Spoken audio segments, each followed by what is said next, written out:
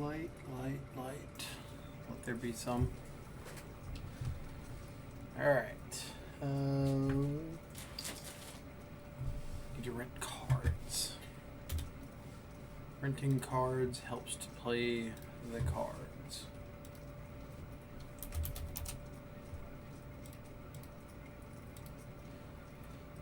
We need you guys. And rent.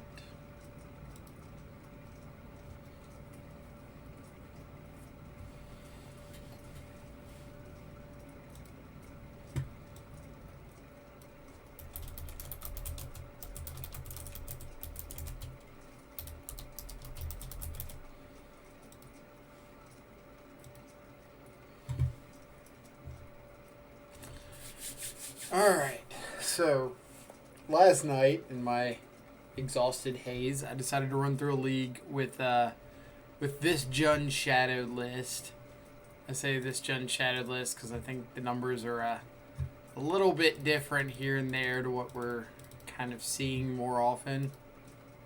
I'll kind of go over those as soon as we get these cards rented. Come on.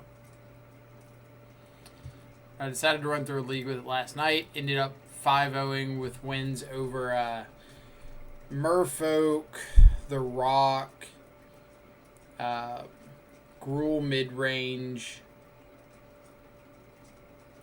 Let's see. Got it over here somewhere.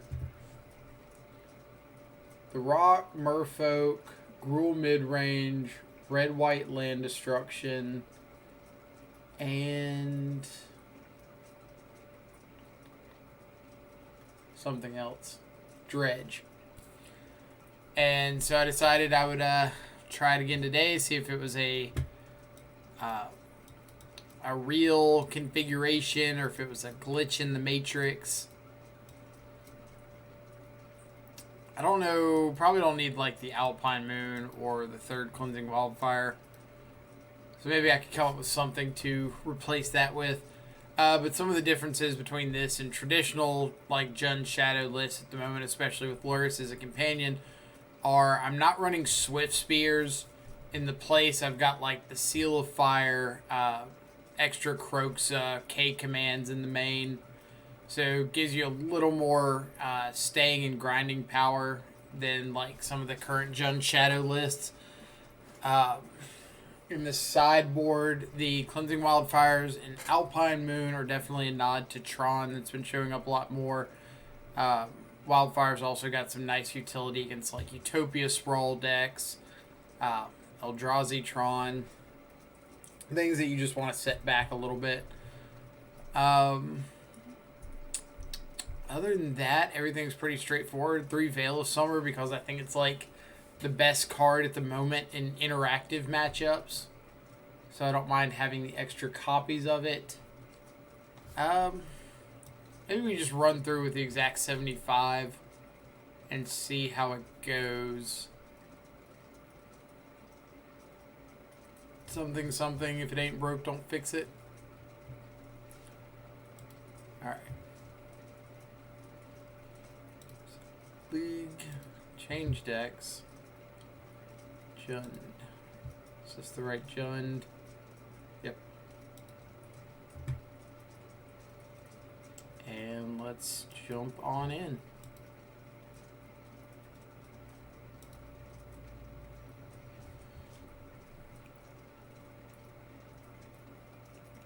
I'm hoping somebody does a swag reveal today because I got a pretty sweet one in.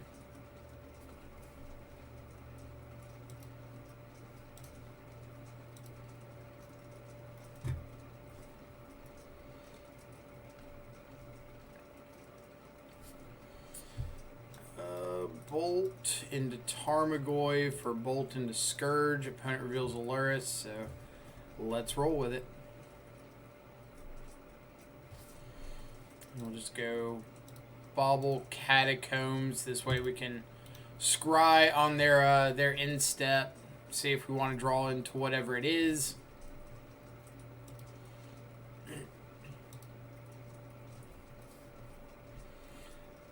Yeah, Steven literally just went live. But did you see my message about Spike? I really hope you did. It was fantastic.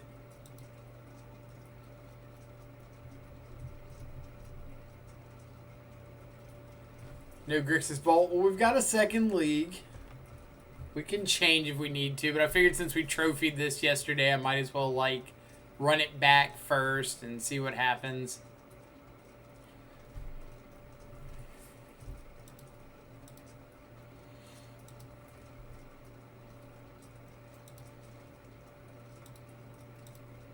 Alright, what do we got? Thoughtseize off the top.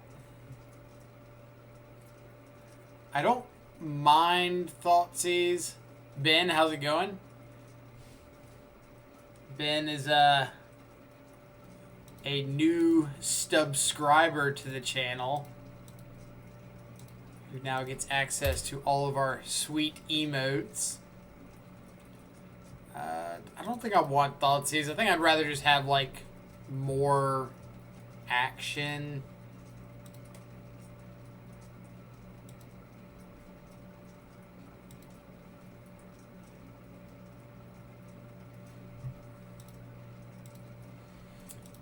Let's just get Goyf down. Also, Doomwake just wrote up a big primer on Zoomer Jun. Sideboard guide was pretty interesting. Also, he shows some hands he'd keep that I'd snap Mole. Do you have a link by any chance? Wagner, how's it going?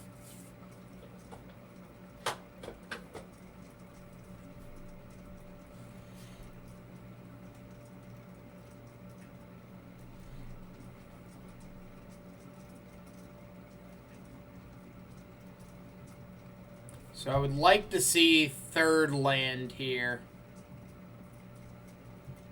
No third land. Alright.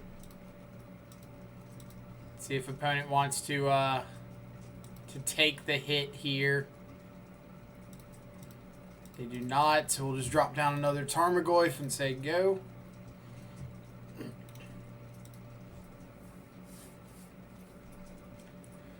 Only had to work a half day, so I'm out pushing kiddos on swings and hanging here now. That's impressive multitasking. I can barely push myself on a swing. Alright.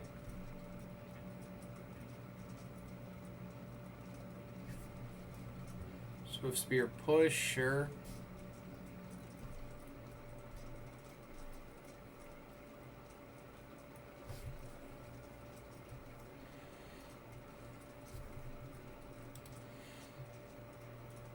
Got a shadow as well. Yeah, you do. Alright. So I can go Seal of Fire, push.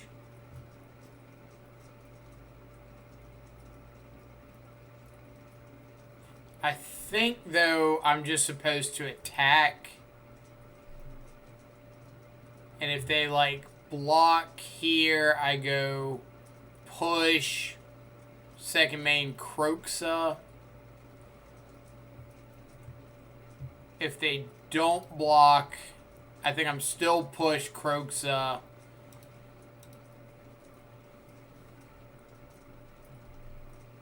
But, like, we're getting really close to these burn spells just being lethal.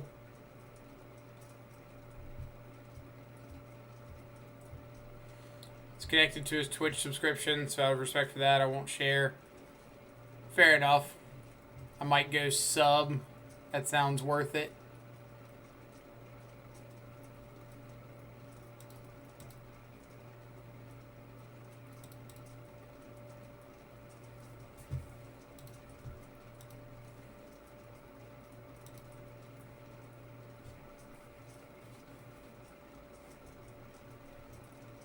Say, Digicatacombs. Interesting.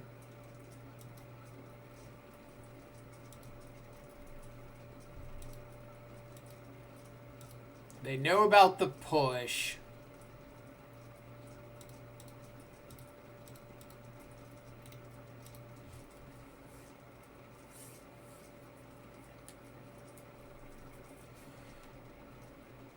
See, but on Jund Shadow, he says he'd keep 3 lands, 2 Bolt, 2 Hand Disruption. I personally find those hands to be a huge trap in the archetype. I'd pretty well agree on the trap sentiment.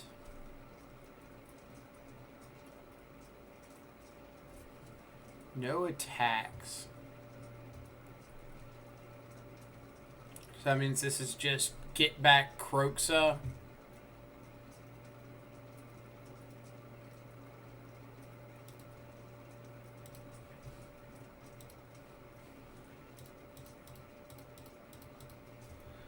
We'll get rid of... So they've got sorcery, instant, creature, land, artifact, so I can't take them off of anything or shrink Goyf.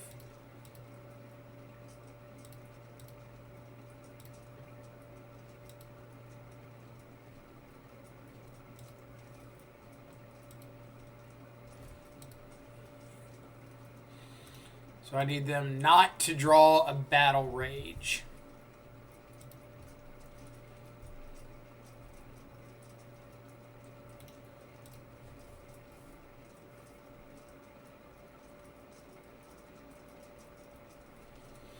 Where's Historic Death Shadow content?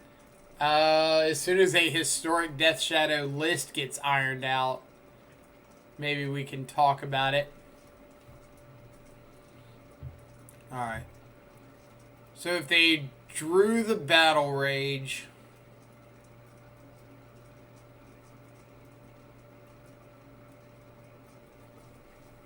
Let's think about this.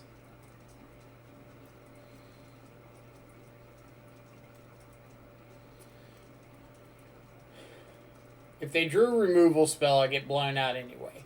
But if they drew a removal spell, I think they're supposed to just, like, push something pre-combat and swing. If they drew Battle Rage, I die regardless of how I block. Because if I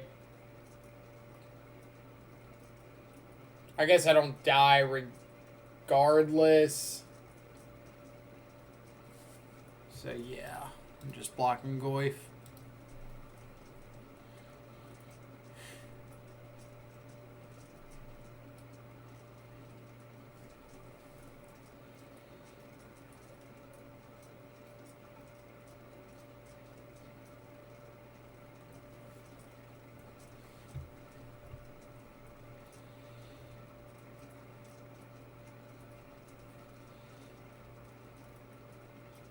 Am I just dead to like a non-land spell?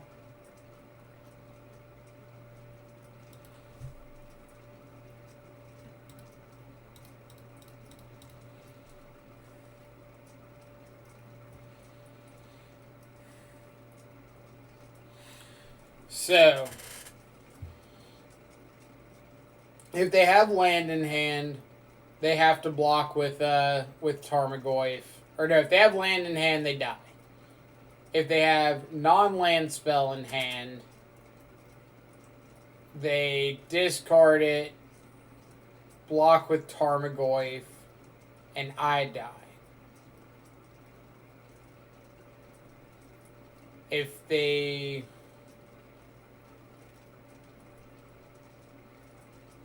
Maybe they push with the trigger on the stack. Let's see. What would it have been that they wouldn't have cast?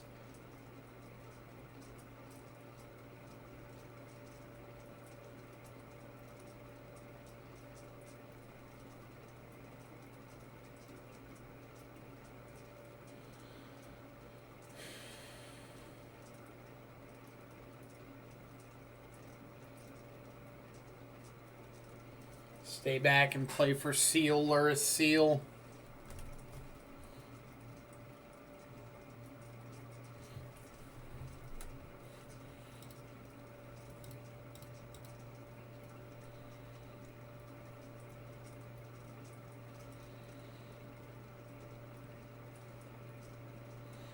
I need to play out Seal here because if they cast Hand Disruption, I want to be able to fetch, get Seal in the yard, and use these 5 to recast Croxa, because Croxa's going to have to chump block.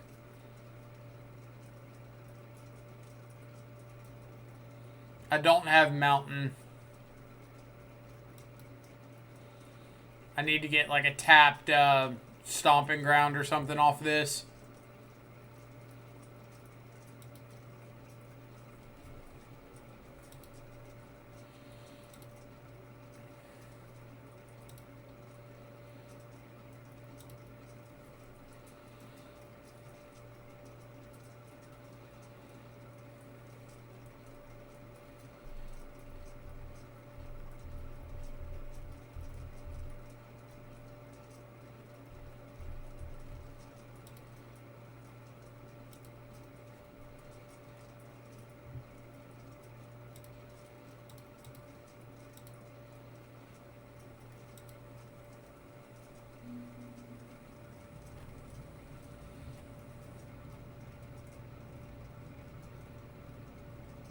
This is like add lures to the hand, they die.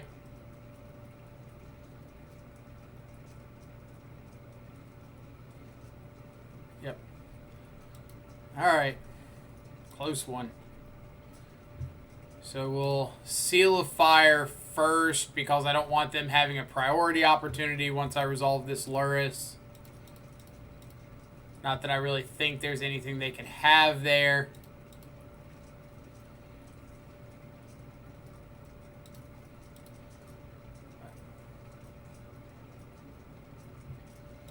That was a close one. Alright. Trophies. Veils. Spell bombs, potentially. Battle Rage isn't great.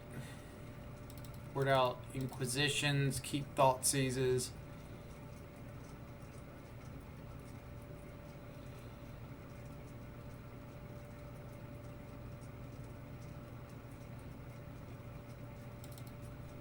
It's just like a couple bolts. Go like that.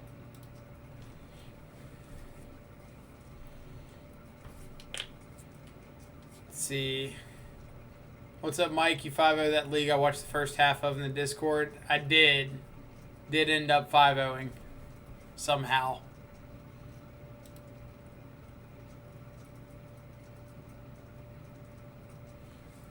Hey Mike, I'd like to introduce you to insane value on one card. You get chump blockers, you get to cast it twice usually. Is it by any chance a 3-mana white spell that, I don't know, might make like 1/1 flyers or something?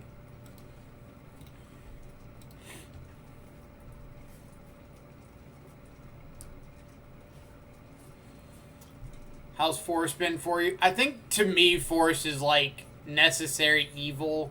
I don't like playing basic Mountain in these decks because it always feels so dead, and I've got so many, like, Blood Crypts and Stomping Grounds and ways to get red on a shock land.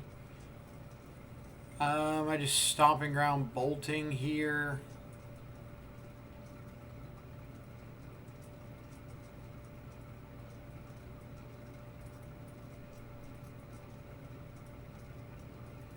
Yeah.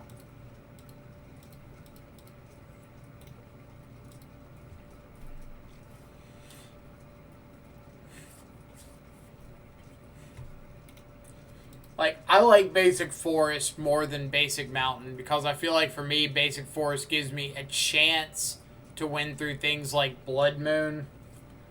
But Basic Mountain is just kind of like, eh.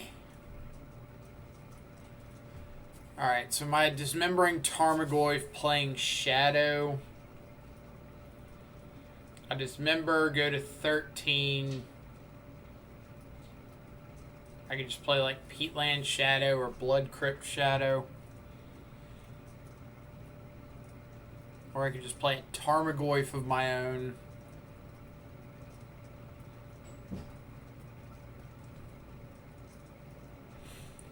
I think I just want to play this Shadow to an empty board.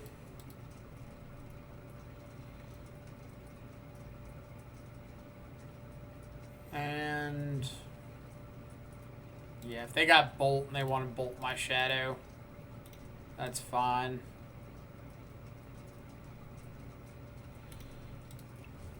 I just want to have a better board presence than my opponent as long as I can here.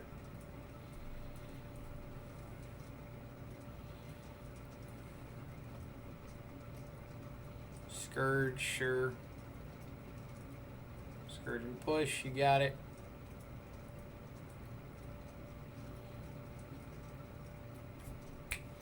So close. Alright, so if I'm expecting Veil of Summer, then I want a trophy on my turn.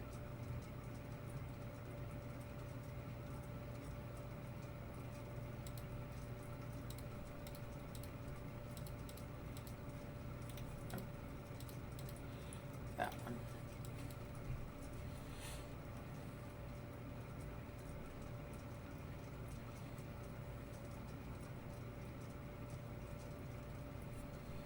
So is this just slightly modified from your list last night? It's the exact same 75 I ran last night.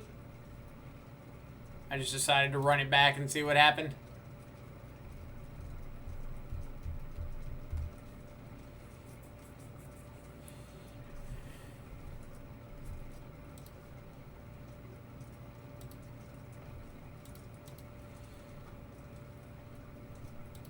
Yep.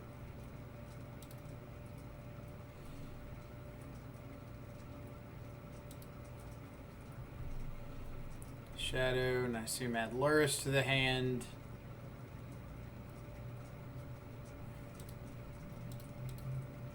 So this is where things are going to get a little bit dicey.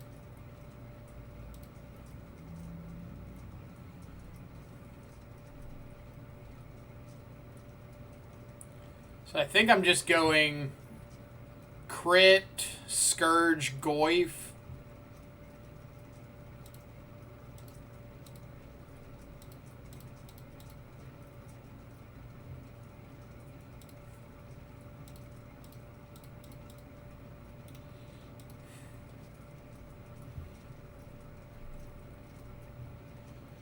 So, like, if they find a removal spell or something for one of my creatures, that means they can't Luris plus Scourge. And if they Luris plus Scourge, that means we don't have an even board, but I get to dismember Luris, and we've got kind of parity. Yeah, I thought about changing something in the board, but I couldn't decide what I wanted to change, so I just kind of left it as it was. Do you think Jund is the best build of Death Shadow right now? I think Jund is the most consistent build of Death Shadow right now. Whether or not you define that as the best, I don't know, but that's kind of the feel I get from it at the moment.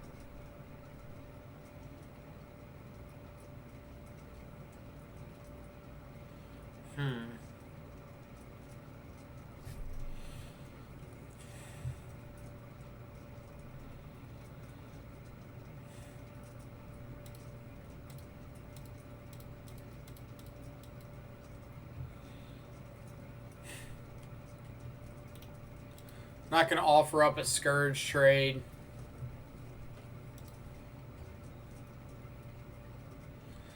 Yeah, 2 copies of Bob in the main, because nothing in the main deck is more than 2 CMC except 2 copies of K-Command and 2 Dismembers.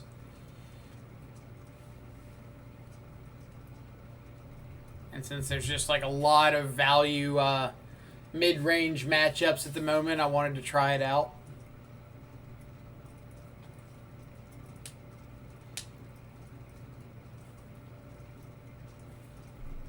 Dismember.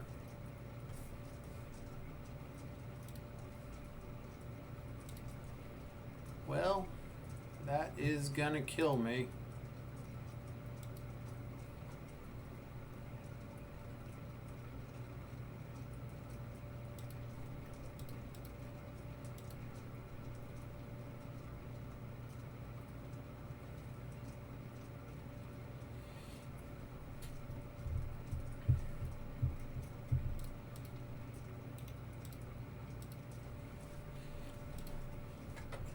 Make them sweat it out.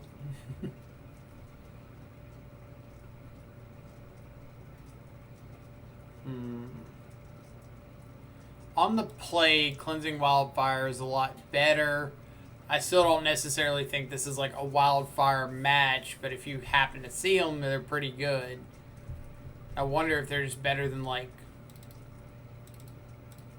something like that.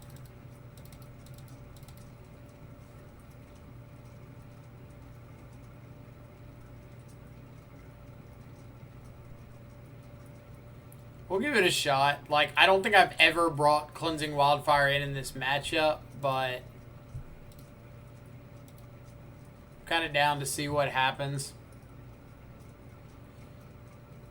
It's like the whole purpose of the stream, right, is testing things.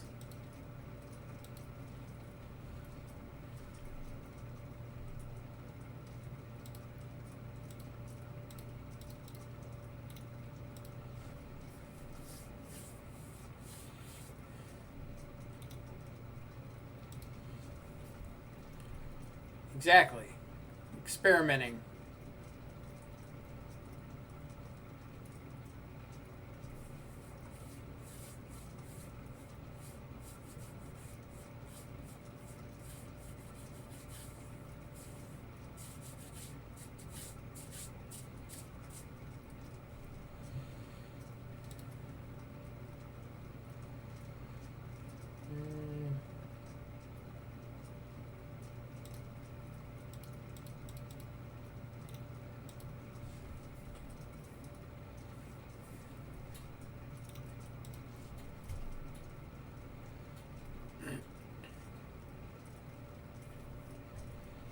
What you got? Sure.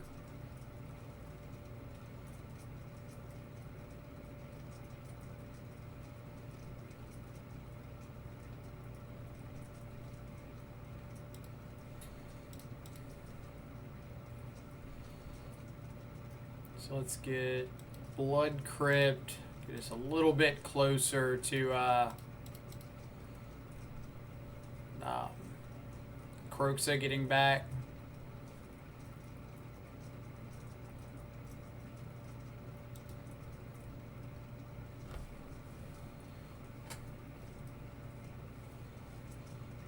I guess I gotta update the list, don't I? Let's go export. Oh, Freed, by the way, if you've got a swag redemption, today would be a pretty good day for them. I've got a good one to potentially show off if somebody does have a swag reveal channel point redemption.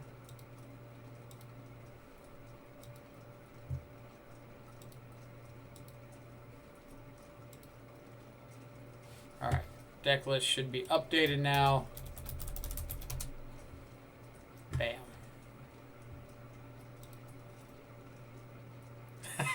That was fast. Alright. So in my ever continuing search to shadow sign Grixis Shadow, we have picked up these playset of blue and black shadow signed Innistrad Snapcasters. Oh. And they are pretty gorgeous, not gonna lie. I had a feeling y'all might like those.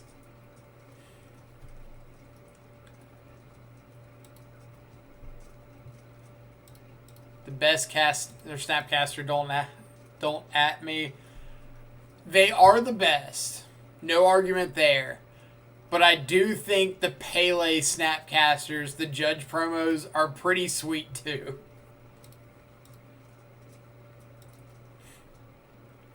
Alright, so I think I'm just going to see if this resolves.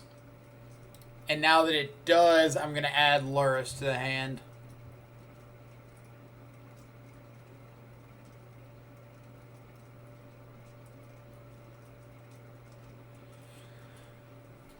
I wonder if I'm supposed to get Stomping Ground. That way any land left in my deck lets me Kroxa. Like if I get Blood Crypt, or I guess if I draw the Stomping Ground, that's fine. If I get Basic Swamp, no, Basic Swamp's fine because all the rest of my shock lands are red. But Nurturing Peatland wouldn't get it back. Nah, it's fine. Exactly, Soccer Snap. They're pretty sweet.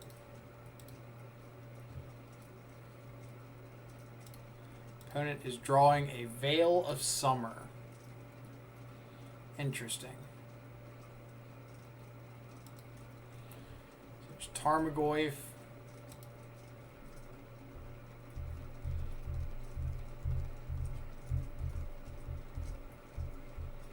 Tarmogoyf plus something. Double Goyf. Goyf Scourge. Alright.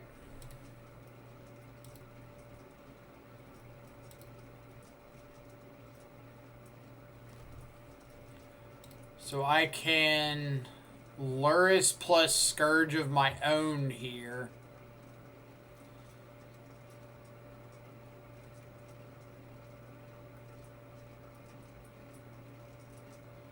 Confidant seems ambitious, but I never like playing with Swifty in these decks. I don't like Swift Spear in it either. So I decided I might as well try something. Like, we never know if we don't try, right?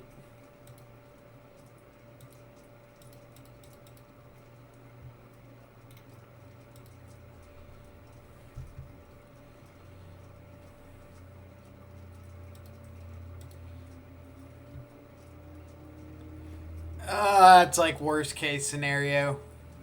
K command.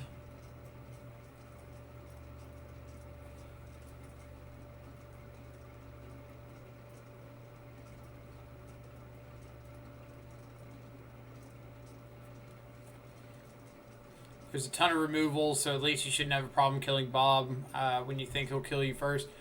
True, and he's also really good in the matchups where, like, you don't need to race that much. Like, when Confidant's in your deck, especially if he's in, like, your opening hand, you might not want to be overly aggressive with him. So if you're sitting there at, like, 16 life when you play him down, you're not in huge fear of dying to him.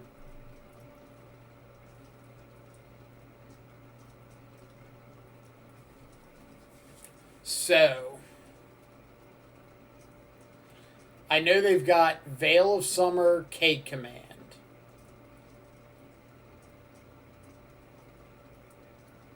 Do I think that this is a bait to try to get me to, like, not block the Tarmogoyf?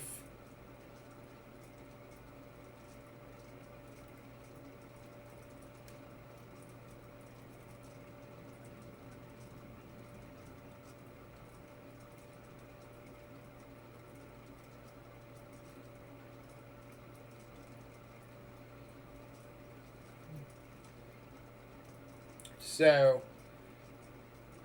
or I guess maybe they're making this attack, so if I block Scourge on Tarmogoyf, they can K-command my Scourge and kill me.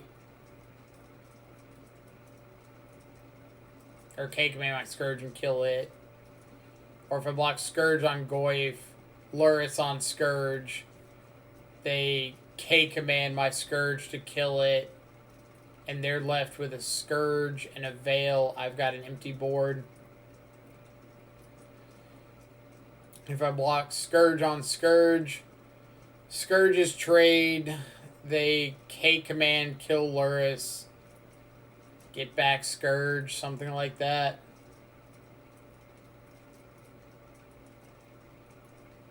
If I block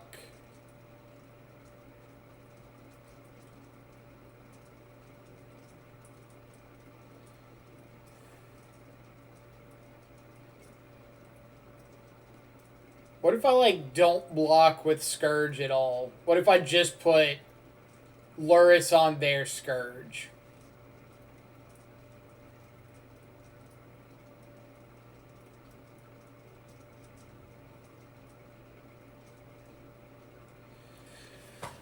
Let's go through options. If I block my Scourge on their Scourge, Scourges trade, they K-command Luris, make me discard, and it's Goyf, I'm at 3 life, I have an empty board, they have a Veil of Summer. If I block Scourge on their Goyf, Scourge hits me for 8, they K-command for lethal. So I have to block the Scourge to some capacity. If I block Luris on Scourge, I take 6, gain 3, go to 6. I've got Scourge. If I draw, like, a bolt, they die. But I think I boarded out all of the bolts. Yeah.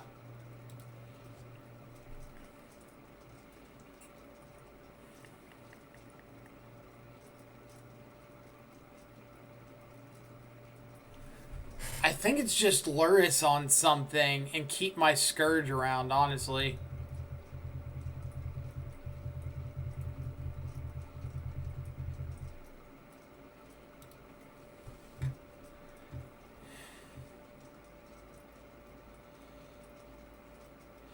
Like, not blocking with Luris doesn't accomplish anything, because the Luris would just die.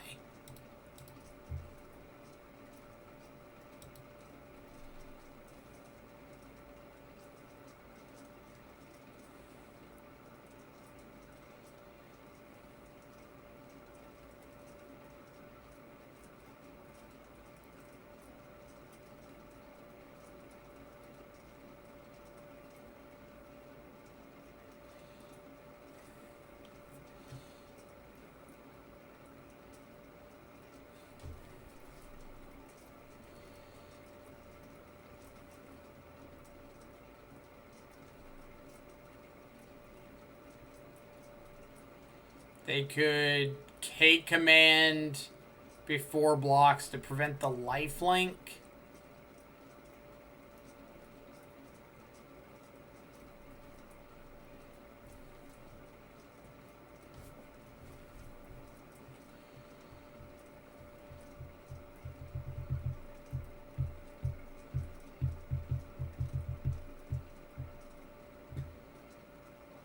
They're 2 to me. Who are they 2-ing to? To me, I discard.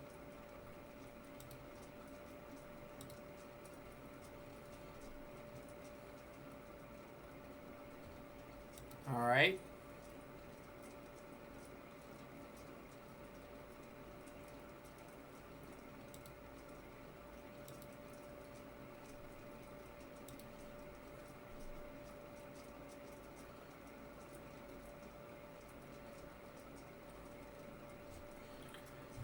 So I cannot Kroxa escape Kroxa.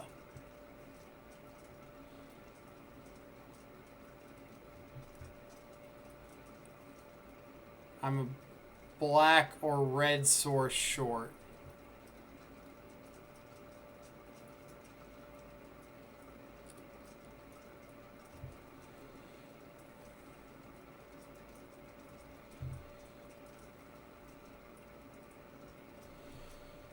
So what does that mean for me?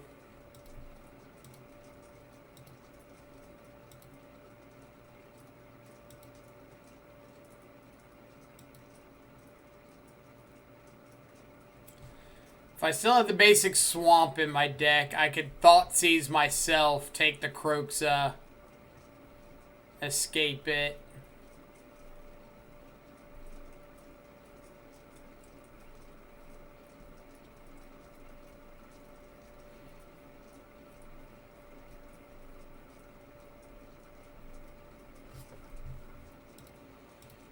So let's go.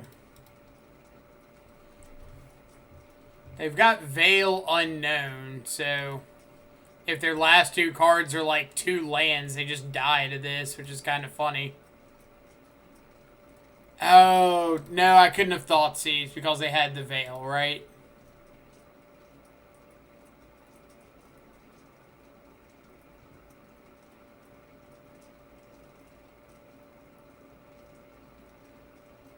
Another K command.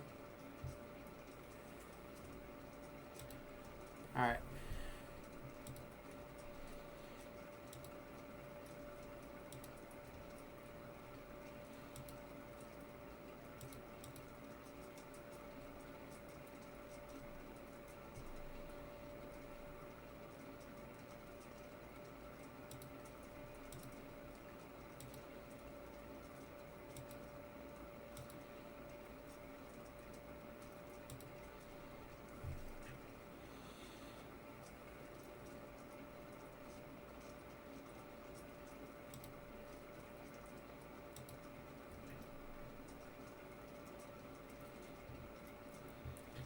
I don't think they need to be attacking with both here.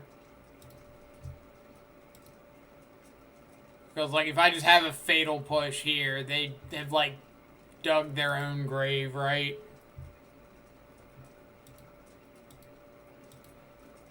Oof.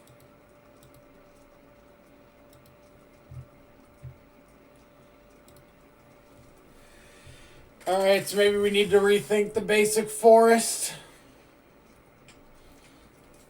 But I hate basic mountains so much.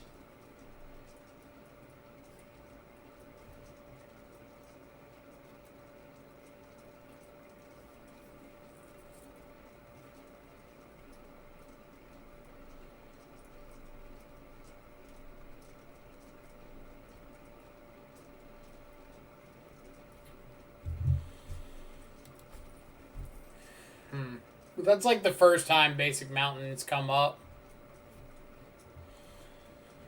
That's the downside right there. We saw it, but there's only 2 Kroxa. Yeah, but I mean, that's more Kroxa than a lot of lists are running. So I wonder if we should take that into consideration. Most have like 1 main, 1 side, or something like that.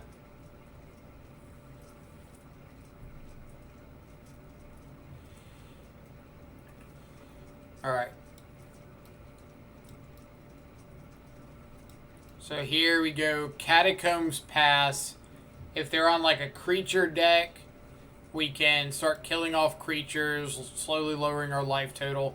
If they're on like an unfair deck, an Amulet Titan, Tron, E-Tron, something like that, we're probably just going to like fetch Shock Bolt ourselves so we can get down to turn 2 Shadow.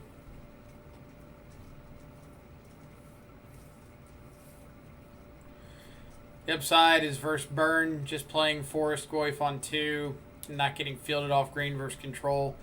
Yeah, there's definite upside to having the green. Like, you don't get Blood Mooned out of the game. You've got the basic Forest, like you said, against Field of Ruin decks. Got the basic Forest for Burn, Prowess, things like that. Okay, opponent mold to 5.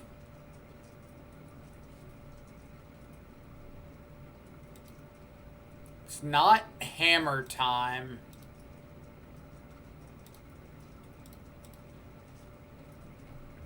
So what am I expecting?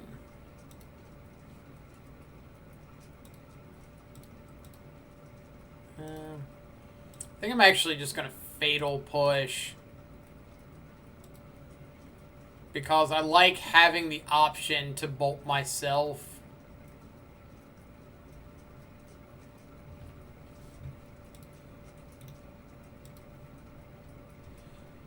Mono white shit bears.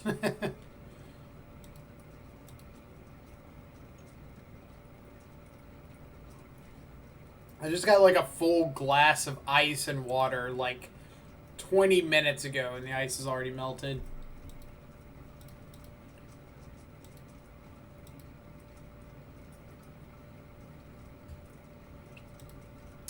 Okay. Let's see what we're up against. Eldrazi. Or Eldrazi and taxes. Sorry. For you Eldrazi taxes sticklers out there. So we can play double shadow here. They Thought Knot, take a bolt, and now we just get like shadows that are bigger than Thought Knot.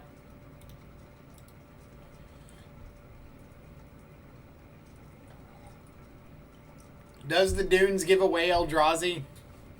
I thought like all taxes lists were on something like this as a land slot. But I could be wrong. I've been wrong plenty of times before, and I'll be wrong plenty of times still.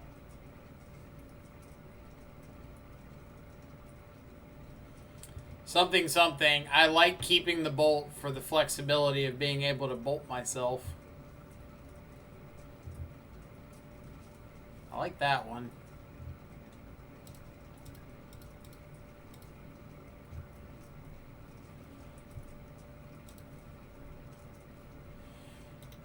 So am I bolting myself if they don't block?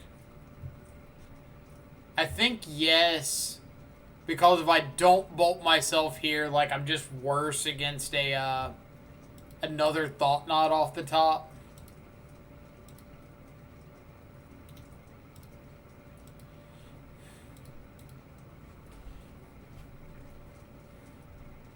So plains unknown, unknown. There's the plains.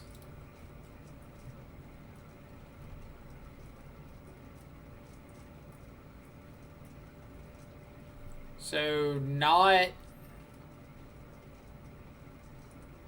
like they have to have path, right?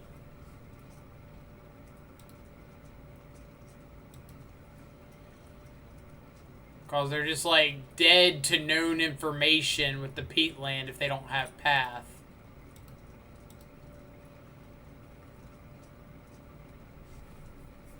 Okay. Or they just wanted to make me do it. No, I think regular taxes just plays Ghost Quarter Field and White Canopy lands. Fair enough. So, like, I know the Dunes makes the colorless that you need for the Eldrazi.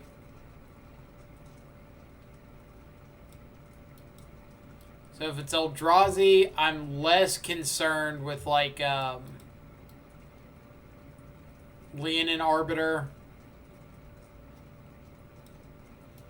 So, rest in sweet peace, cleansing wildfire, but you're probably not coming in here. I would laugh at the idea of just, like, cleansing wildfiring my Leonin Arbiter opponent off of lands. Sweet, sweet, fiery justice. Alright, what are my board outs? Bringing in K-Return because of Auriok Champion. I don't know if they play Auriok Champion in the Taxes builds, since you need so many like colorless lands, but I think it's not too big of a risk. Dev Giver, so at least we know it's not the stomping version with Chalice. That version is probably unplayable with the Monkey Band. Yeah, a lot of the Stompy decks did take or the colorless-ish Stompy decks did take a pretty big hit there. So I think the second Croxa is a little iffy. Because there's a decent chance they're bringing in, like, Rest in Peace. Battle Rage is if I'm expecting Path.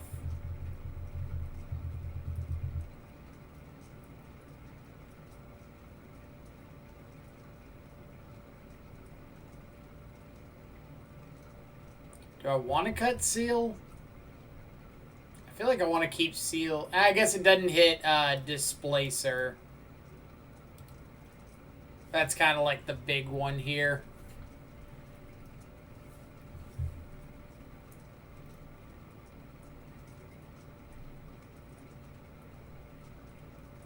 Like if you're kind of breaking down... Well, the K-Return is a hedge for Auriok Champion. Like, I don't know if they play it or not, but I'd rather have it and not need it than not have it and my opponent just go, like, turn 2 champion, turn 3 champion, turn 4 champion.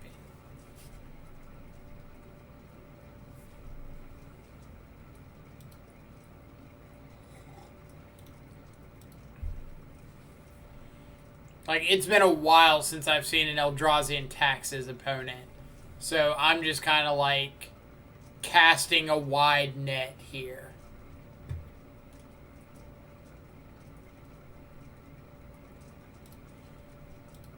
I agree. Champion seems ambitious. But if we haven't learned anything from the 4-color Uro piles that have run Modern rampant for the last several months, it's that greed doesn't equate to getting punished. If anything, we should be running like 7 lands and a whole bunch of 7-drops.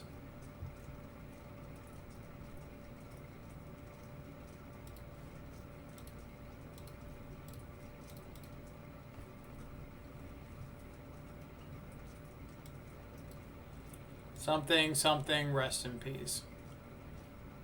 So I'm just going to ignore the rest in peace, honestly.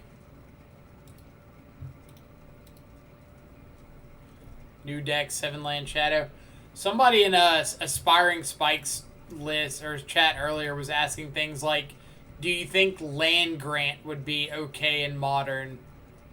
And when I hear something like 7-land Shadow, that's where my mind immediately goes to. Like, oh, why aren't we playing land grant?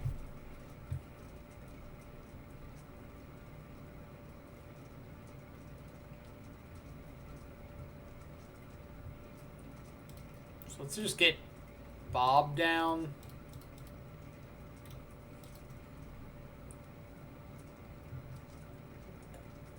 See how he does.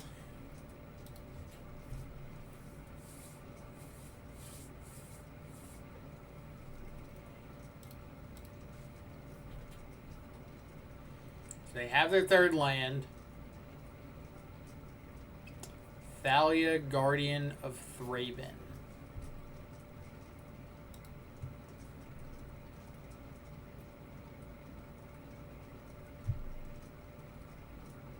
Yeah, it's okay. It's okay. So we go and like push Giver, play Shadow.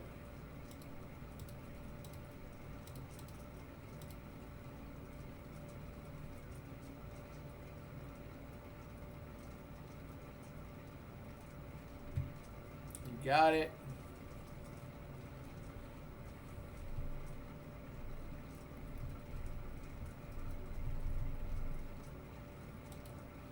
Black, smart choice, because I was getting ready to chug in with Confidant, and thankfully you brought me back to my senses.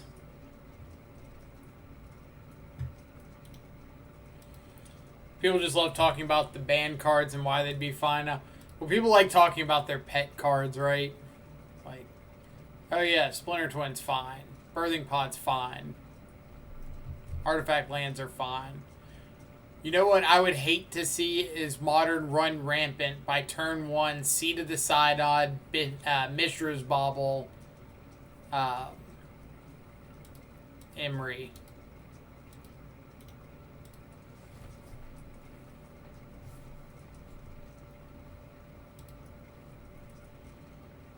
Alright.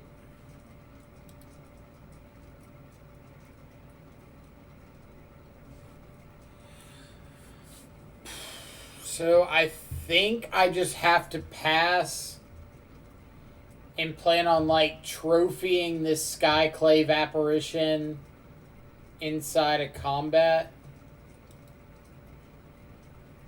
I think that's like my best chance is to be able to get a token here to chump block or something.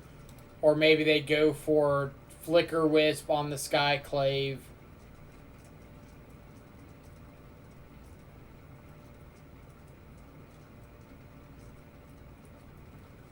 Just not enough good artifacts now for Emery or Urza to be better decks. Yeah, I think Emery's like... Emery with Opal was insane, right? Because you could have turns of like... Turn 1, Gilded Goose, Make a Food, Mishra's Bauble, Mox Opal.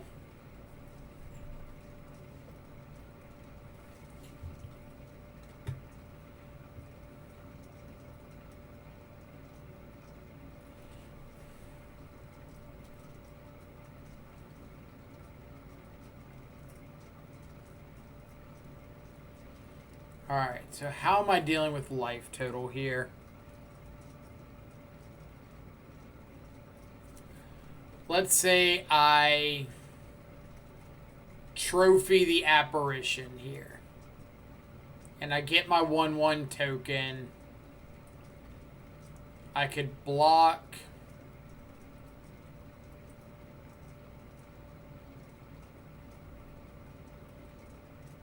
I could trophy the Thalia.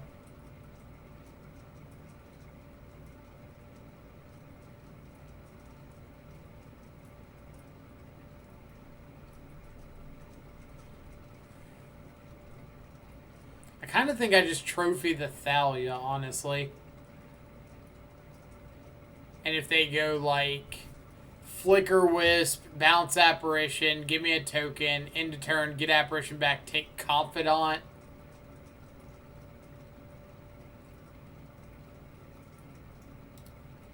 Yeah.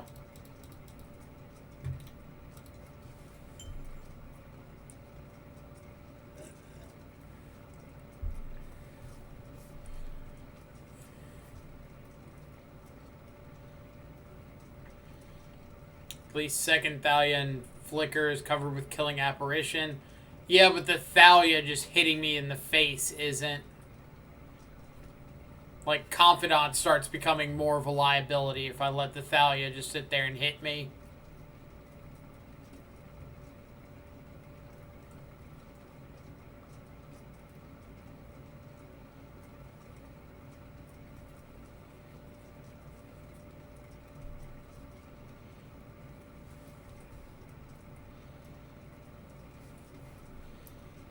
Bounce Skyclave, yep.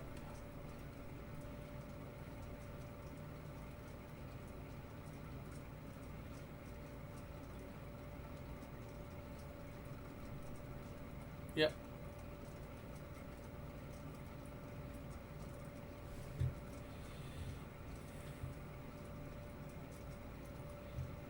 So do I want... I could Thoughtseize... take the other Flicker Wisp. That's probably not the worst. Flicker Wisp, Thought Knot.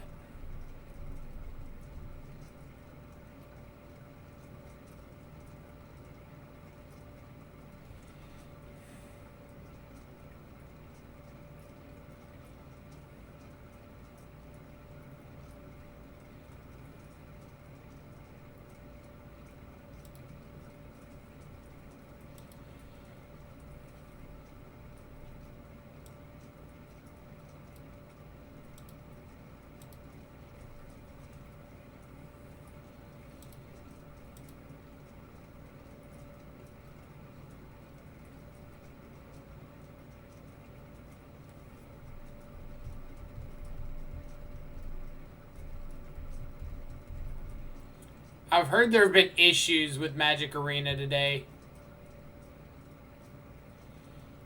Like, a bunch of people were talking about it earlier, just like going buggy.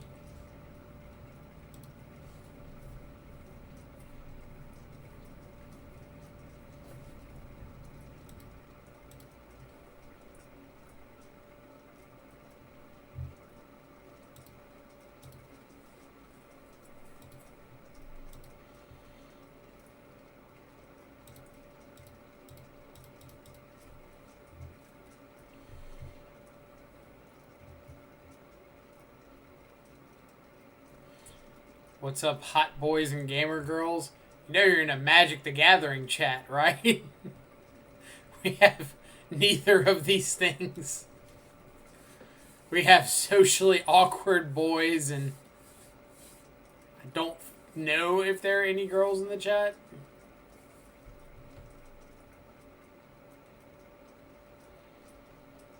Is Bob doing good? He'd be doing better on our side of the board, right?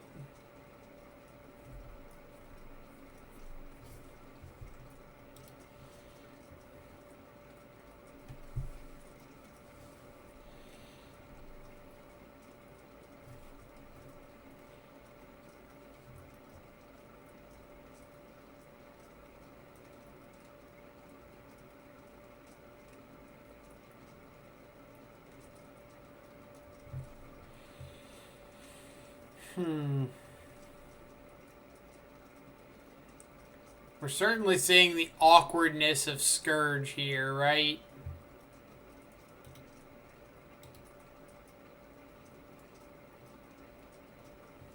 Like in these matchups where our opponents just aren't lowering their own life total. Yeah, but in general it's been fine. Like, I played it out a few times last night in a 5-0 league.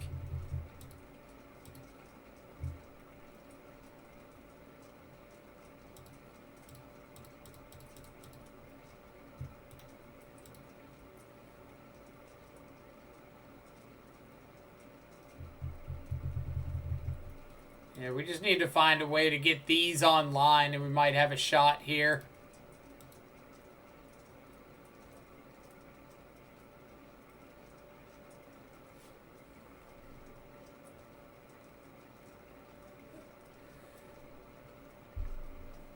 But it kind of needs to start with our opponent, like, not playing things to the board.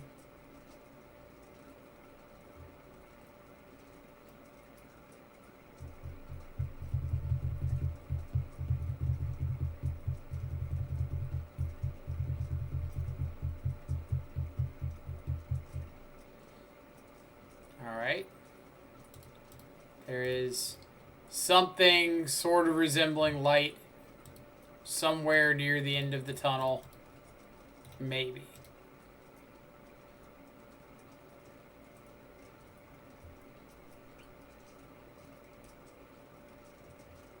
Unless they have a path here.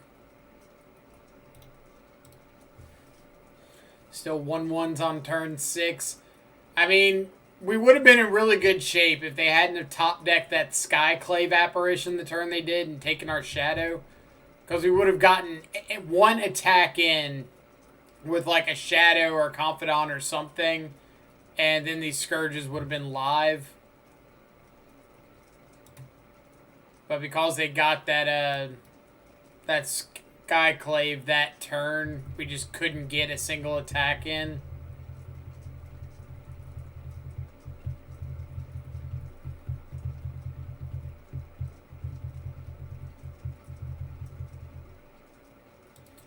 Winds of Abandon.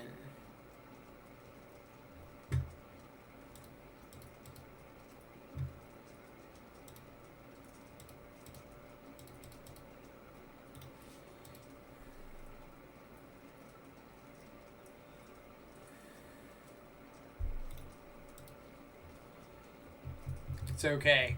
We're in a good spot.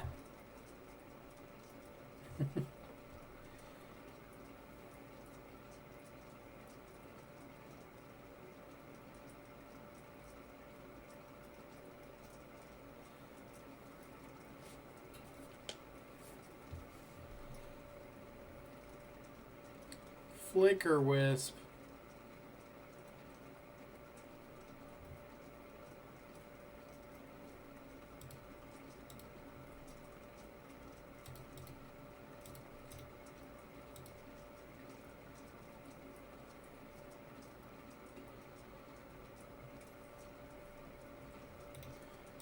Alright. Back to the drawing board. Alright, so second Kroxa. Maybe even board out like a Tarmogoyf. Keep in Seal of Fire.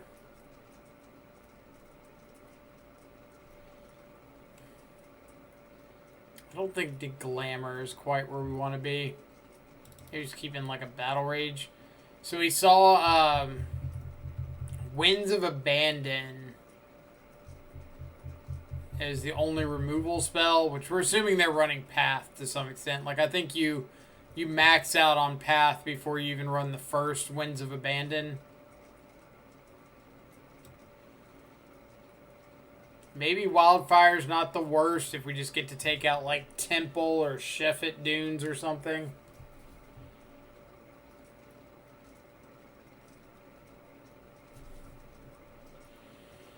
Not that I really have a great idea of what we would... Maybe over the K-Return seemed pretty good there, right? Because it would have just wiped out, like, Skyclaves, Flicker Wisps, Thalias.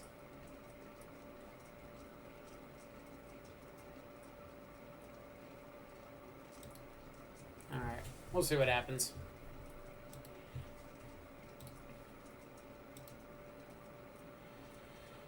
Okay. Okay.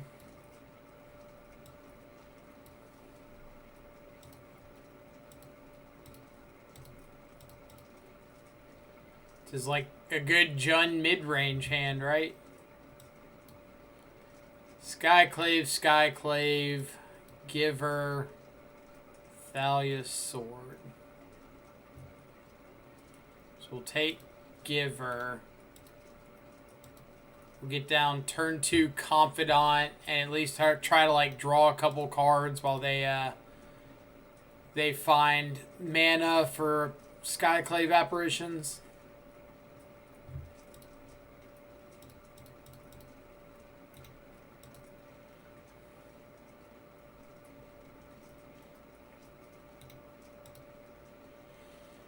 Now that they've hit, or now that we've hit 4th land, we can K return through Thalia. So if they go like Thalia here, we draw cards off Confidant, play Tarmogoyf. They Skyclave Apparition something. Then the next turn they Skyclave Apparition again.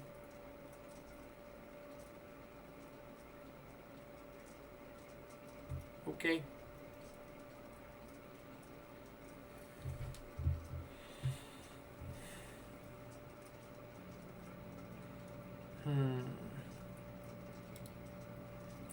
Dunes.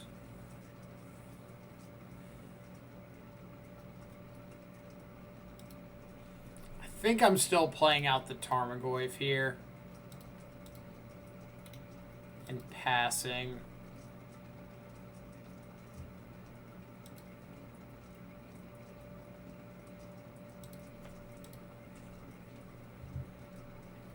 I do find 3rd land.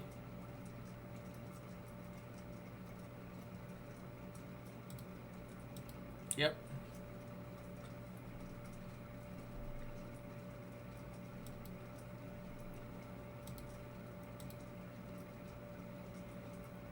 Opponent clearly afraid of the power of the Bob.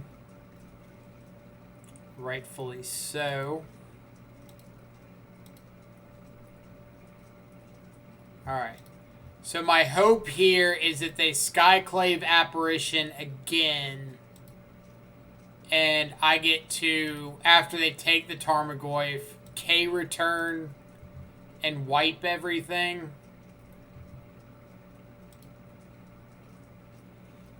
Get like 2 2/2s.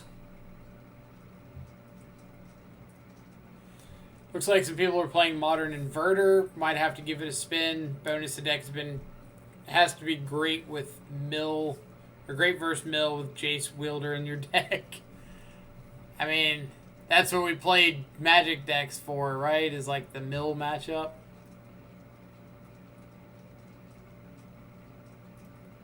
Just play the 2nd Apparition.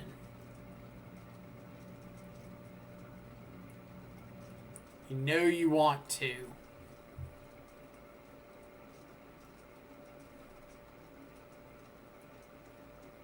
feel it in your bones that it's the right play to make.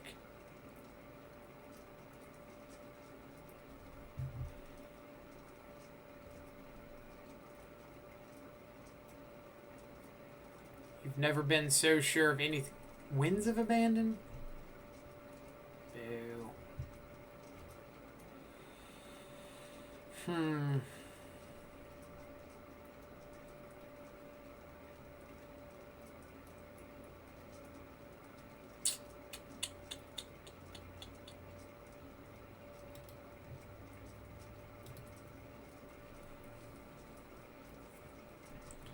So I think I'm still K returning here, right?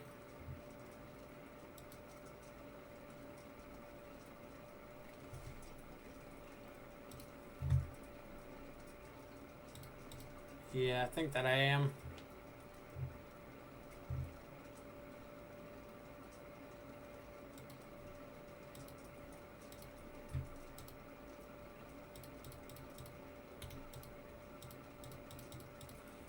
OP smells the K return for sure. It's possible, but it's not like a card you see out of Jund Shadow much.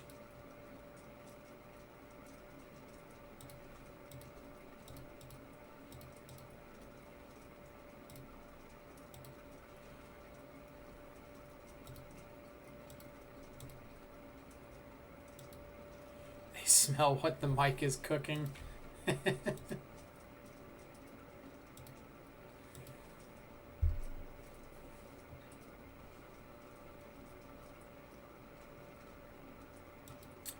Stoneforge Mystic. Okay.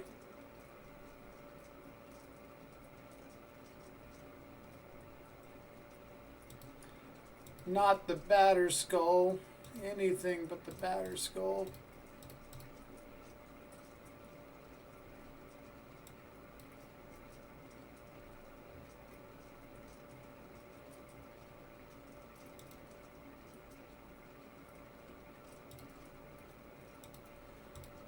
So, I think I'm going to play Luris here.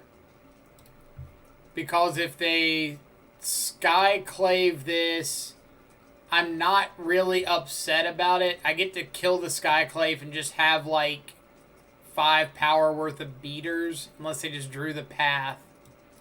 Ugh.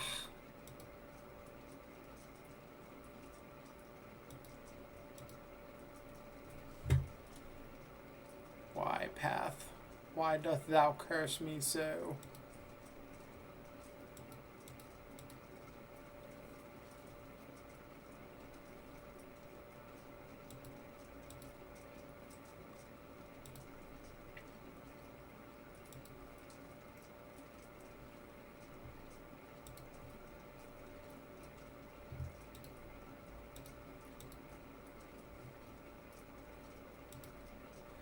He's good. You can tell your opponent is a true Master Taxes player when they rip straight hot fire off the top.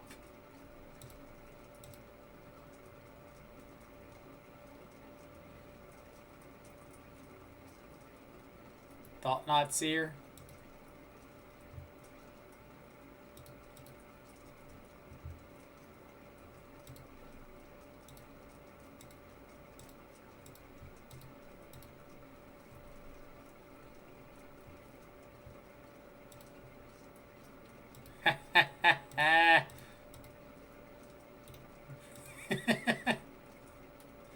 Yes!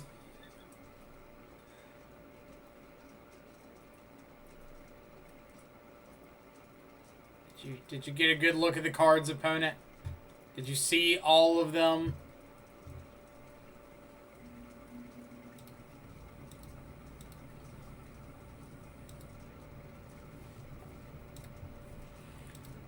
Alright. Alright. We've got ourselves a game of Magic the Gathering.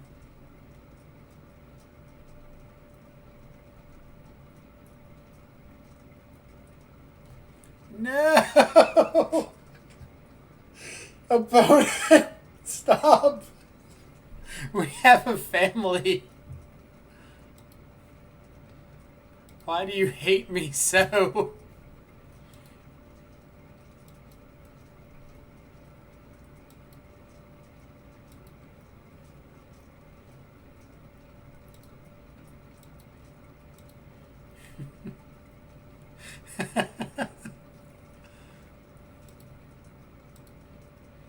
Double Winds, Path, double Skyclave Apparition. You're asking a lot of me, opponent.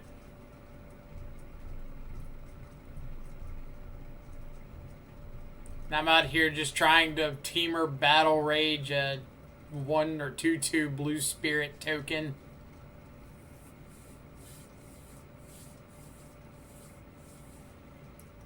Are they going to go for the Batter Skull?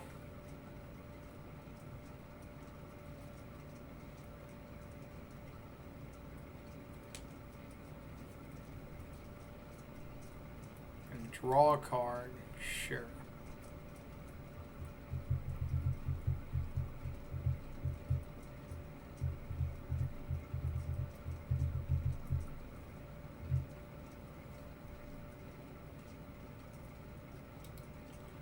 Pretty good one.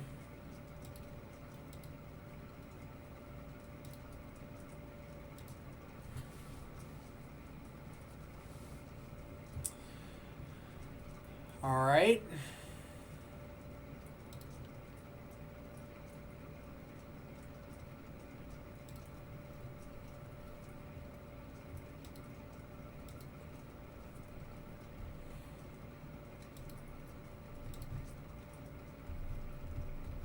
I'm going to just let my shadow live.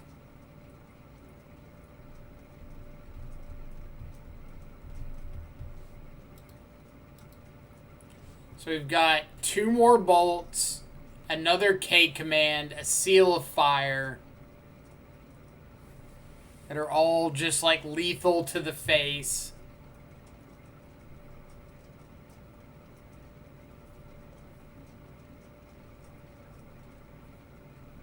Praying for the bolt, indeed.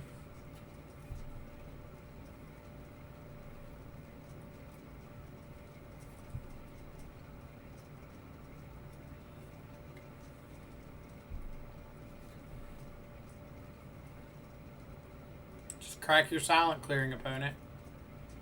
Just draw the card. Just draw the card.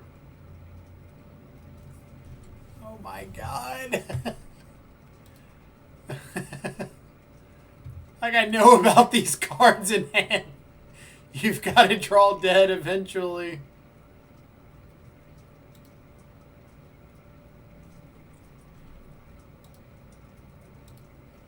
What about Rakdos Shadow? Jund version or Jund Shadow is better than Rakdos now.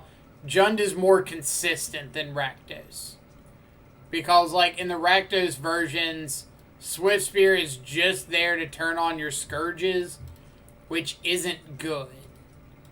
Like, if your Swift Spears aren't doing more than that, they're not a good card for you.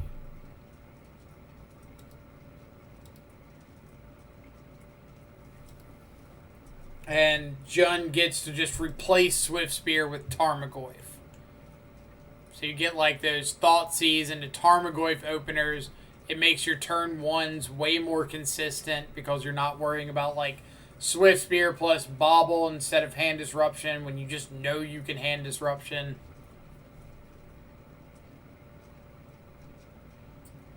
Why am I wearing a hat indoors? Because my hair is all over the place at the moment.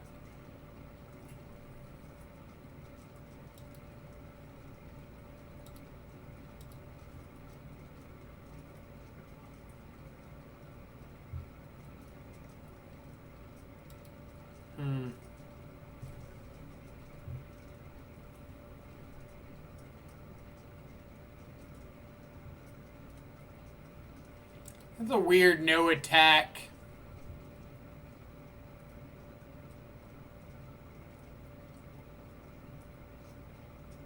Like if I've got the removal for the Skyclave apparition,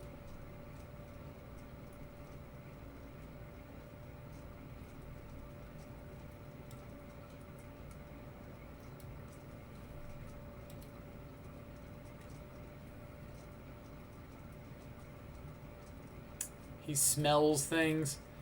He smells very oddly specific things. So I have to...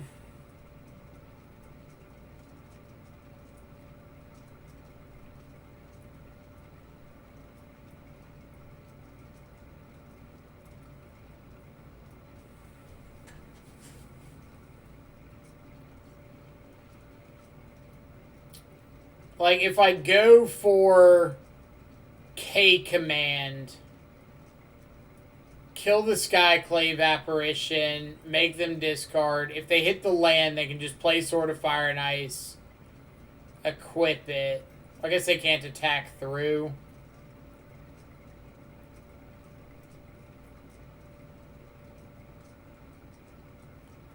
So do I just have to pass here?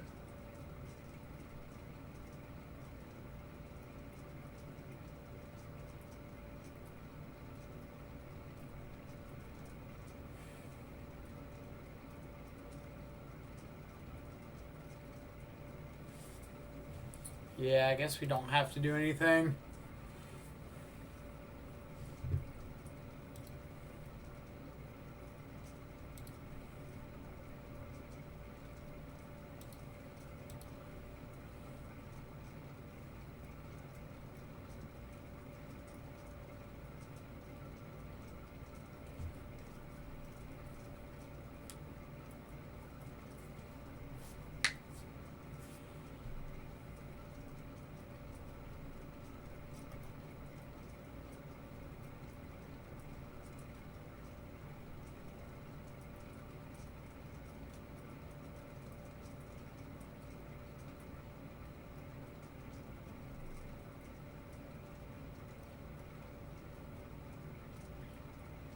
Okay.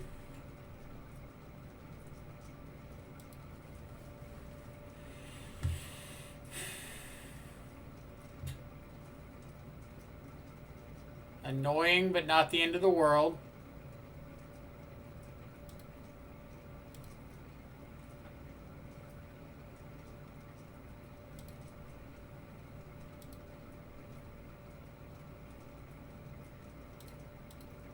Needed to find a removal spell for this.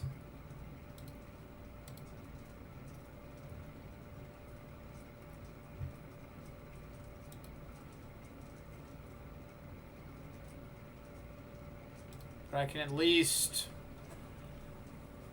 force some action.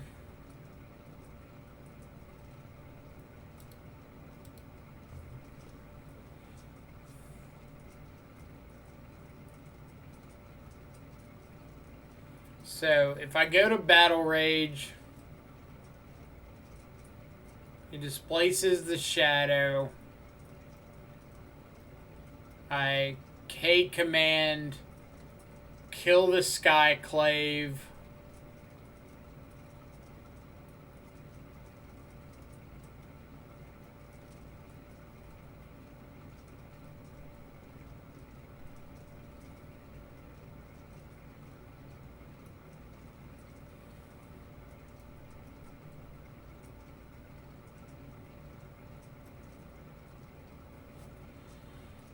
Yeah.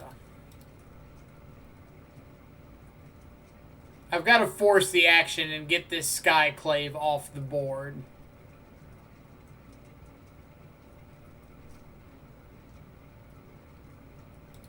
And if I go for this, they have to make an action or they die.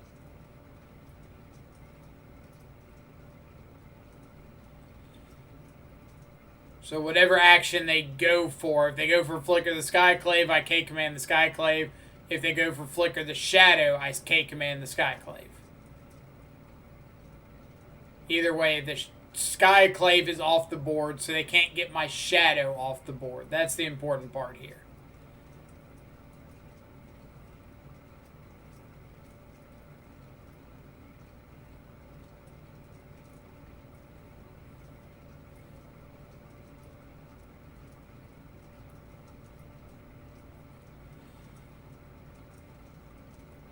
So I guess this is the snipe test. Because the high upside play is Flicker the Skyclave. And if they do that, they just die. I guess it's not really snipe test, is it?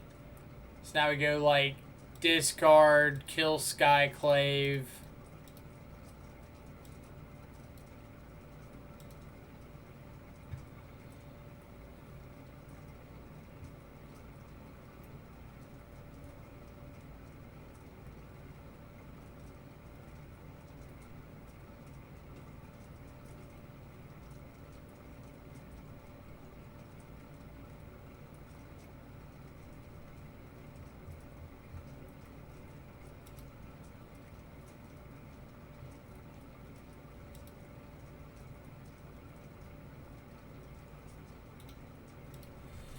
They flicker my shadow.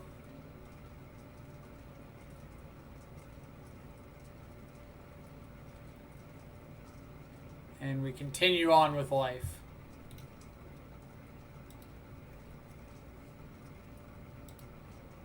Interesting.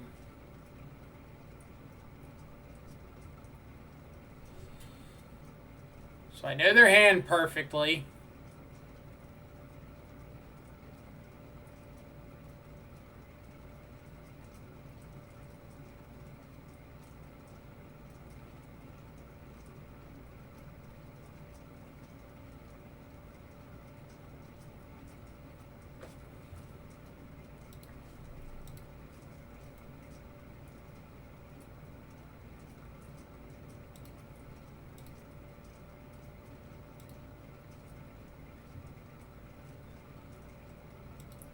I want to fatal push this.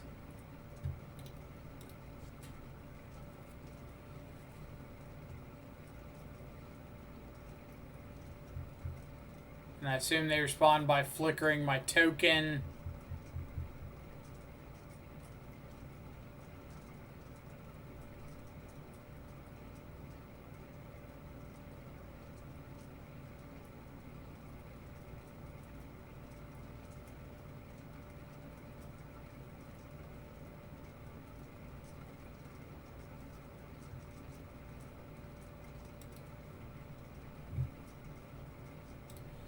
Hiya!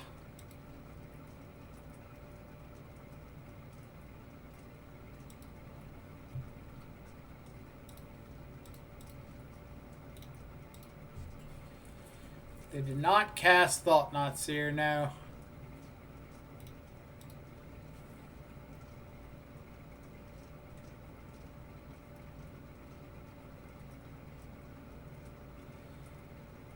So, best draw in the deck, I think, is like second copy of K Command.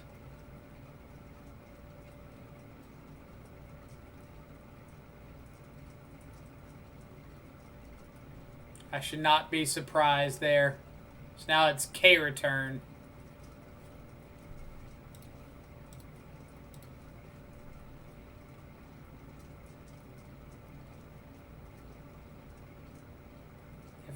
Flicker Wisp? What happened to the Sword of Fire and Ice? Did they...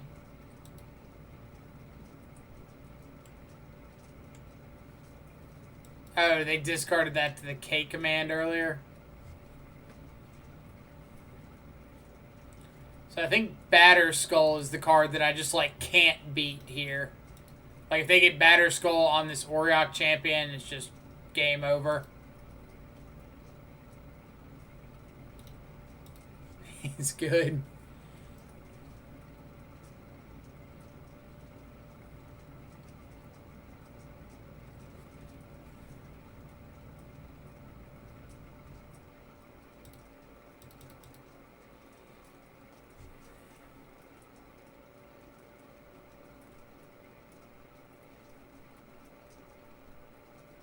Sword of Light and Shadow rip combo. So for anybody who doesn't know, Sword of Light and Shadow reanimates a dude from your graveyard, or raise dead's a guy from your graveyard. Not sure about this attack.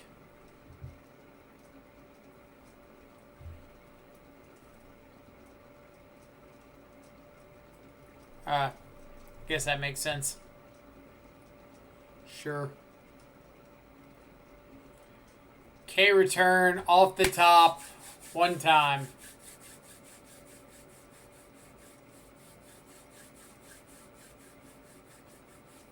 Nope.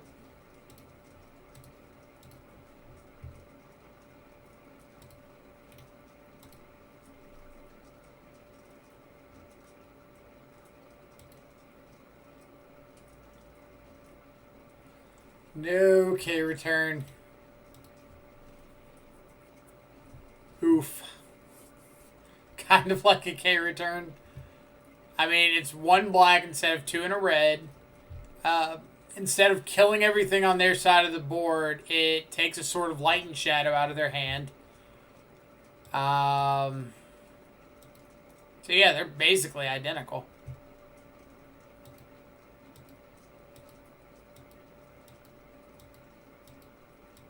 Trophy would have been okay.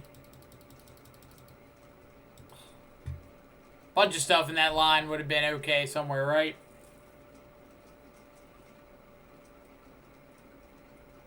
Exactly what I was thinking. I'm glad we're on the same page there. That one was rough.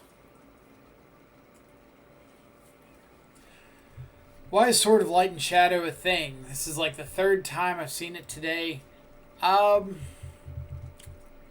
I guess people just want to have it for, like, random matches like this.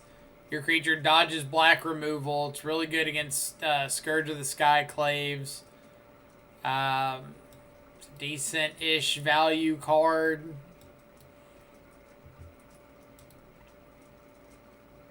Like, I agree that I don't think it's the best of the available swords, but it's something, right?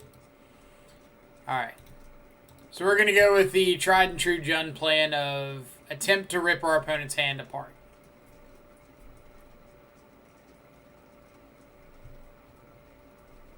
We're going to really hope this plan works. Slippery Bogle on one. Not quite what we want to see.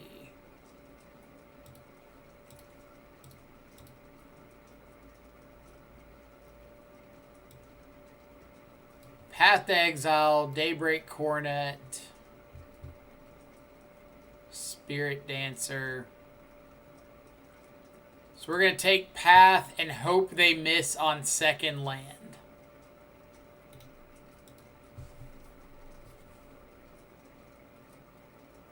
Dang.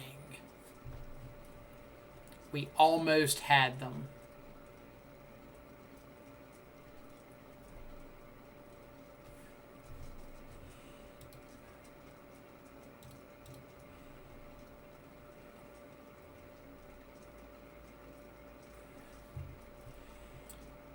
So let's see.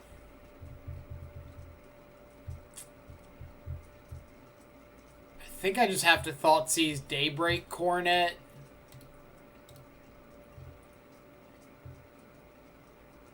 Like, I think I'm just not beating that card.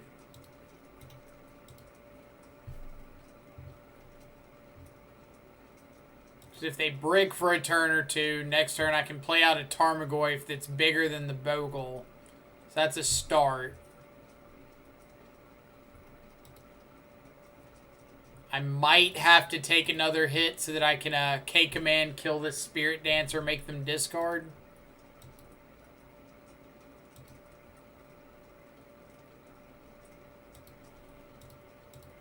So if that's the plan...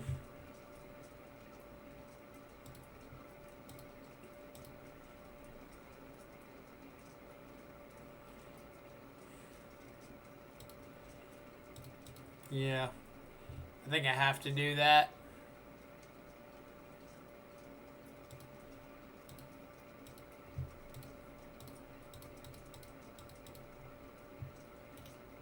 Like, I'm basically dead to, like, any enchantment off the top, but...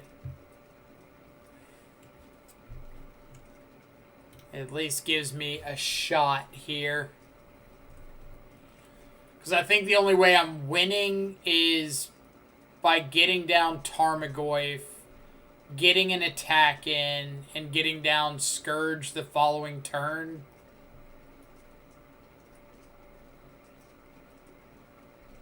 Alright, well, I'm not dead to that. For what it's worth.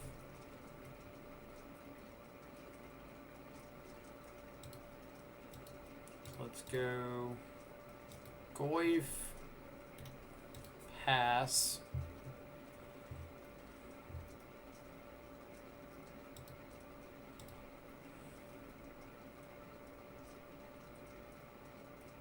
Rip like another Bogle. Okay. We're good with a second Bogle. To an extent.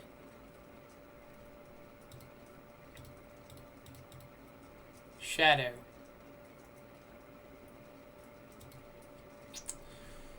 Almost a shadow. Just not almost a shadow.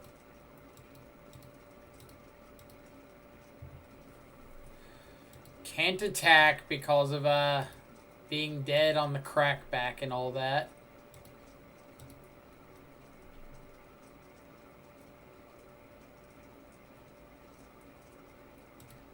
Rancor. Okay.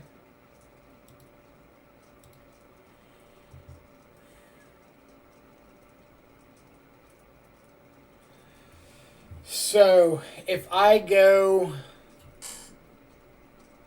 double block, bolt them, I get rid of one Umbra. Is that worth it? I think I have to. Yeah.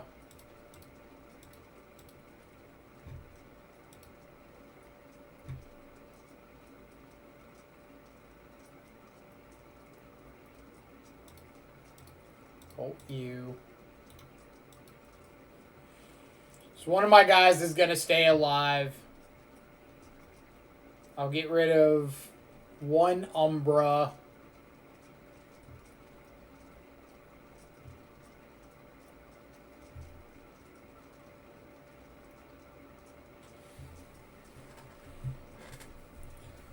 I mean, if they had attacked with the other Bogle, they'd have been dead to, like, a Lightning Bolt or a Seal of Fire.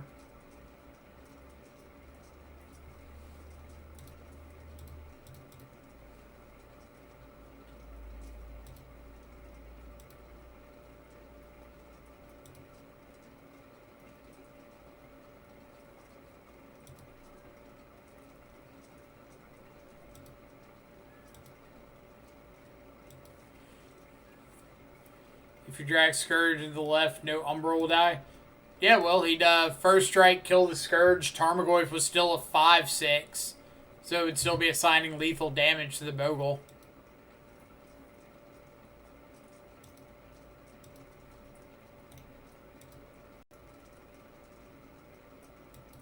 Alright. On to game 2. So we get trophies, Declamor.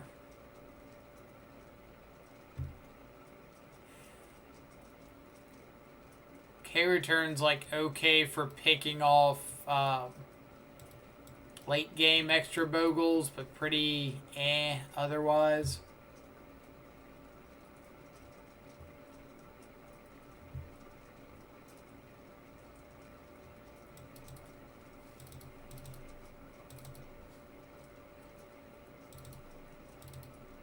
Bring in a Spell Bomb because they have Lurrus as a companion, as well as Griff's Boon in the deck.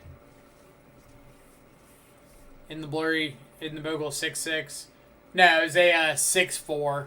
It was a 4/4, then they strapped Rancor on it. Gave it the +2/+0 and trample.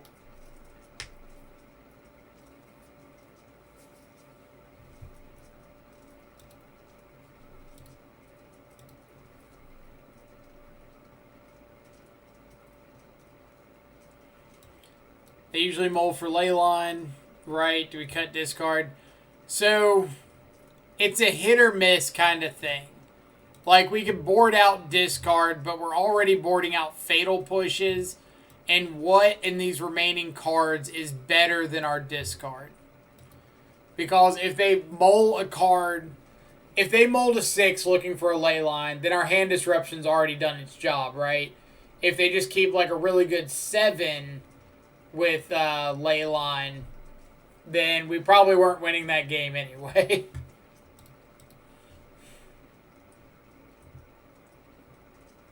And like here, they keep a 7 with no Leyline.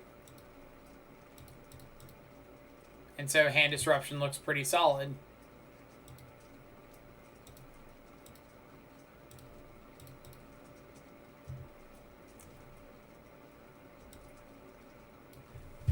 How many enchantments are in our opponent's hand? I can't count them all. I see that's not an enchantment. That's not an enchantment. What about that one? Is that an enchantment? It's not an enchantment either. Huh. Weird.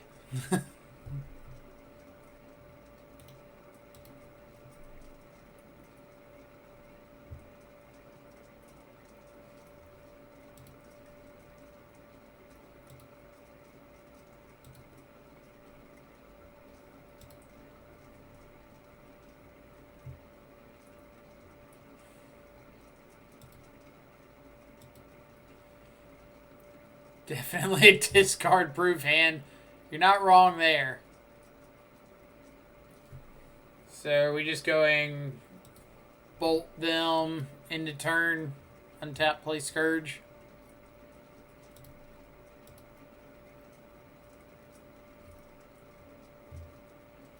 To be honest, I think it's a good keep from them on the draw. I don't know if I'd say it's a good keep, because like we're still an aggressive, usually proactive deck, and so like this being a good keep on the draw is just like losing to us having an average straightforward hand, right?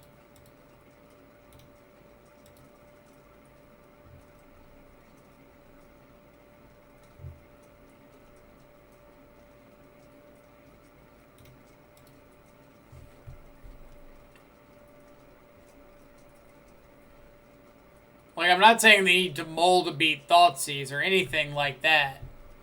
I'm just saying that calling it a good keep might be a little ambitious.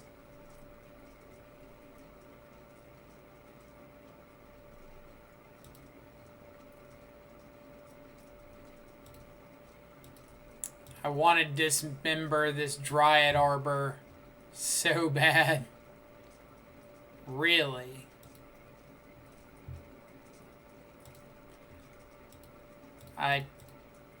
I will take my Stone Rain Scourge. I guess if they have land, what's it called? Daybreak Coronet, we just kind of like lose on the spot.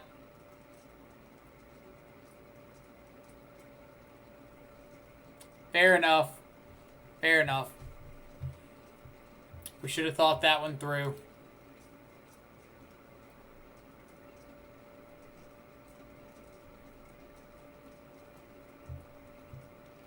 Should have thought that one through.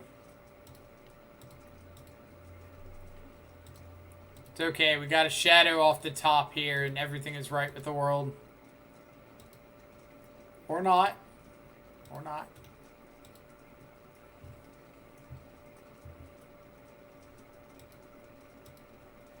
So, like, let's say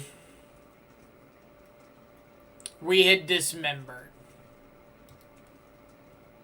If we go dismember the Dryad, attack, bolt our opponent in the face, I still don't think we're beating Daybreak Coronet or Daybreak Coronet.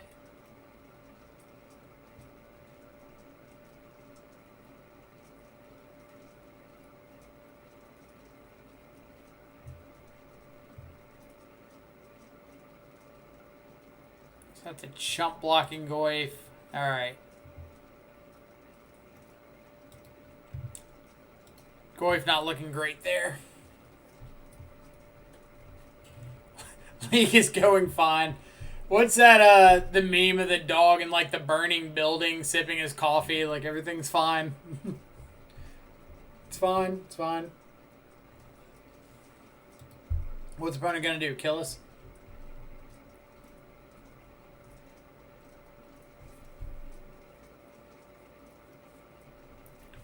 Oh yeah, there he is again. The oh yeah, I misplayed. I would have lost anyway. I'm not saying that I misplayed, but I would have lost anyway, in the sense that I think we would have won if I hadn't have misplayed. Like, I'm saying that the way the game ended up shaping out, I don't think playing correctly would have caused us to win.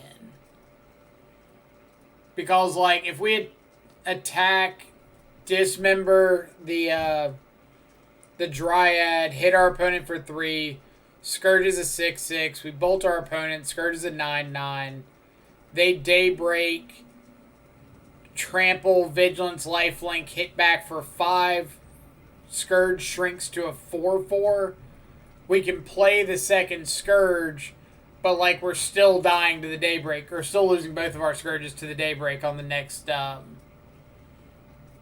next draw, right? Or the next attack from them.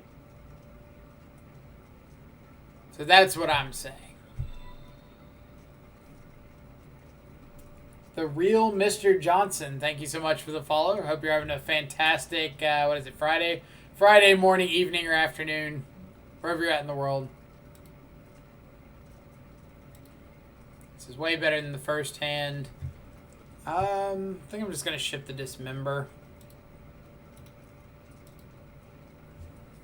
May I recommend the Bob Ross theory of magic in this trying time? Would you mind elaborating on the Bob Ross theory of magic? Because I'm curious.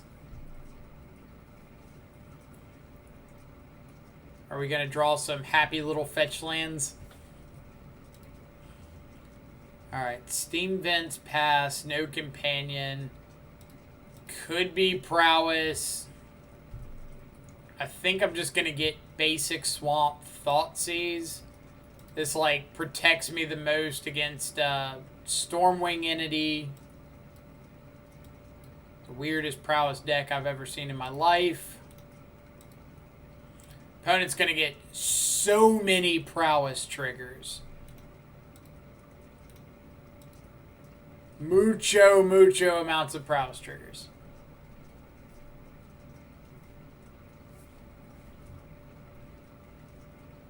So, Steam Vents Brawl, you got it. So, watching Caleb Scherer stream a lot is really cool for situations like this, because he talks a good bit about Storm. There being chunks of cards in Storm that if you identify, you can put a value amount to how much damage Storm can output. So something like 2 Rituals, Past in Flames, Grape Shot, I believe is 18 damage, because you go Ritual, Past in Flames, Ritual, Grape Shot for 6. Or maybe it's one more Rituals out. Grape Shot for 6. Recast Past in Flames. Grape Shot again. So that's 14. So one more Ritual. Yeah, it would be 18. So you can kind of put a number with your opponent's possible damage output in some situations, which is just a cool idea.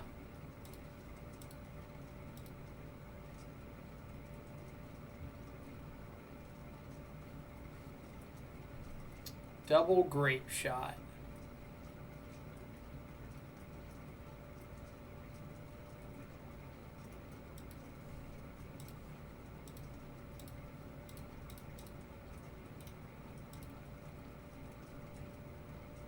There are no mistakes, only happy accidents. No incorrect plays in MTG. Turn your punts into beautiful birds. That was pretty fantastic. Nalise99. If I'm saying that incorrectly, please fix me. Thank you so much for the follow. Hope you're having a fantastic Friday morning, evening, or afternoon, wherever you're at in the world as well. Appreciate you coming by and hanging out.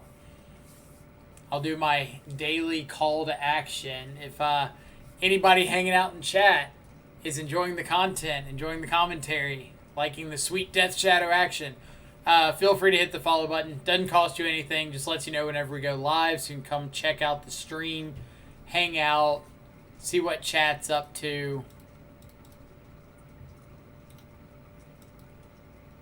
Ricardo deemed hydrate. I'm going to have to get some... Oh, no, I got a little bit of water left. I'm going to have to get some more water after this match.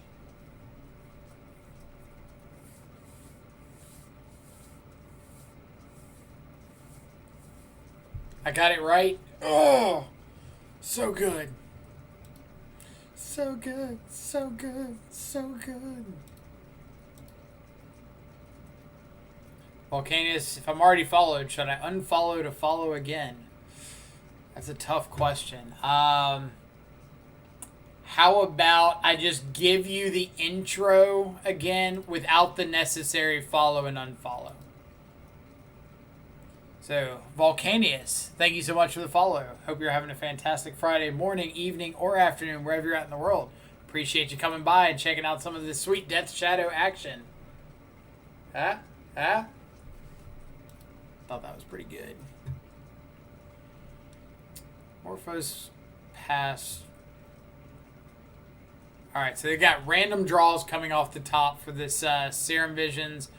What punishes me? Like, what absolutely wrecks me? If they draw a Mana Dork, that's fine. Because all they can do is, like, Dork, Grape Shot, done. Like, I'm planning on taking the Mana Morphos right now, I guess is what I'm saying. If they draw Morphos into something, I think it's fine.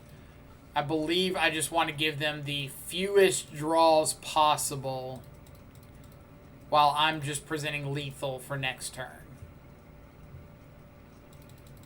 So their hand is Grape Shot, Past in Flames at the moment. That's fine. The important thing here is they can't develop any sort of card advantage. Like, all of their spells right now are 1-for-1. Like, they cast one cantrip, they draw one card, so they can't draw a mana reducer plus a ritual.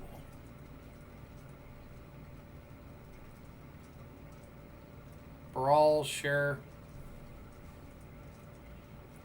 That would be a pretty good chump blocker. Except he dead.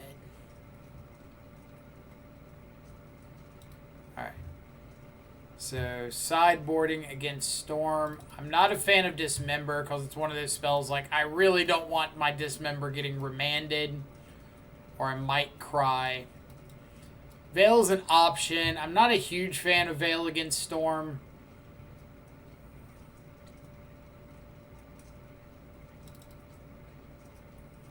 Seal doesn't kill Baral. K commands don't kill Baral.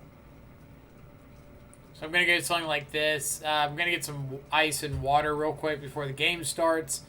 But some of the primary considerations post-board against Storm are like empty the Warrens. We need to have an answer to.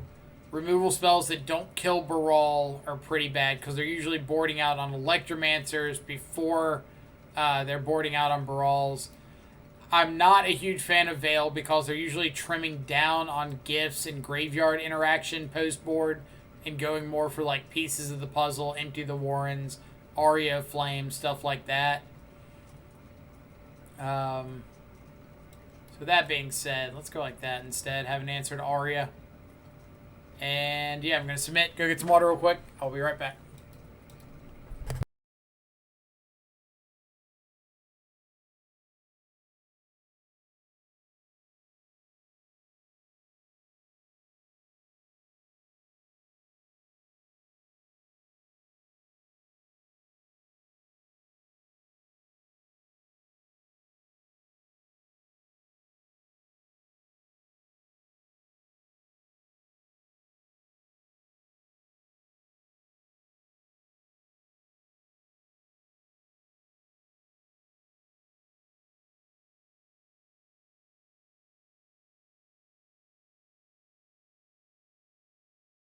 Alright, so now I can get all those Hydrate redemptions in. Let's see, saw Caleb just cry when his gifts got veiled. I can imagine. It's a very trying time. Hey chat, does Storm still sideboard Aria? Every time I've played against Storm, they've had sideboard Aria. I think it's pretty stock for the most part. There was a period where Caleb was on like 4 Aria in the sideboard. That's terrifying. Is that Bob hiding with the shadows? It absolutely is. There are 2 copies, count them, 2 copies of Dark Confidant in this list. So yeah, the fetch, the Flooded Strand game 1 was a pretty clear indicator that they were on one of the Veil of Summer lists. So it's good to know about that.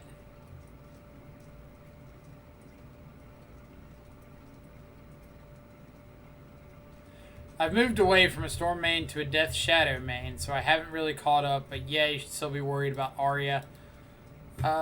So they topped off their Serum Visions. So I'm going to take a look at what they've got coming off the top. It's a pretty good one.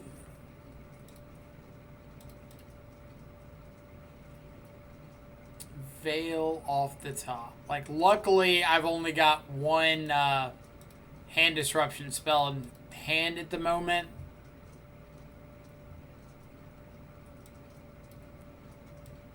So they kept a one-lander with Veil.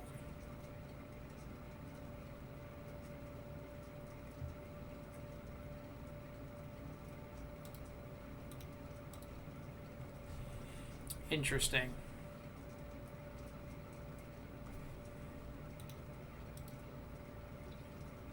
Good draw. Let's see. Bob seems crazy, not good, just on a theory standpoint. Would you care to elaborate as to what leads you to believe Bob is not good? I'm not saying you're wrong. I'm not saying that Bob is good. I don't have a strong set of data to support one way or the other. Just from a theoretical standpoint, what leads you to believe that is the case? Maybe they misclicked the scry. It's possible. I also think it's pretty possible they just thought I was going to keep a hand with double hand disruption and they were going to get me.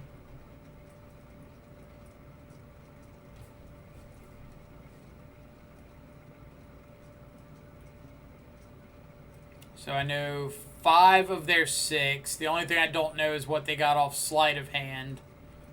Now I know what they got off sleight of hand.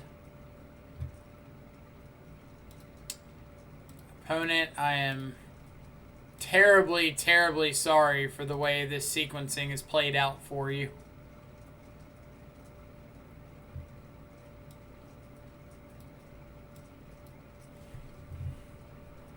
So am I just taking Manamorphose again?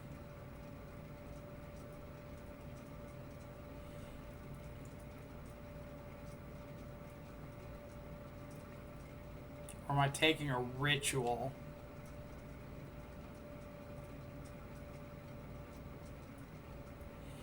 I don't mind Manamorphose if it's net neutral.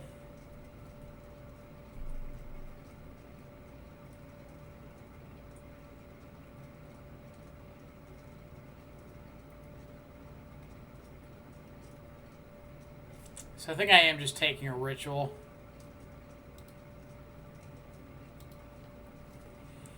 And we'll attack, because I want to give my opponent the chance to block and not make me waste this bolt.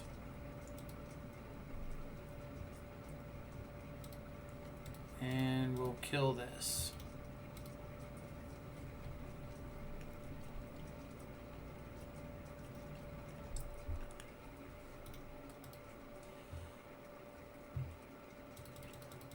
If they draw gifts, you probably lose based on what's currently in their hand.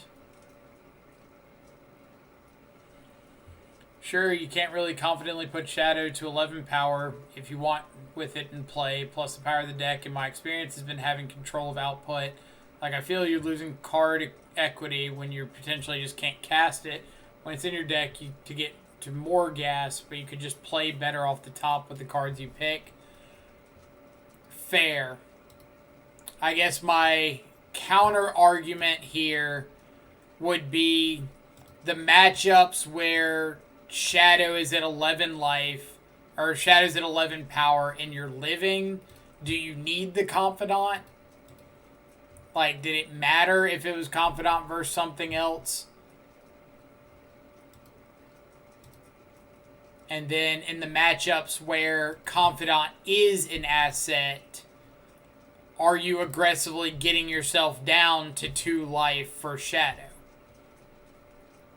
Like, if I've got Confidant against Jund or The Rock, something like that, I feel pretty great about having Confidant because I'm not aggressively fetching and shocking and whatnot to get my Shadow down low.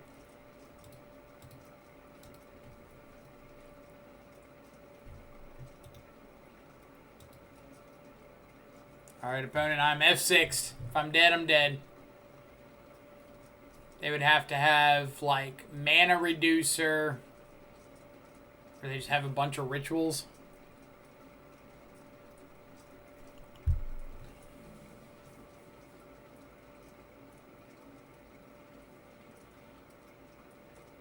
You have to have like 3 rituals past in flames to go off from here.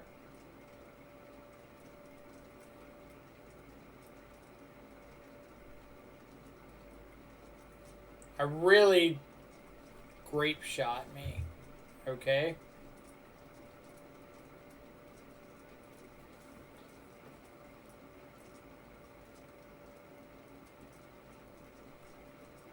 You have land second grape shot.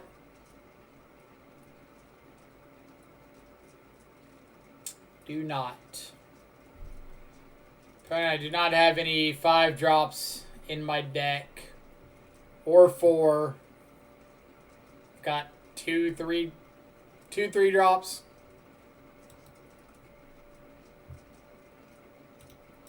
But I respect you playing to your outs. How much ticks do the Guru lands cost? Like 0.2 or something.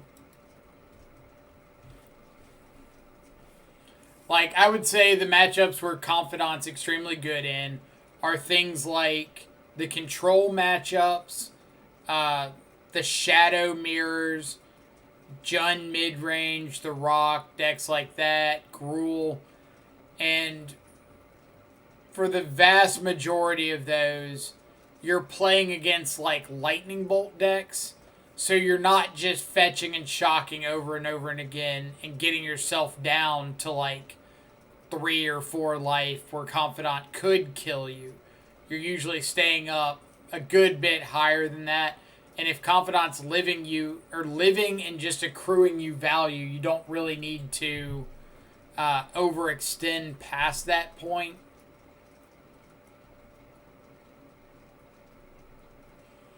Not sure. Obviously, neither of us have the sample size to know for sure. Agreed. Like, it's still a test in progress. I'm not claiming to have the perfect answer. Sweet Liberties, thank you so much for the follow. Hope you're having a fantastic Friday morning, evening, or afternoon, wherever you're at in the world. Thank you for coming by and hanging out, checking out some Sweet Death Shadow action. It does seem like a net negative if the best decks or biggest metagame share are Lightning Bolt decks or decks of the Ballista. I only say that specifically, including Reed's power rankings and the data they put out for the mocks. Sure. So then I would argue, like, are we going to, and I'm not saying this is where you're going, but are we going to get into that rabbit hole of I shouldn't play this creature because it dies to removal? Like, is my opponent pointing a bolt at my Confidant better than them pointing a bolt at my face? Or where, what's our line there?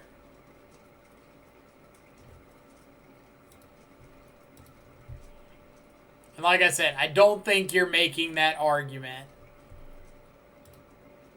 So I'm not, like, trying to put words in your mouth or anything like that. So I hope you don't take it as such.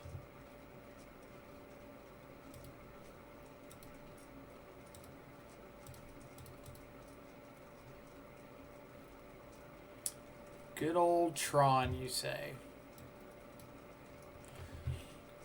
So we can take their way to make green mana. We can take their way to find the 3rd Tron land guaranteed. I think I'm going to take the green mana because it cuts off 2 cards in their hand versus 1.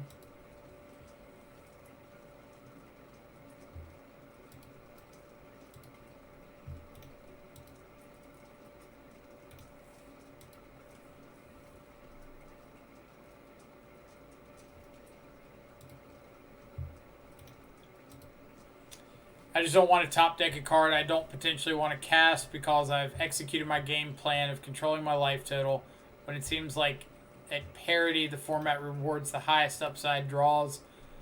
So then when we get to they just top deck the 3rd Tron land. Steven. Oh, love it. So, I need to add a command for this, like the number of times that my opponents just like rip the natural third Tron land off the top, because it's insane. It is hilariously significant. Tron doesn't start out at 2. They must be faking you out with the Tron lands. Love debating with you, by the way, as a new follower. I appreciate productive conversation. You and me both. Like, Death Shadow is my favorite archetype in all of Modern. And for everybody that hangs out on the channel, they know that, like, my favorite thing to do is test out cards in here and try out different things and see what we can kind of come up with. And anything that leads to that sort of discussion, I'm all on board with. But yeah, I get what you're saying about, like, if you're executing your life or your game plan and you're disrupting your opponent's hand and you're getting your life total down, then you don't want to have this unknown variable in the mix with Dark Confidant. My counter argument there would be, does that not also include things like Thoughtseize that are dead off the top later, Street Wraith that are dead off the top later? And I know that they're known life loss variables, but they kind of fall in that same realm of, is this card like a liability as a late game top deck? Like how I mentioned parity in top decks and you get hammered by Tron. It does happen quite a bit on this stream. It's kind of our MO. Like, if I could take bets, I would. Natural Tron, in hand. Oh, only Mind Tower. Sweet. So you're saying there's a chance. Alright. So we know our opponent's hand. We know we're going to get to Thoughtseize a Sylvan Scrying next turn. Nope, not that one. We're trying to figure out what the likelihood is that our opponent is going to find the third Tron land on curve. Alright. So that was Bobble, second turn, third turn. 3 draws to find second land. And we just whiffed.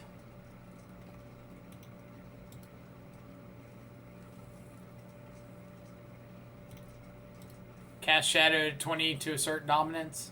Don't tempt me with a good time now. Second land. Hiya. Dominance asserted. Like, we came here to cast shadows. We're casting shadows. Oh, Ghost Quarter me. I dare you.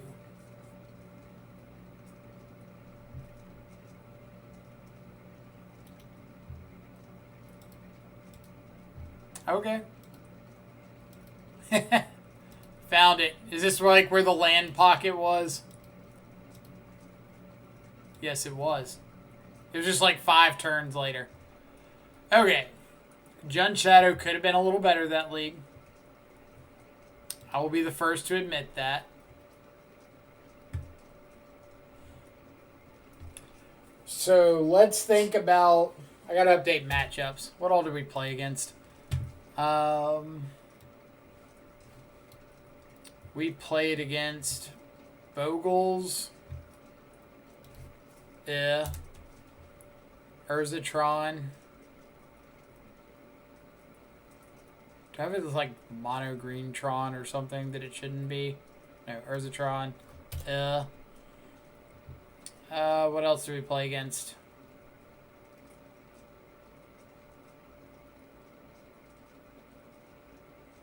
Eldrazi and Taxes. Do I have just taxes on here?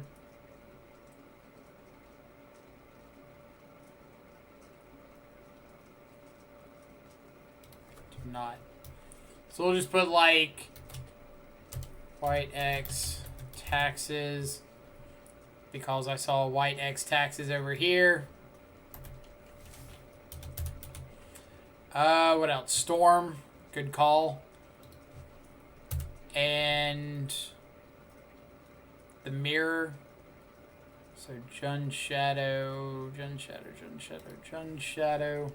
Oh, no, it's up here. Alright. Win rate with Jund Shadow is plummeting. Deck's unplayable. Sell your stock now. Hop off.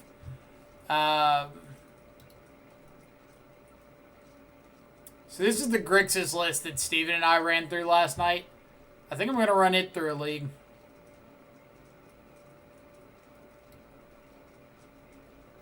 I think it's time to get back to our roots.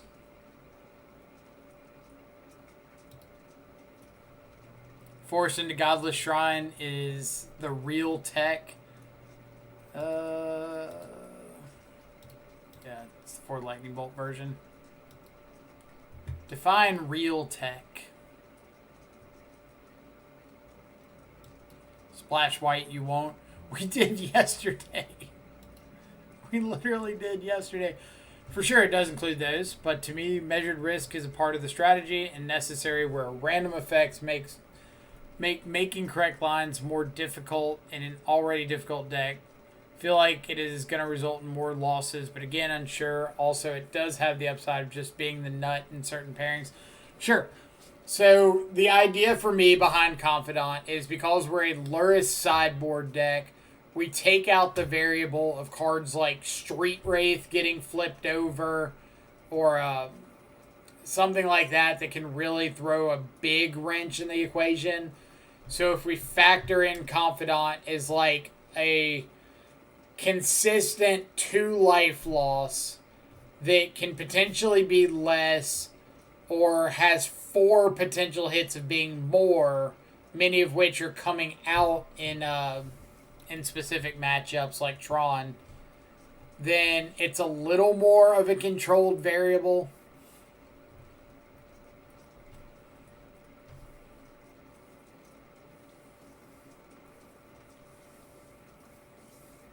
Teferi is cute. Draw step, thought sees, opponent feels like cheating. I mean, you're not wrong. Do you think Grixis is exactly as good as Stub is, or do you think that's a myth? I think it's a myth, because we saw last season that we had several trophies with Grixis because we were able to dodge Skyclave Apparition, Fatal Push, and Abrupt Decay out of like taxes and these Uro piles and things like that with Gurmag Angler. So I think that Gurmag is definitely a better representation of how Grixis is than Stubborn Denial. Because Stubborn Denial is great. You can just run like 4 color shadow and have more consistent early turns.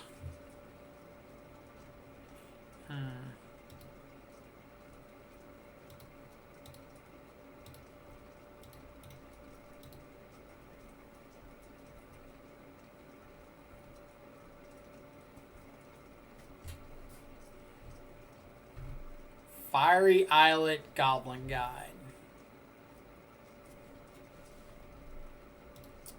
Fiery Islet Goblin Guide. So is this burn? Is in fact burn. With Shard Volley. Let's just take a skewer to go.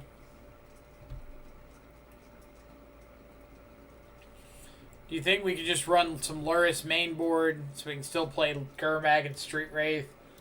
So what's the benefit of playing Luris main board? Oh my god. Playing Luris main board in Grixis Shadow.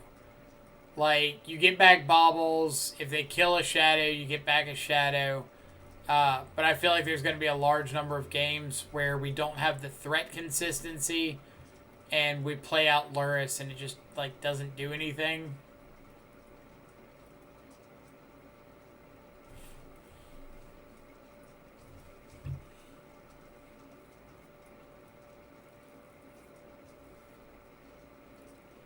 So if I play Scourge,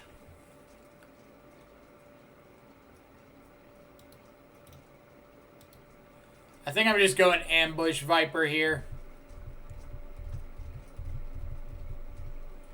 Let's see, I have an opponent last night. I keep stuffing his enchantments on Enduring Ideal. He said before he conceded, who plays counter spells in a Death Shadow deck? A pretty large portion of the Death Shadow community, actually.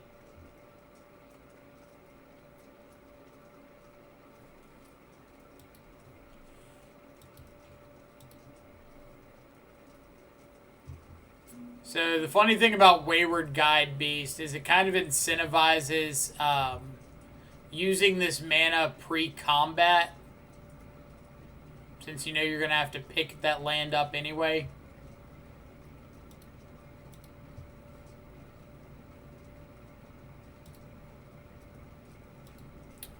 Definitely fetching regardless, so I'll go ahead and fetch now.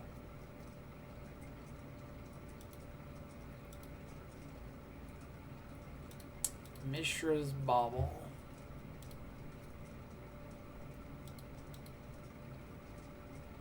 So opponent has got Boros Charm, Shard Volley in hand.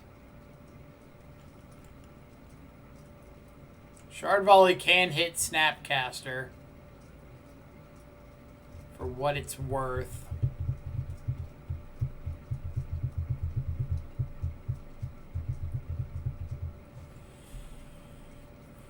I do be just siding in Luris and Jund Shadow against Burn and feel confident.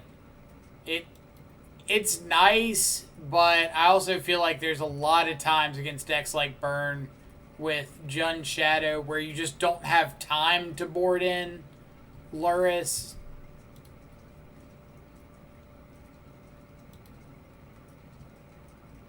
And that's like a pretty big downside of the card.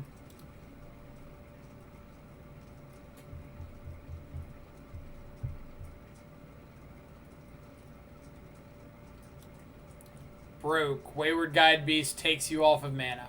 Woke. Wayward Guide Beast ramps you on mana.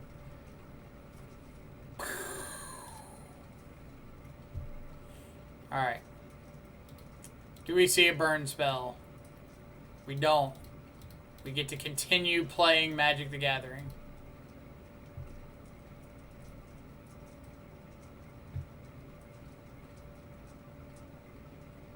We have the power! Hey. That's a Magic the Gathering card. I don't know why I didn't play Steam Vents. We're not going to talk about it.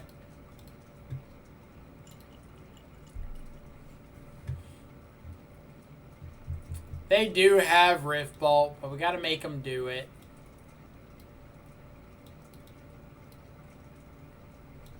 EE seems a lot better with these Guide Beasts. Board out a lot of the things that aren't good. K-Command is an option, but is there anything I'd like to board K-Command in over? Maybe one's fine. Let's do it. K-Command is no argument.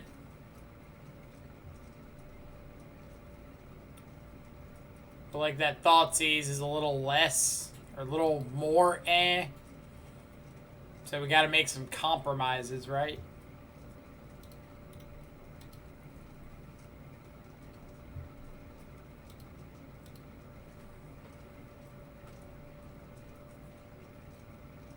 Guide Beast, you won't.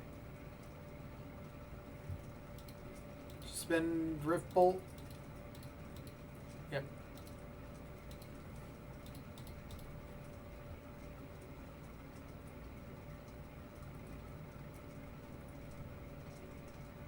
So I need to get steam vents tapped here so I can get basic swamp off the delta if I want a mana leak.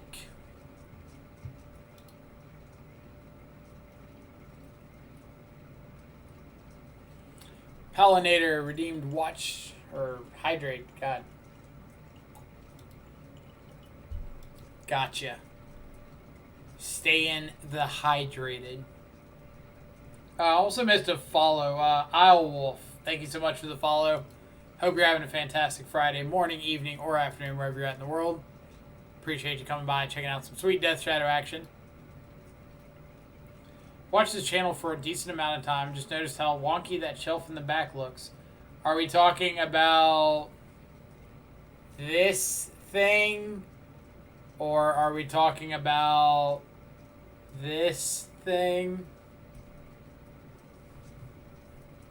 Because that's not a shelf.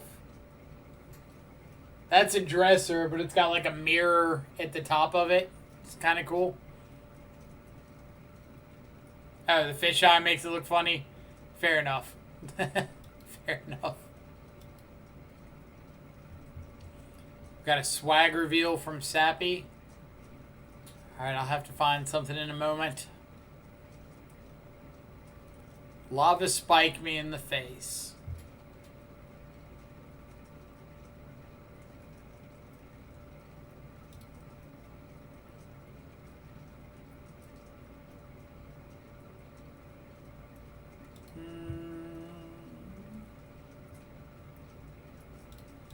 I guess we'll go ahead and start countering some things.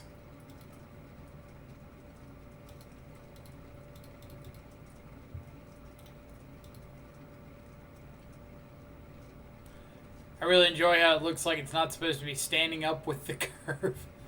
Anyway, I guess for anybody who didn't see Freed Mania's swag reveal earlier, we did just get a nice little playset of blue and black Shadow Sign Snapcasters delivered yesterday. So those are pretty sweet. That's not the reveal we're doing for Sappy, but it's there. It's cool.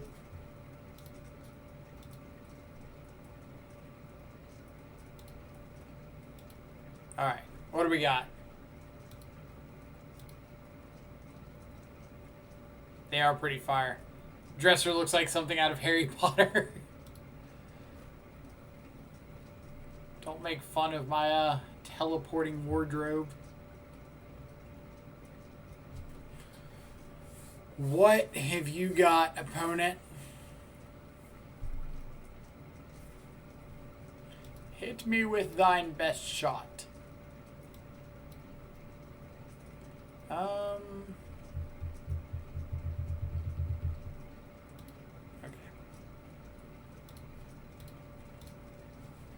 Fire away.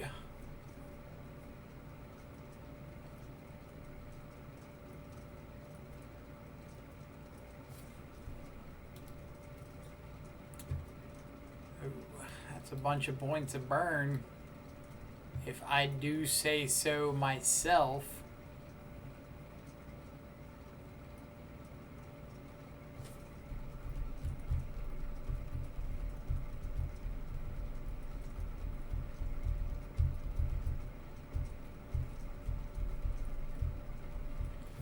So I want to take what?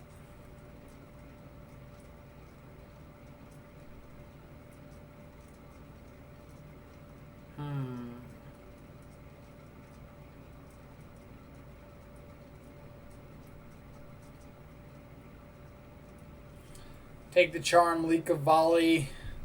Possibly, but I also like my opponent not being able to triple burn spell me into turn.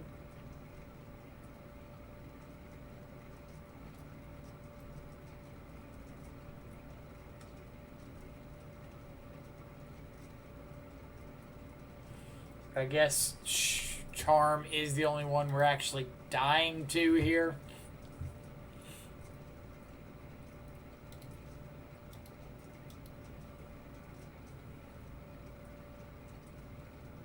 Well, the problem with leaking one is I have to fetch and shock to leak. It's like I'm not actually saving any life by doing that.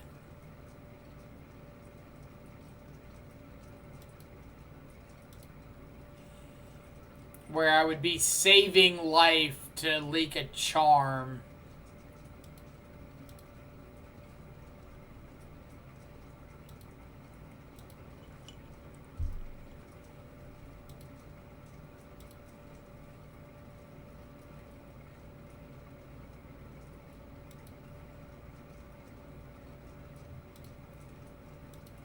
Alright. Moment of truth now. Shard Volley OP. Probably.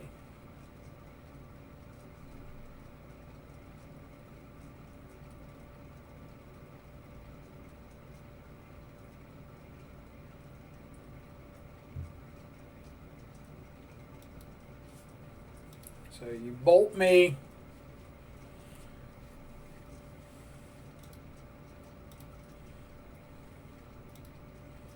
Now you've got Shard Volley, Unknown.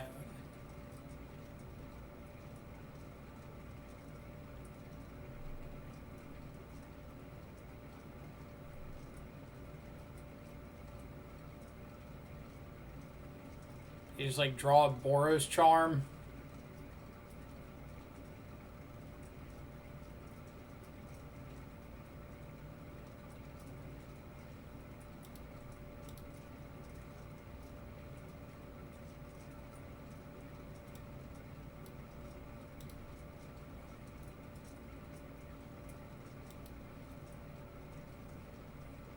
So now we die.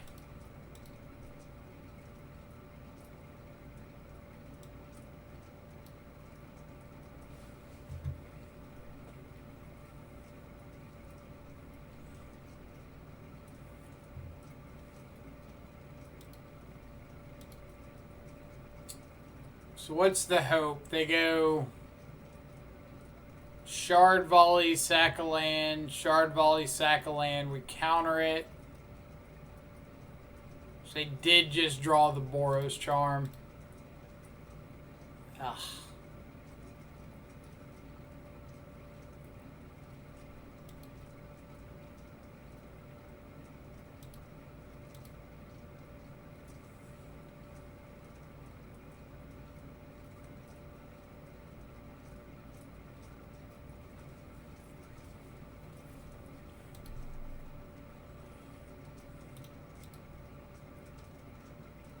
Oh, now you draw the land. Alright. Rough. Lands didn't want to line up the right way there.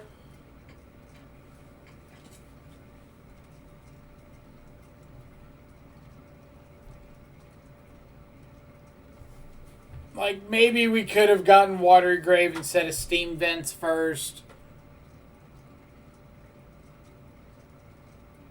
I don't think it really changes much. But just like going double blue early. That way that last land could have fetched out a basic. But then we would have lost like having Battle Rages and out.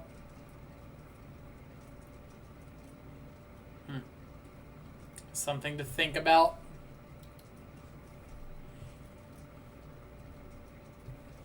I know there was a question. Somebody asked if we were playing the challenge this weekend, and I don't think I'm playing the challenge tomorrow, but I am playing the PTQ on Sunday.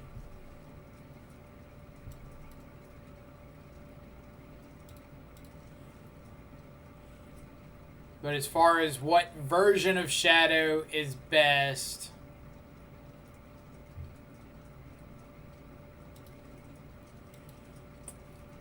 tough to say.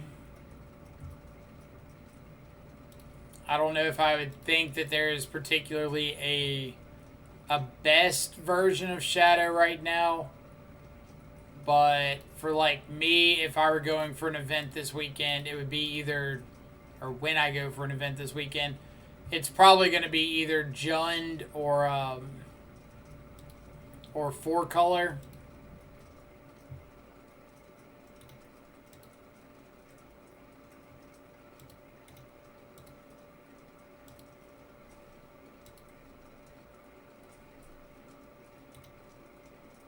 No.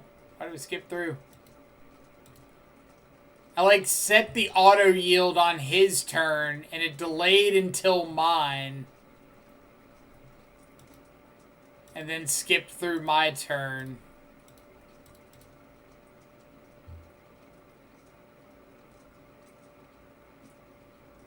Magic Online, you bullin'.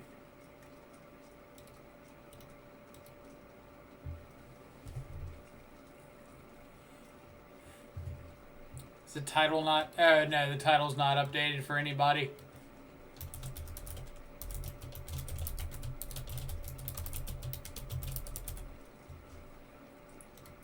I don't even think the deck list is updated. I'm terrible at this. I need to find a new career.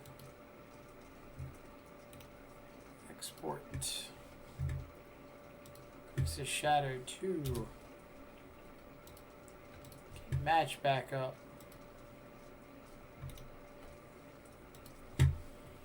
Let's update the deck list. That one. Set is current. Alright, we're good now.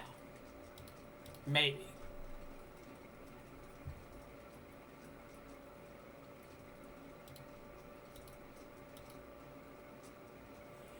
MTGO is a quality program.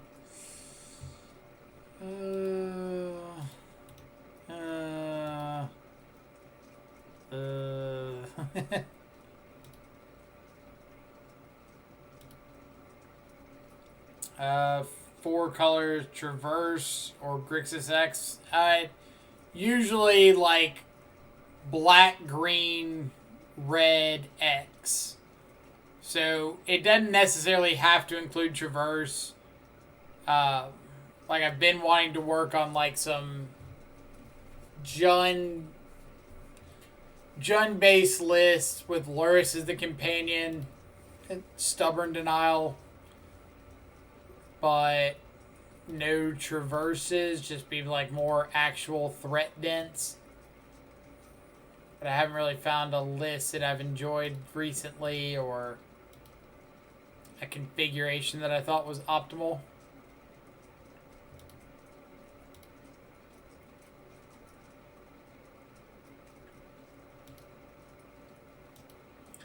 Do we consider not fetching for better draws with Bobble? It's an idea. I'm actually a big proponent of deck thinning. And I know that a lot of people will say, like, oh, it's not statistically significant, but it's non-zero. And that, to me, is very important. So when I get in those situations, if I'm trying to maximize my chances of, like, drawing a threat, I want to remove as many non-threats out of my deck as possible.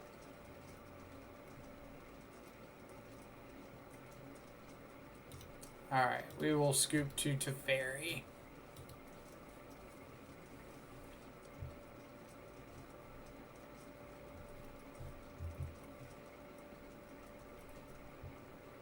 Let's see.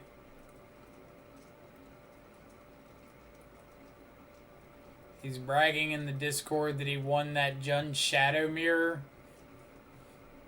Are we talking about the match from the first league?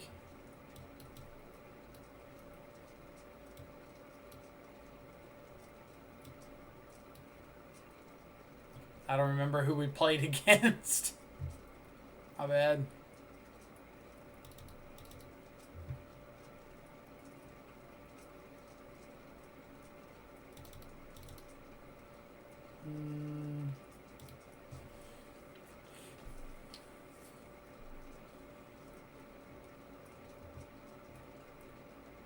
where he had Veil and double K command in hand. I mean, yeah, you won the mirror. Okay. Don't know if there's really much more to say than that.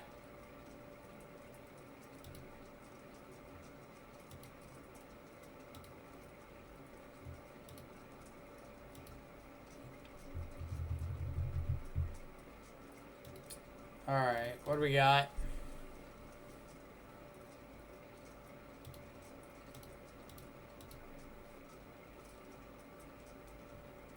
That's a good draw. Bench, I was brag when I won with Gore Clan. Well, you've also talked about having like an entire collection of Gore Clan Rampager winning pictures. That I don't think is a card you want in your deck against Shadow Postboard.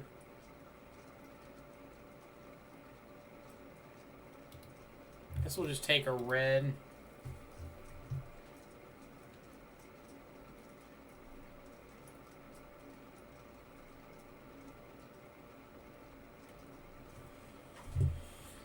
See, I love Grixis, but at the moment my Gerbag is no sleeve. At the moment my Germags are honestly not in sleeves either. So I'm slacking.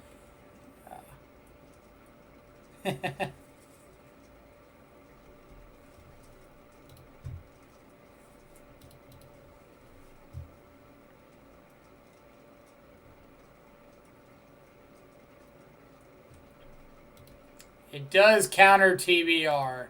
You are correct. It counters the heck out of some TBR.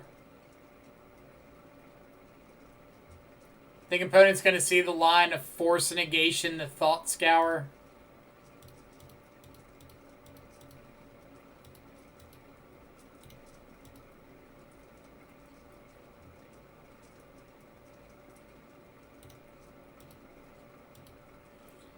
Are they 4-color or 4-color Bring to Light? I think they're just like 4-color Control or 4-color Midrange, probably Omnath pile.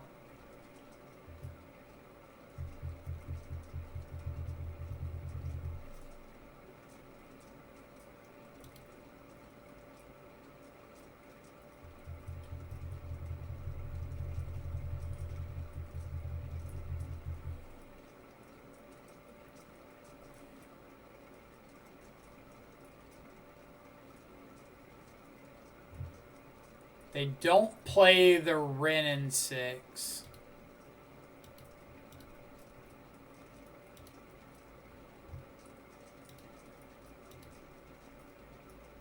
We have a Gurmag and a Dream, as we should. Oh yeah, the old frame fish are so nice.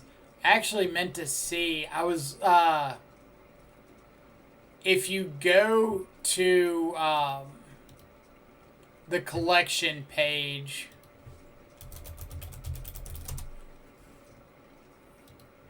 and you drop the quantity, the vintage or the new Time Spiral remastered versions are like showing up on here.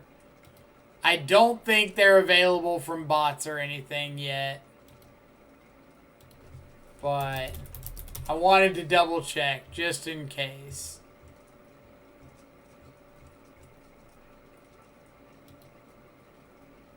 I think they just like showed up while they had that last update on Wednesday.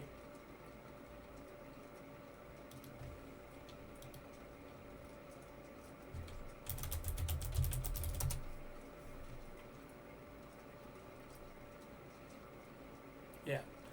Not available yet. But they're close. They're oh so close.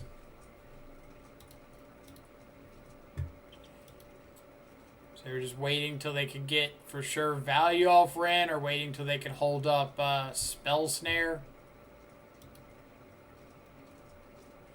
I'll take your old ones when you get old border signed ones. I'd probably end up keeping both sets, because I really like having the OG set, just like the original printing signed. But I'll probably get a set of the new ones as well.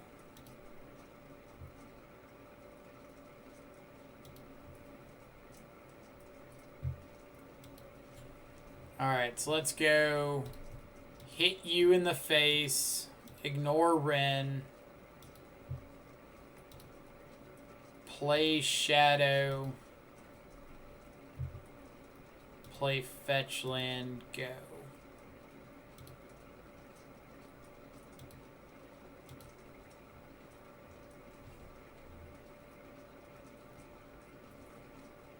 Sometimes all you need is a Gurmag Angler and a Dream.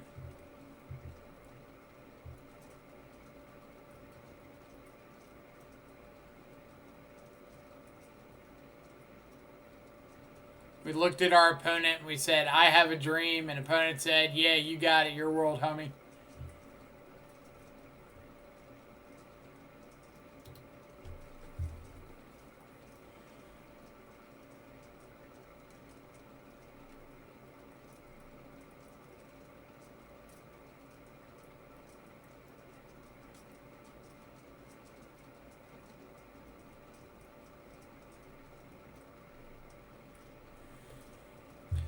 OP couldn't handle the fishy goodness. We're gonna spam some Gurmag Anglers in the chat. Yeah, I like this hand. We got Bauble, we got Thoughtseize, got Shadow and Stub. The real question is, are we going to dodge a Veil of Summer on turn 1?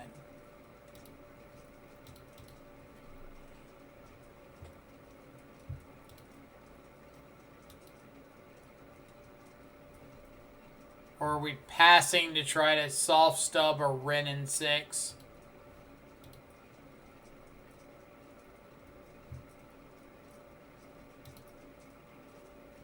I think we're passing now that I see Stubborn or Path to Exile on top, which they might shuffle it away, and that's fine. But if they didn't shuffle it away, then I would want the Thoughtseize to be able to answer that.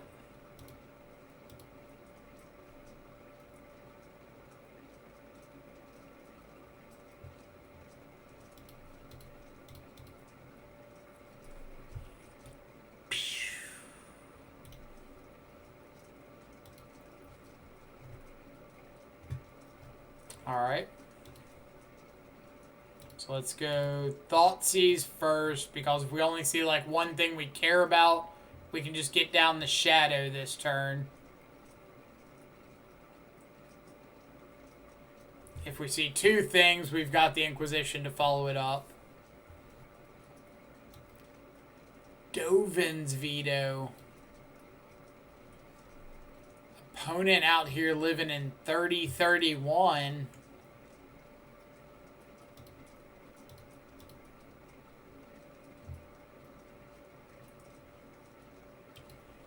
So I think here I'm just going to Inquisition and pass.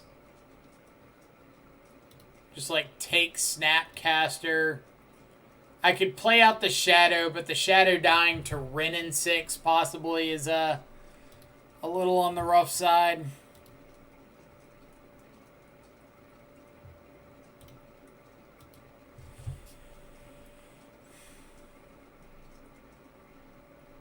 Let's see, Wagner.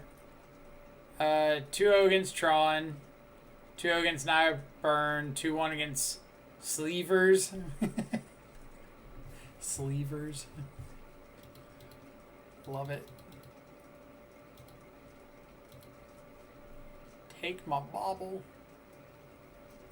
Take my Bauble, nuke my yard. No draw. Okay.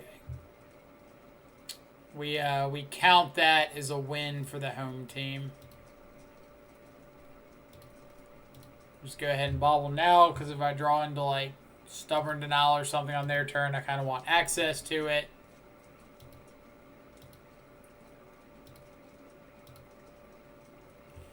So their hand is Rogren Triome, Dovin's Veto, Unknown. Misty. Cool. So I think I'm just going to go for the end of turn. Bolt myself here. Magic Online's being so laggy.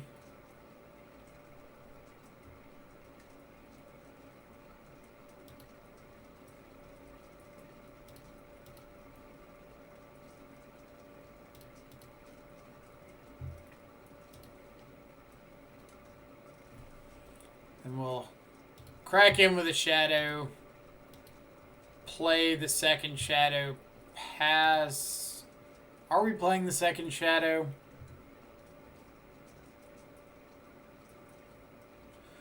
What does second shadow play around versus play into? Second shadow and they supreme verdict would be game over.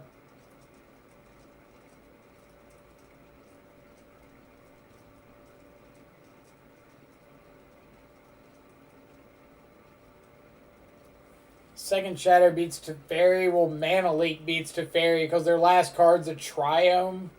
Well, I guess if they're cycling Triome.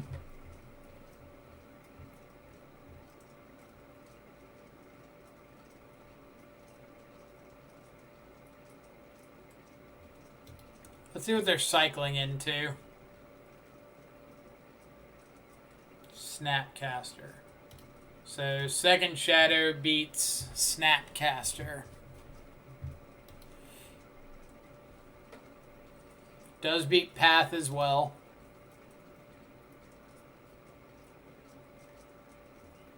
So, Cycle Triome, yep, draw Snapcaster.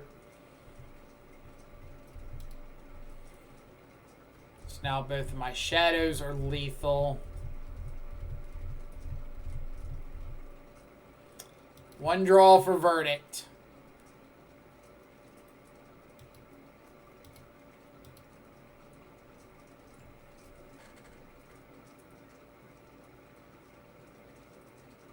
And the answer is... Opponent, don't do this to me.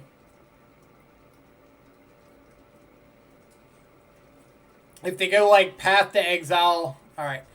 If they went Path to Exile, we'd let the Path resolve and Mana Leak the Snapcaster. Yeah. I'm going to restart Magic Online real quick. It's been a little slow and clunky. It's being a little Magic Online, if you know what I mean. So I'll get to see here and embrace the glory.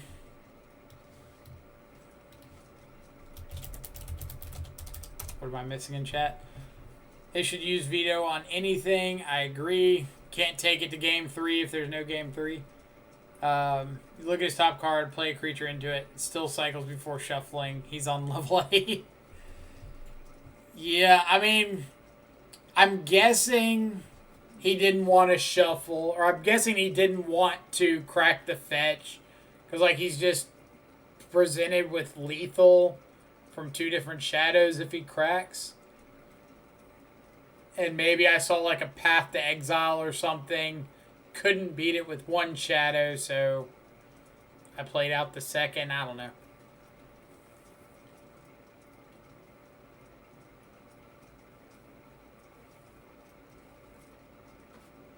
Alright. Magic Online is back up.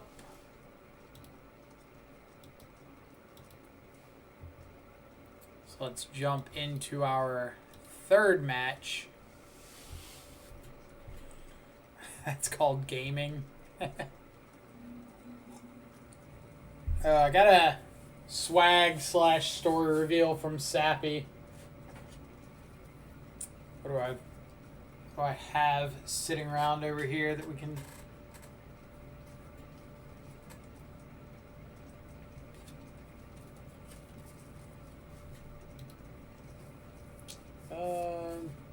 I think we've already done the Once Upon a Times. I feel like we have.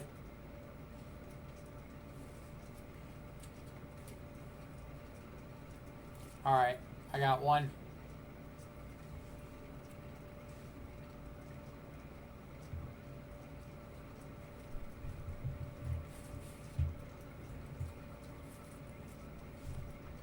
Is Laplace Jan still on Hammer? I have no idea, but we're going to find out.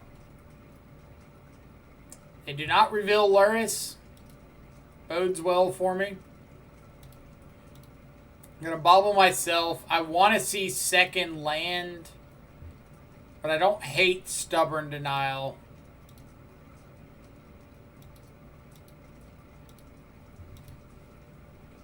Soft Stub on turn 1 is pretty nice.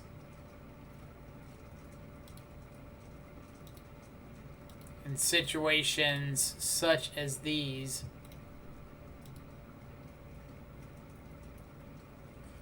Something, something, whitelist, something, something.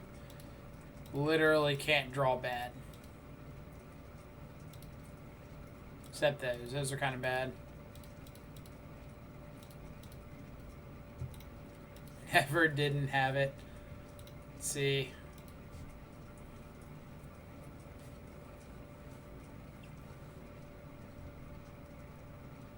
Also tried out Jabberwocky's Luris Rock List. Felt really good. I have not seen that one, but I'm curious.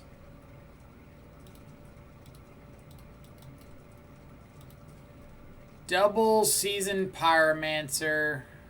Pillage Gargaroth.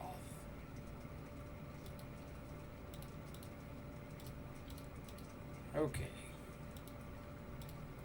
So what you're saying is I need to find a red source. Like, now.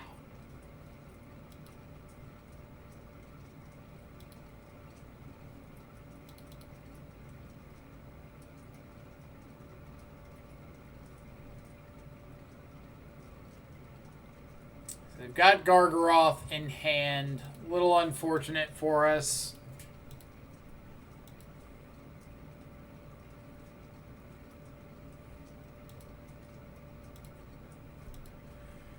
They'll just moon you and you'll have red easy.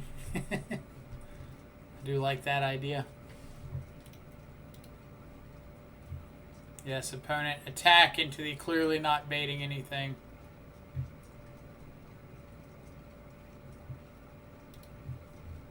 Planning on flashing in tokens.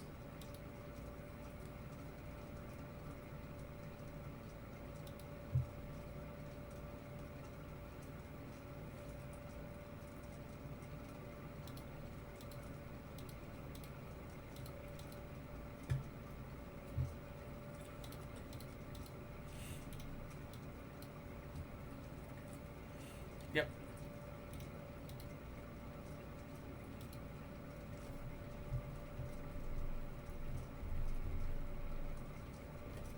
Got it. Hey.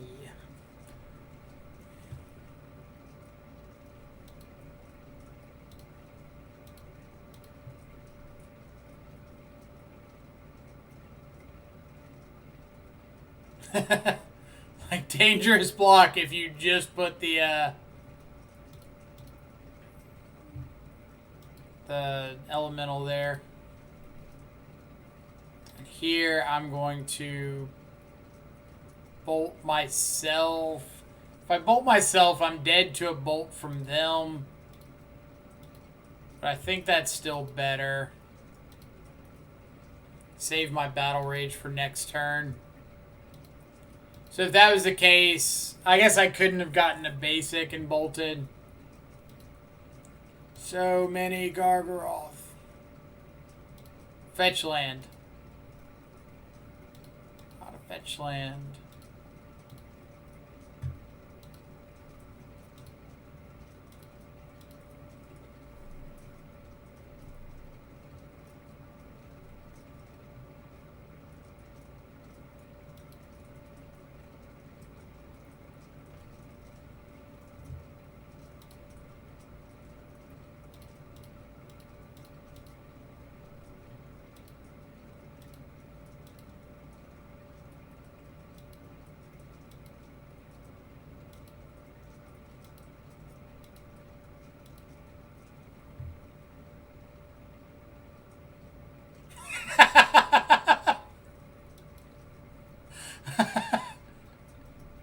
deal, opponent.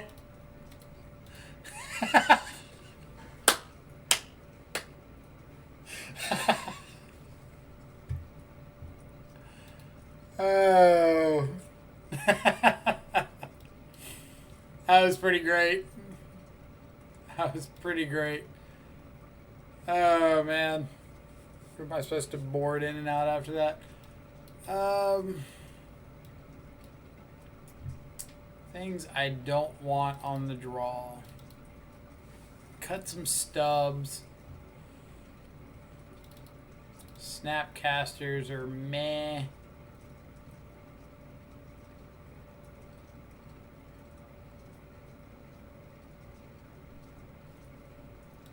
Yeah, we did see Gargaroth.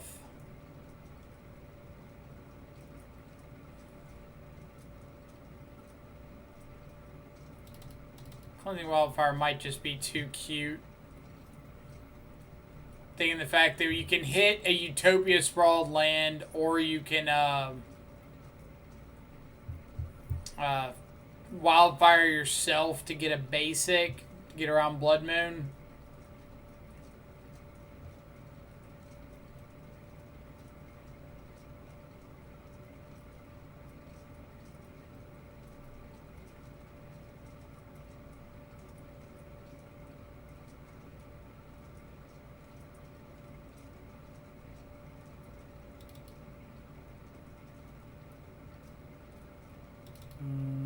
Something like that.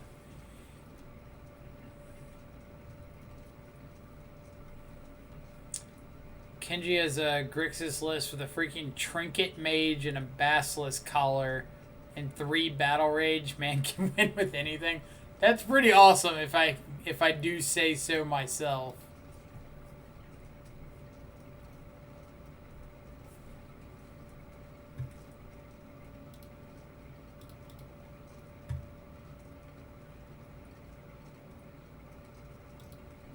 Opponent, I would like to get this mountain here.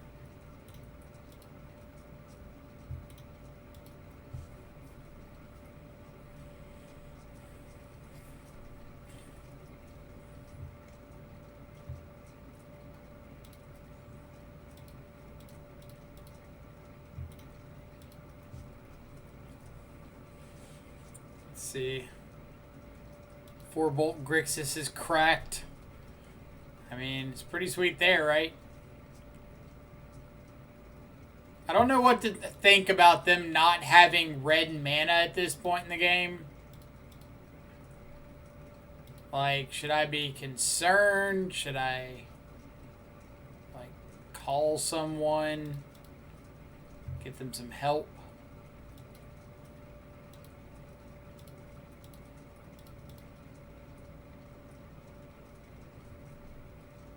Does opponent need a friend? Please don't veil me, bro. Please don't veil me, bro. Please don't veil me, bro. Sweet.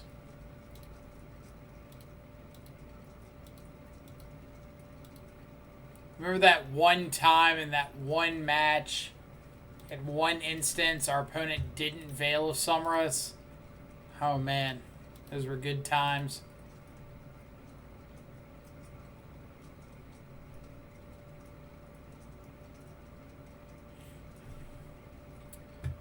Relic O Progenitus.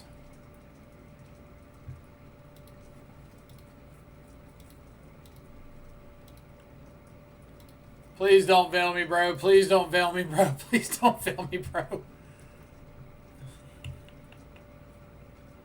I think I'm just taking Bloodbraid because, like, I don't really care about Clothis if it comes down.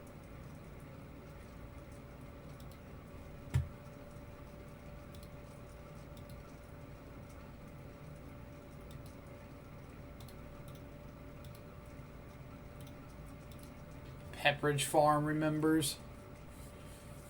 Alright, well, they're one off of a Elder Gargadaddy.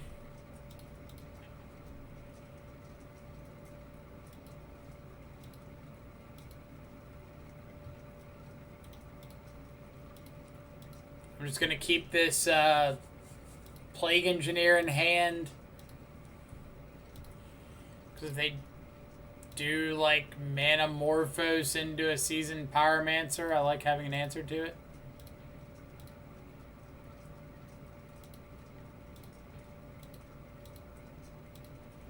Alright, opponent. All you gotta do is miss on land one more time. That's all we're asking for. One more miss.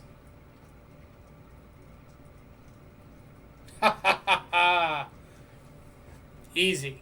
Easy. Not easy. It was obviously Plague Engineer named Marmoset.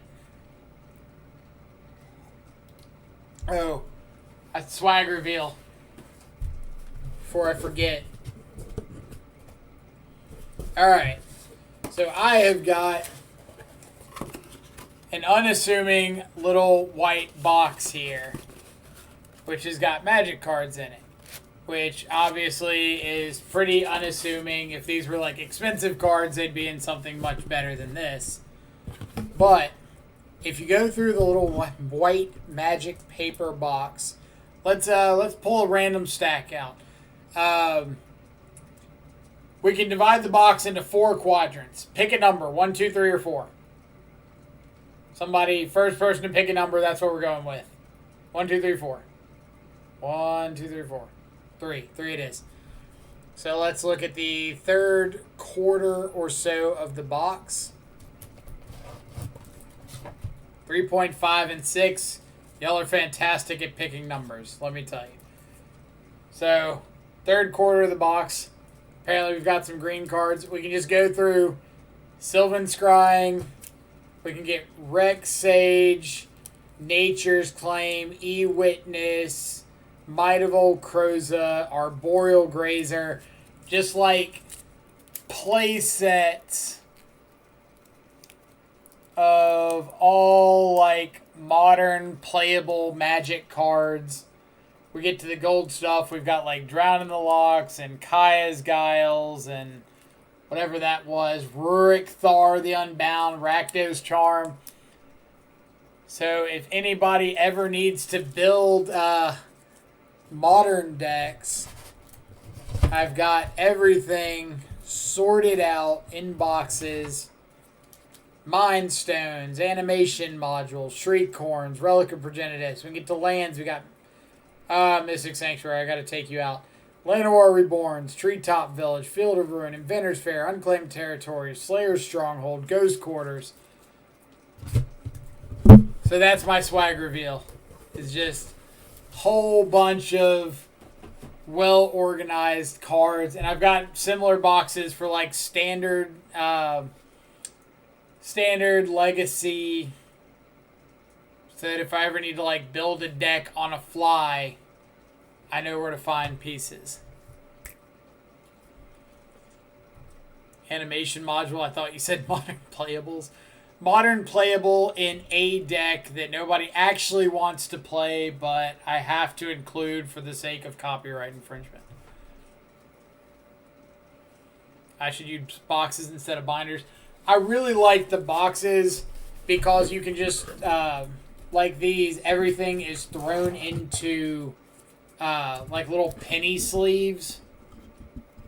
So it's like, oh, you need a play set of Kiln Fiends for an event. Let's just pop Kiln Fiend out of a sleeve, and we got a play set right there. And now we can go throw Kiln Fiend into our deck sleeves, move on with our lives.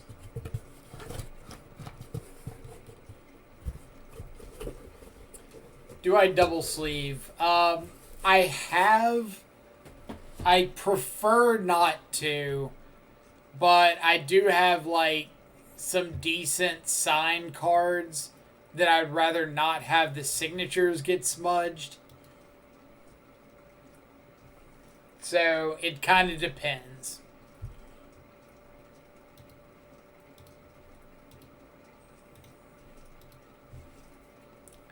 Yag Drizzle.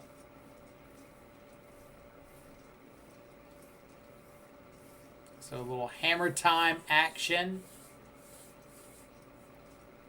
pretty good start out of the Hammer Time deck. It's okay. It's okay. Could be better. Do you have a hammer coming off the top? You do not. Okay. So all we're hoping for is not double hammer in hand for starters. And let's continue on with our day. We're not dead yet. That's all we can ask for, right? You're drawing another Ink Moth. You got it. So we just need to find a Gurmag Angler or a Shadow. Now that they've added Lurrus to the hand, I get to Thoughtseize away the Lurrus pretty freely. That one. And go.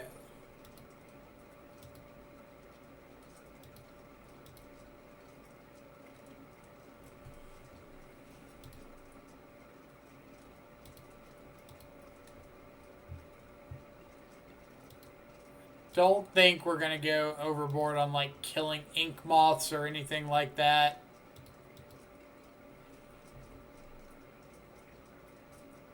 So their last card is another Ornithopter.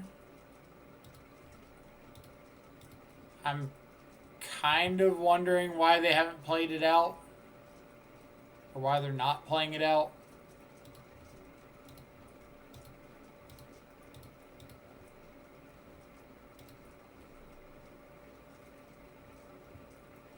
Alright. Now we're going to flip the switch and kill everything.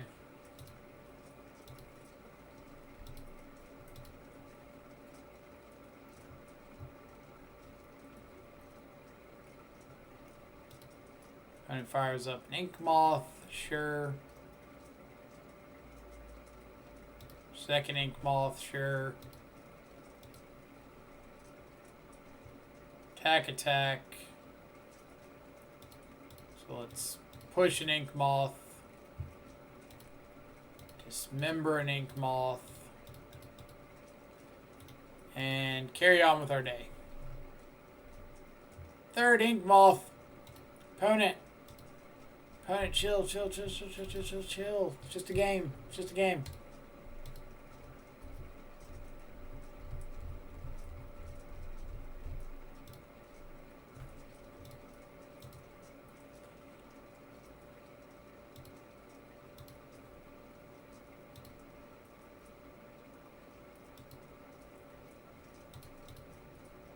We need Lightning Bolt or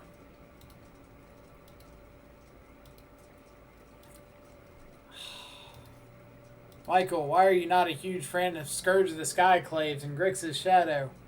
Huh. Let's dissect this argument.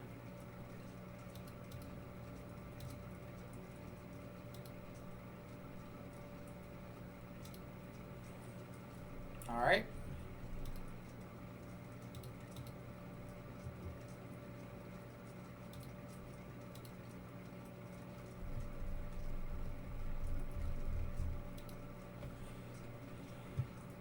Okay. The return charge begins.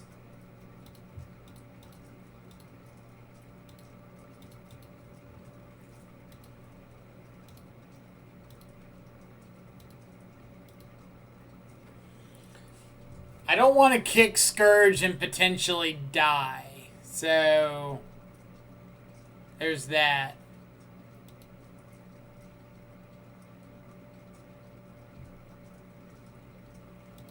Got a hammer.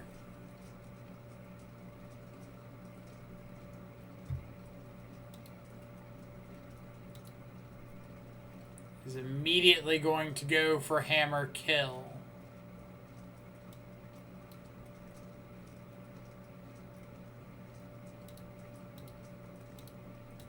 Is immediately going to not kill with hammer.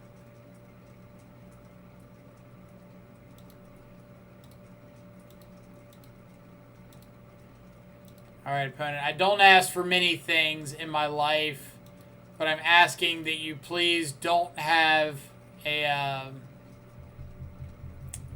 pure steel paladin.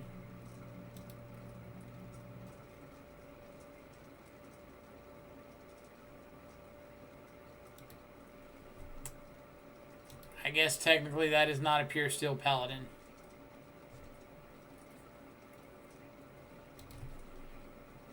Alright. Teamer Battle Rage.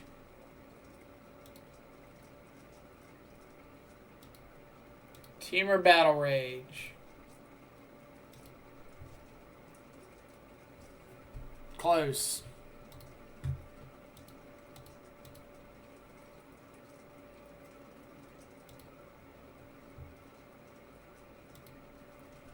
What does 2 creatures attacking do? I'm guessing if I, like, freak out and throw a removal spell at one of them, he gets to hit me with the other. And yes, I know he can Stoneforge in the equipment and strap it up to the Ornithopter here. But I can't play around it, so I might as well attack.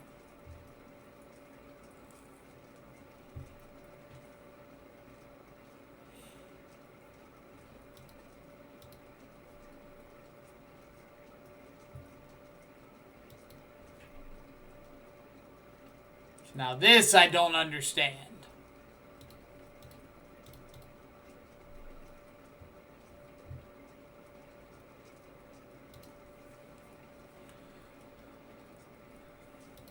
Battle Rage off the top. Please deck.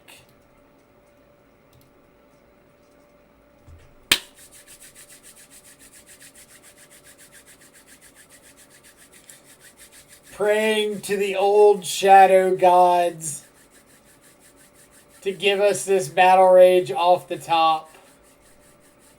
We beseech thee one time in the name of our ancestors.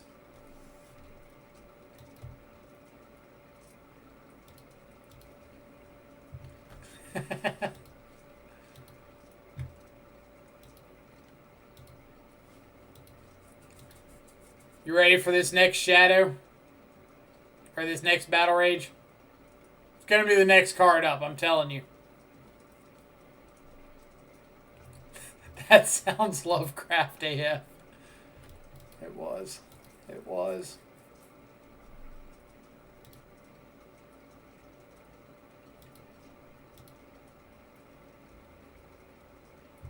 If only we had a few more life points to mess around with.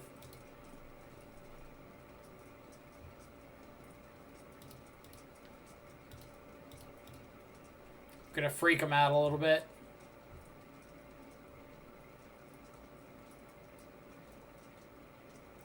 Watch this.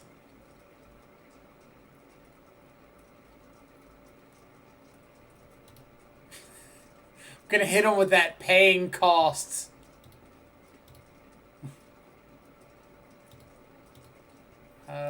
No, not that mana. That one.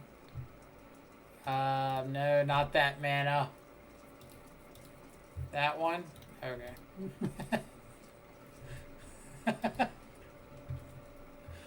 Strike the fear of God. Alright, you're all great. You're great. You're great. You're like B tier. Trim a couple of you.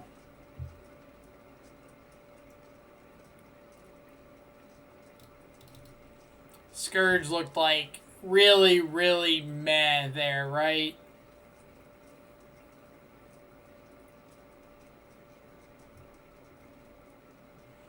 Like, I don't mean like a little meh. I mean like meh.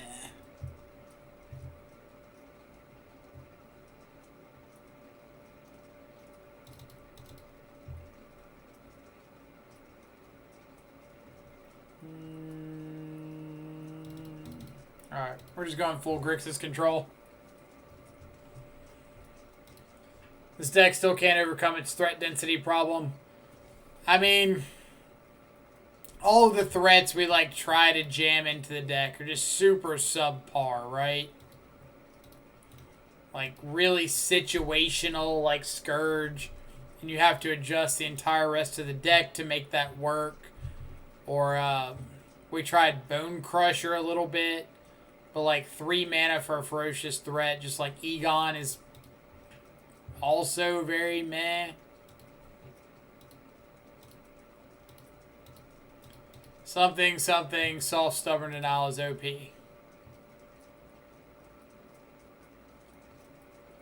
Is soft, stubborn denial too good for modern? Ban stubborn denial, but only if your opponent's not allowed to pay the 1?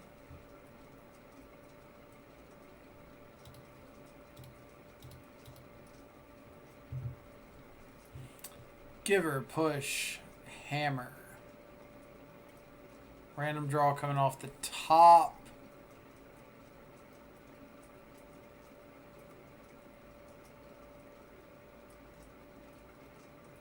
I think I'm going to take Giver.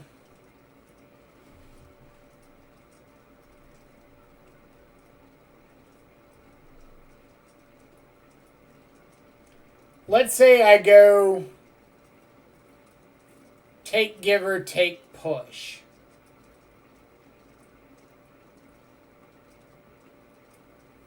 What draws absolutely mess me up?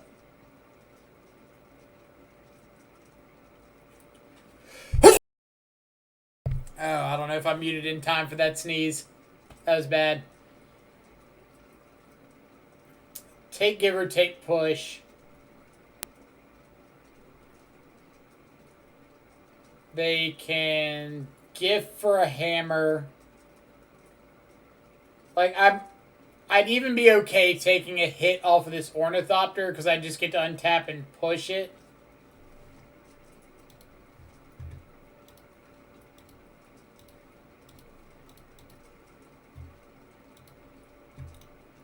Alright.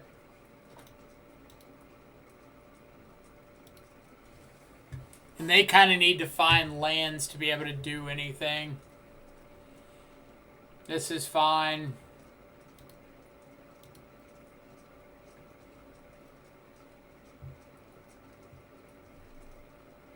So we'll play Shadow Pass. That sneeze had trample and double strike. It was a sneeze that like really came from the gut, and so I can see where you would think that. Okay.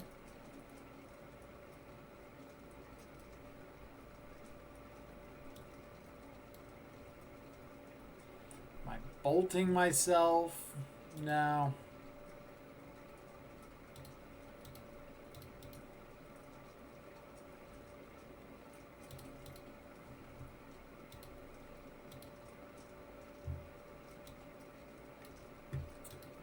Ink Moth.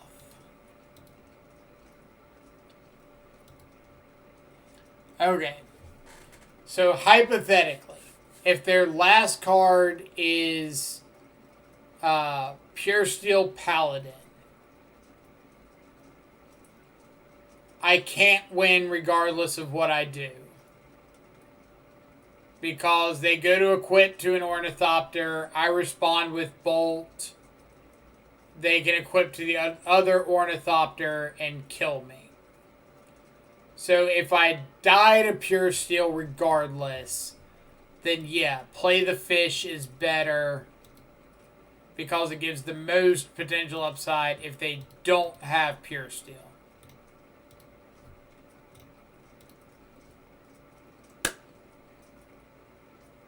Answer is Flourish the Hand. Cool. That's what we would call not a Pure Steel Paladin.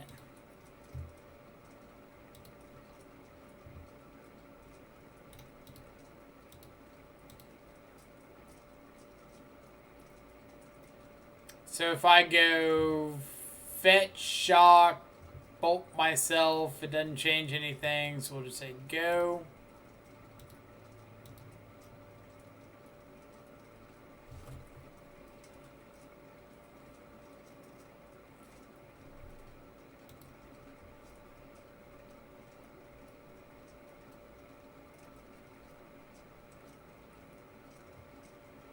Is this like Luris plus Steel or Sigarda's Aid?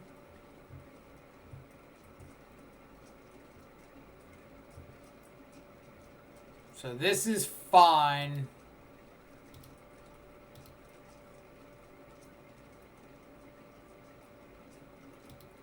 And then we'll terminate Luris.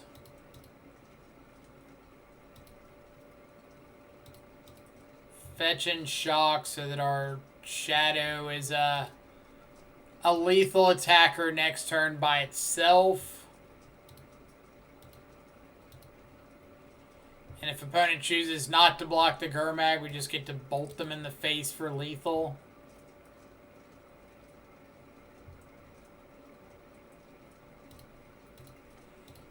No reason to slow roll a bolt. Alright. Changes going into game 3. Nothing. Deck's perfect. Sideboarding is just admitting you made mistakes.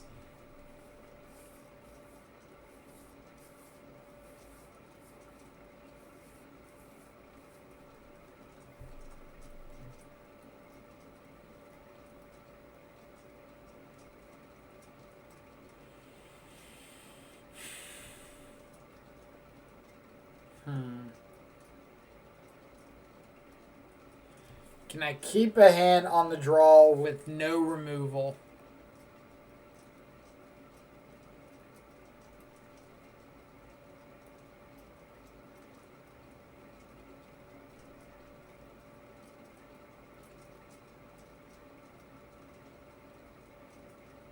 I don't think that I can.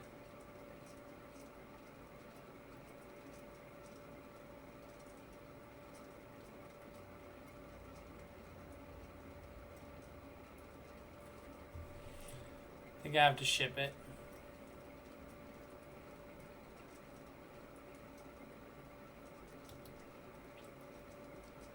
All right. So the reason for no fetch shock there is the Shadow being a 2/2 meant that if my opponent did play a Pure Steel and they equipped Ornithopter and I responded with Bolt and they equipped second Ornithopter Ink Moth Nexus and they attacked with both, I could block the Ink Moth and not be dead to the other Ornithopter. I'd go down to exactly 1 life. Alright, what am I ditching? Guess just Snap, because like Snap Dismember sounds so bad.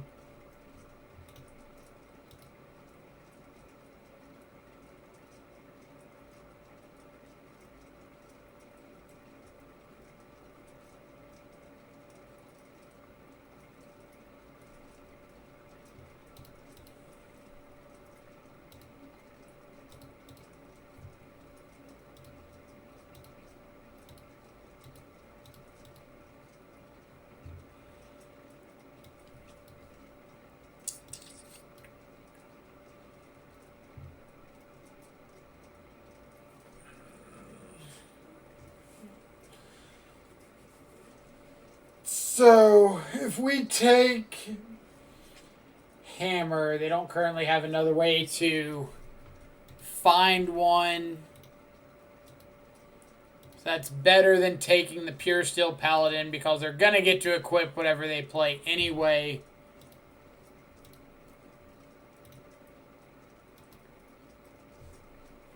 They find an Ink Moth Nexus.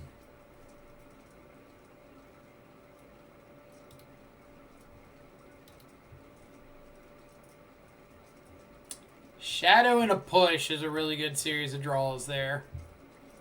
So I can go Blood Crypt, play Shadow, say go.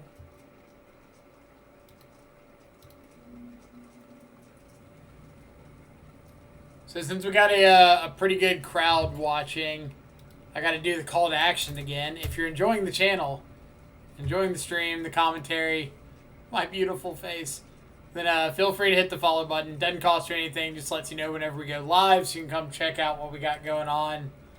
See some sweet Death Shadow action.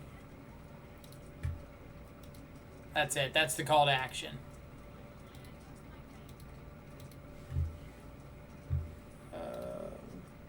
It's not exactly the most well thought out call to action, so here for your face for sure. Thank you. Thank you so much. Alright. I think I like just holding up double removal spell here. Jimmy MTG, thank you so much for the follow. I'm assuming it's because of my beautiful face, but if it's because of the Death Shadow action, I can understand that as well. But I hope you're having a fantastic Friday morning, evening, or afternoon, wherever you're at in the world. And for anybody in the chat who hasn't yet, feel free to jump into chat. Tell us about yourself, who you are, where you're from, why Death Shadow is the best archetype in Modern. All right. What's our plan here?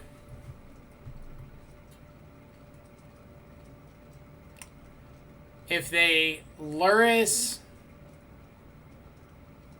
go to Hammer. Luris says you can only cast spells on your turn. So they Luris, they go to Hammer. We respond to Hammer with some sort of removal spell. If they pass the turn, then we just get to kill the Luris and they don't get anything back. Kevin, it does work, see? You gotta call to action. You gotta tell the people what you would be appreciative of them doing, assuming it's legal.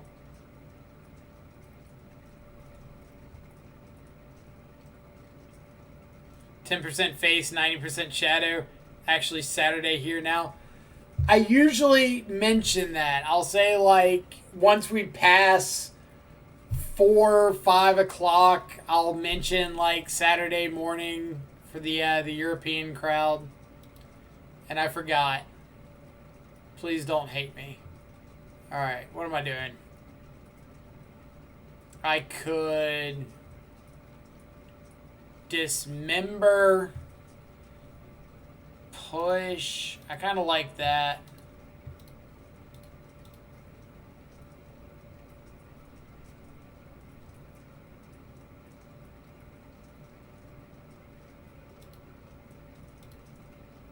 But I guess if I'm going to double spell, Terminate's just better.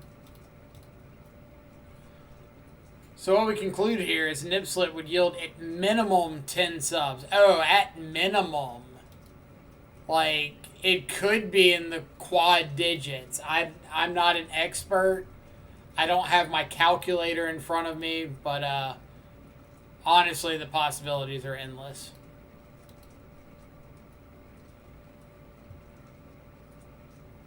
So here, kind of like Bench mentioned last game, I do want to fetch and shock here because I want both Shadow and Gurmag Angler to be lethal attackers next turn. We know that they don't have additional main board copies of Luris in the deck, thankfully.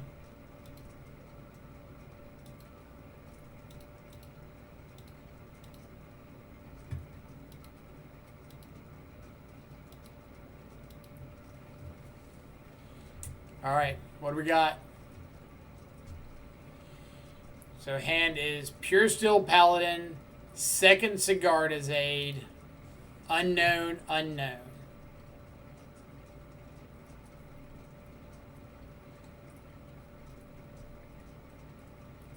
The hope is that they go Pure Steel Paladin. What? Land, Pure Steel Paladin, second Hammer, fire up Ink Moth, equip Hammer to it, attack, and just tap themselves out. And before Mountain Bolt you, I might cry.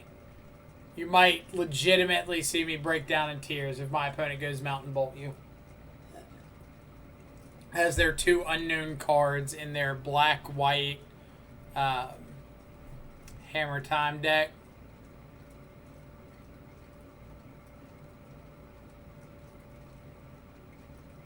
Like, the tears would absolutely come flowing. I would never be able to show myself in public again.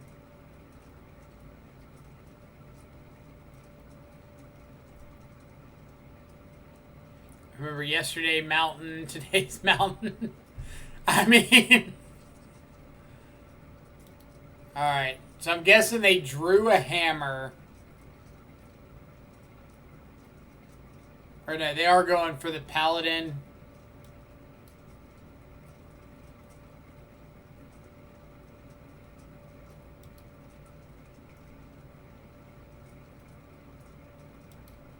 So I just want to make them commit everything. Like, I could have fatal pushed in response to the Ink Moth animation or something, but I just want to make them commit all of their resources to going for this Ink Moth and then fatal push and watch the life slowly drain from their eyes, because that's why we play Shadow. Cab's Kind, how's it going? Hope you're having a fantastic Friday.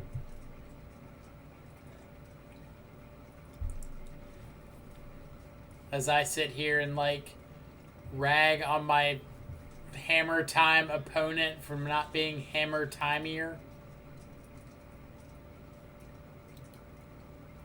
Because clearly that's something they should be. Skill. I don't know if I'd say skill. Or, like, we had access to cards.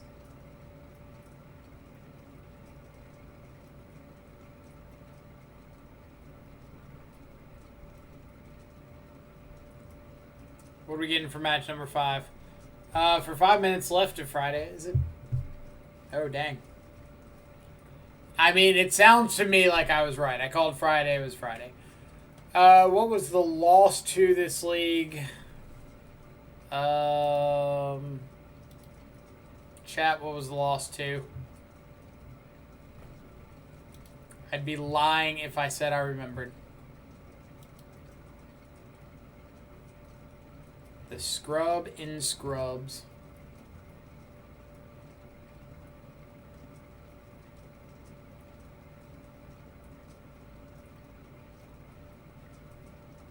I'll check out, I'll check it out after this league. I don't think it was Tron. No, wasn't Tron. Street Wraith.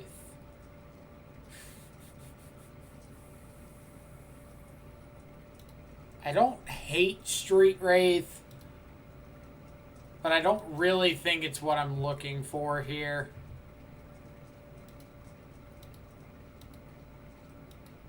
Wasn't E-Tron. It's kind of crazy that we can't remember it when it was literally like an hour ago. Burn. Was it Burn? I think it was Burn.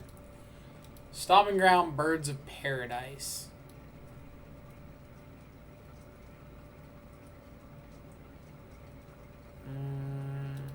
Oh, wait. Street Wraith. Actually, we're going to go take a look and see if we can figure out what it is. This one. Bogles. That's what it was. It was Bogles. Was it Bogles? Or was that last league? No, Burn. Yes, Burn. There we go. Got there. I knew that I could remember if I really put my mind to it. And I did. Basically a genius over here. Wayward Guide Beast indeed. I need to update my my matchups from this league. So, Grixis, we lost to Burn. We lost, or we beat what?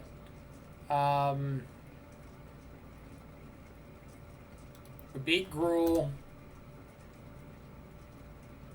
We beat Hammer Time. And we beat something. Oh, we beat the 4-color 4-color Omnath deck, right? Which I don't think I have a name for that yet. Omnath pile. Assuming they had Omnath. They had all the colors for Omnath. Smoke Braider. Well, that's gonna die. That card's terrifying. 4-color money control. Yes. That one. Smoke Braider brings me back to when I first started playing Magic. Very first standard deck I ever took to an F&M was Mono Red Elementals. Didn't run Smoke Braider. I was not a good Magic player back then. Nothing's really changed. But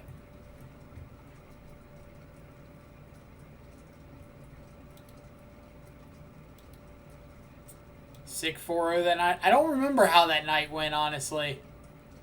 All I can say, and this might spark why I love Death Shadow so much, is my first round, my first match, my first round, my first constructed F&M. First game. I'm on the play, and I start off turn 1, Basic Mountain Flamekin Harbinger, which, if anybody doesn't know, Elementals plays it occasionally. It's 1 red, 1/1, ETB. You search your library for an elemental, put it on top of your library. Well, that's not going to live very long. Go search for an elemental, put it on top of your library. I went and got Incandescent Soulstoke, which is 3 mana. I think I just want to snap Bolt here. Get Snapcaster on the board so I can just like start attacking. 3 mana for a 2/2. Gives all of your other elementals +1/+1. But most importantly, you can pay 1 in a red, tap it, put an elemental from your hand into play, and it gains haste until the end of the turn, and you bounce it back to your hand at the end of the turn. Or you sacrifice it at the end of the turn. So I've got these cards. I get Soulstoke. Oh my god. Oh my god. Take that one. Yes. Yes. Yes. Maybe I'm... Or do I need to take Vesperlark? I guess I need to take Vesperlark because this just like brings this back.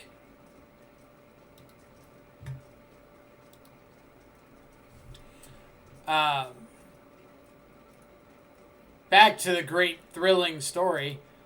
My opponent's turn 1, he plays like a Vivid Land. He passes. Turn 2, I attack with my Harbinger.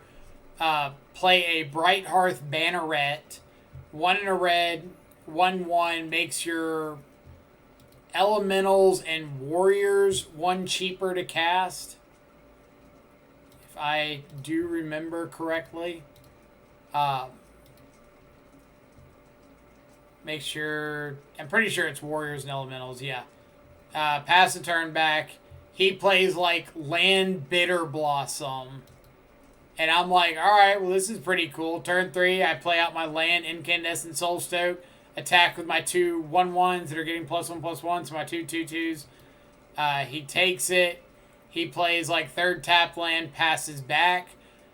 I untap.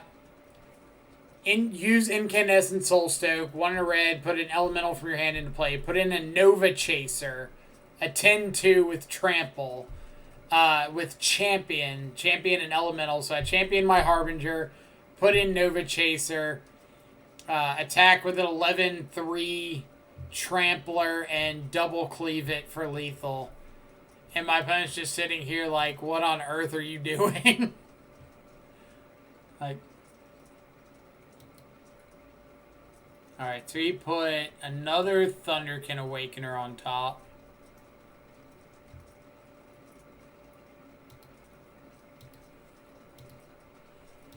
Let's see, Steve-O. My first tournament, I took my newly put together green-black rock deck. Round one, I played this dude deck that just kept killing himself and was super confused. Then he TBR'd a Shadow and hit me for 24. And then I bought into Shadow because that was the coolest thing ever. I think that's usually how people got into the deck, right? Just like, oh, this is freaking awesome.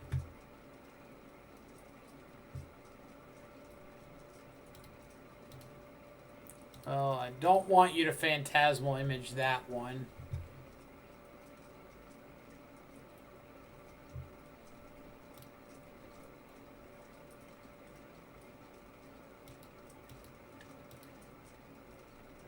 Gonna go get another Thunderkin Awakener.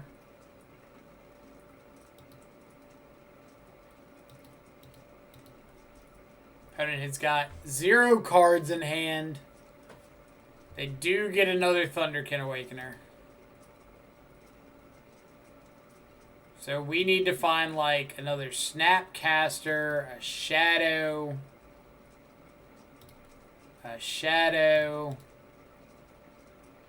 maybe a Shadow. Alright, so if they Thunderkin, this gets back toughness, lessen its toughness. So they can get back Vesperlark. Vesperlark could get Skelemental, but it wouldn't be attacking, and they'd have to sacrifice it.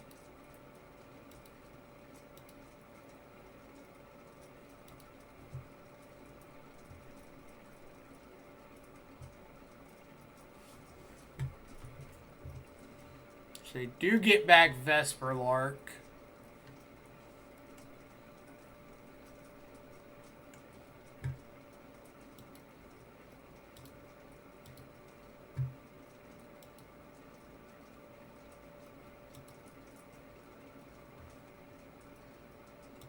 Okay, sack Vesperlark. This gets something power 1 or less.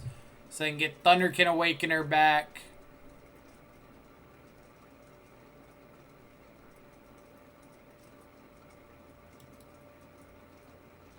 Alright. Battle Rage off the top. Praying again to the old Shadow Gods. Is there like a Tron land we can sacrifice somewhere?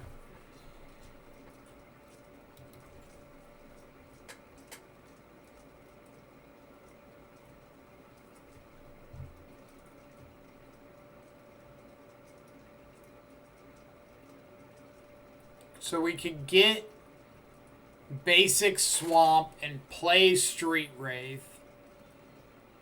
We could cycle Street Wraith.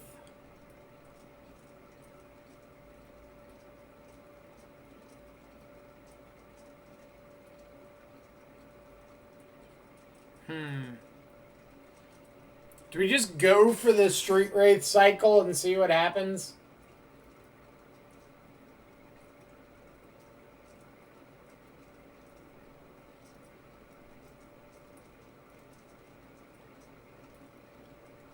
Like, if we don't cycle the Street Wraith now, I don't think it changes the clock. Because, like, if we cycle the Street Wraith and we don't hit Battle Rage, we're dead to Awakener, getting back Vesperlark, hitting us next turn. If we don't cycle the Street Wraith, then we're dead to the Awakener, getting back Vesperlark over 2 attacks. If we cycle the Street Wraith and hit a removal spell, that's good for us. So yeah, I think we go for it.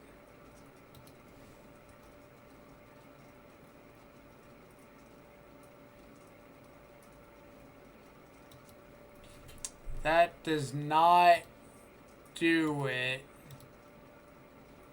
as far as our opponent knows.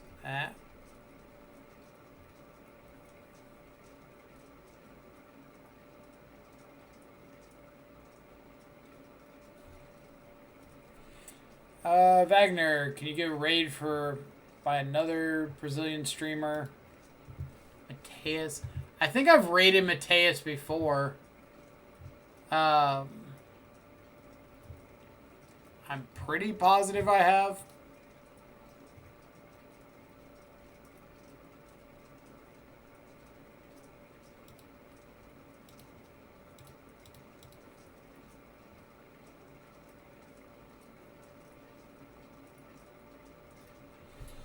What is Mateus currently playing? I'll click on the link in a second and check it out.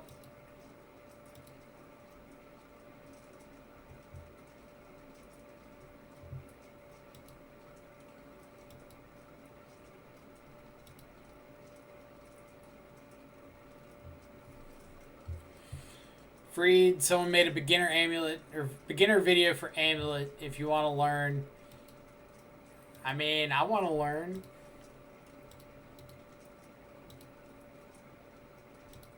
Am I not allowed to learn amulet? Oh my god, we were a ways off of anything relevant. Alright, Plague Engineer's great. K Return's great. K Command Terminate's great. Wraiths are pretty bad. Stubborn Denials are really bad.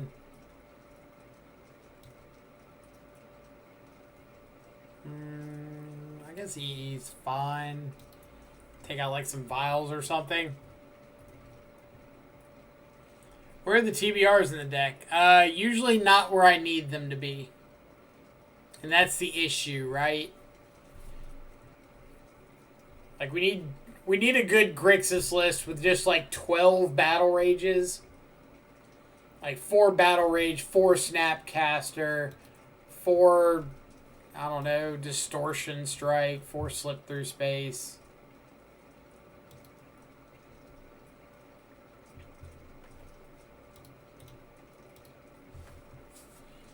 Alright, so this hand's got some interaction.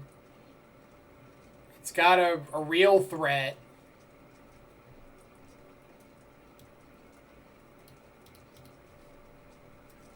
I think we are supposed to just go ahead and bolt or push the bird.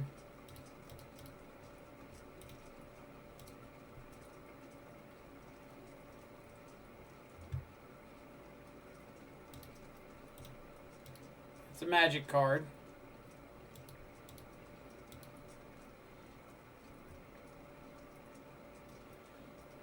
Need to do a stream where I coach you some prime times. I would be absolutely down for that. I'm not going to kill this bird because I want to play Shadow and hold up Terminate next turn.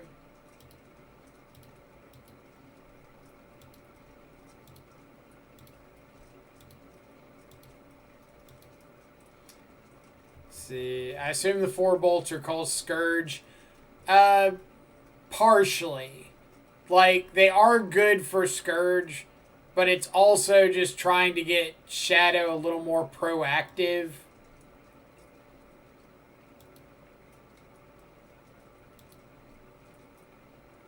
Am I crazy to take this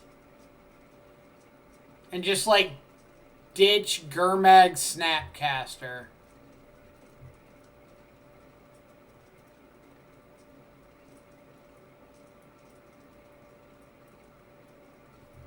Probably.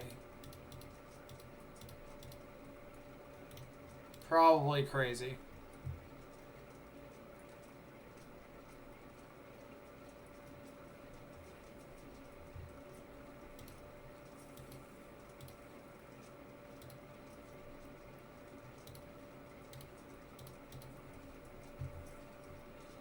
So you do have the Thunderkin in hand.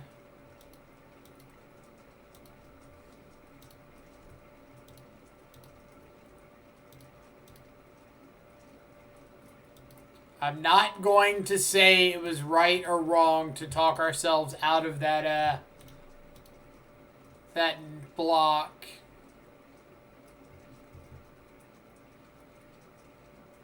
How many Scourges? 2 in this list.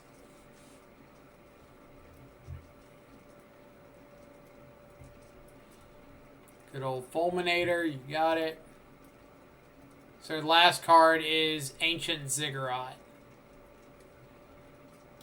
And this does not kill them.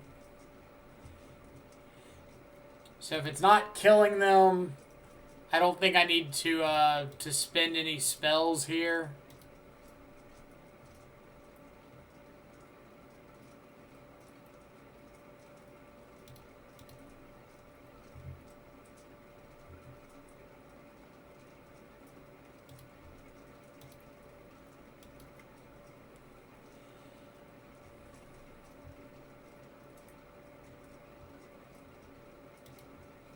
You got it. All right. Yeah, that fetch draw was very, very solid there.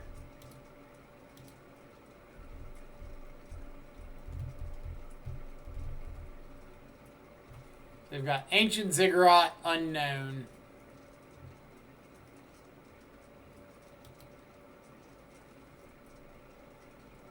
So Vesperlark comes in, gets back Thunderkin Awakener, or evokes, gets back Thunderkin Awakener. And then when they enter combat, we just K-return. And that should be lethal. Yep. Alright, game number 3. Any changes we're making? I don't think there's anything. I still don't want Mana Leak because of Cavern of Souls. Don't want Stubborn Denial.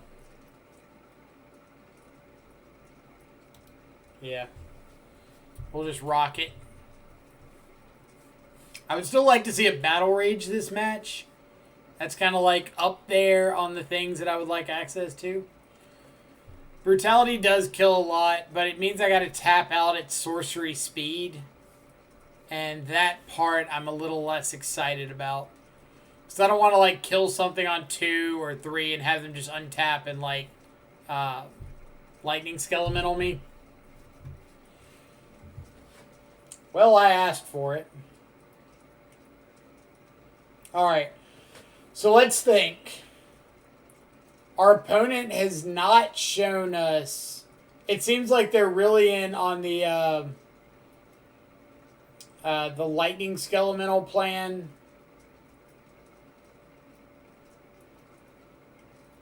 They have not shown us things like Risen Reef or Voice of Resurgence, or like cards that make us think that they can play a long, grindy game.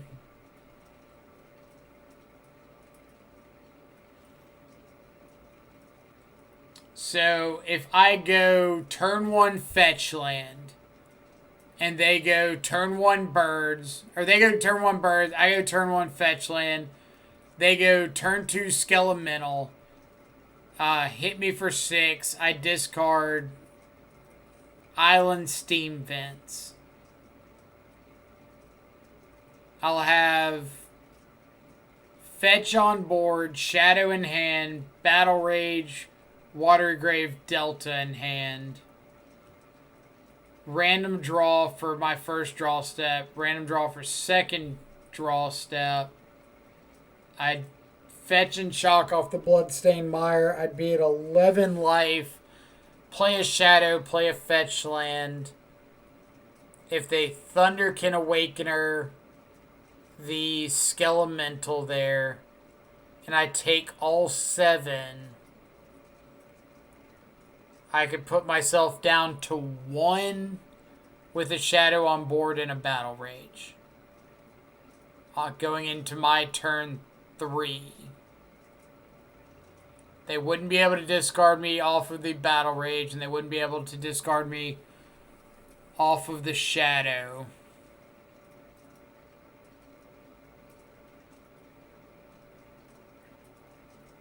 So, like, I beat their nut draw there. Is that worth it?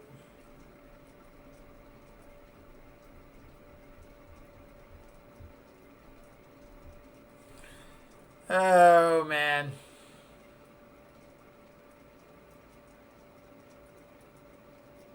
Oh, man, oh, man, oh, man.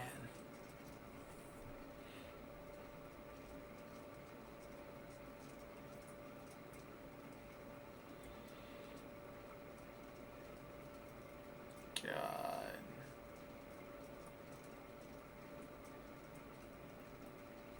Alright, we're going to keep it for science. For science. If they go like turn 1 Vial, this hand gets surprisingly worse. Because I need them to hit me in the face with a Lightning Skelemental.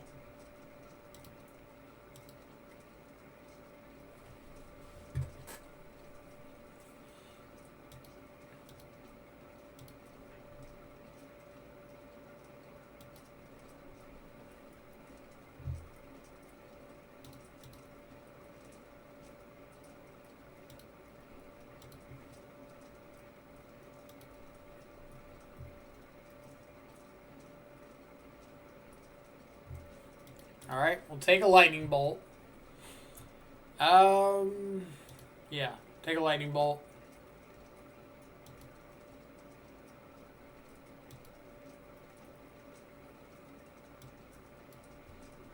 Go get Harbinger, sure.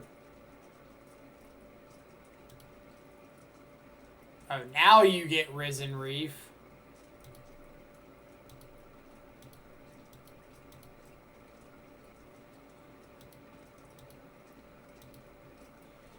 We were just bragging on your inability to play a long game.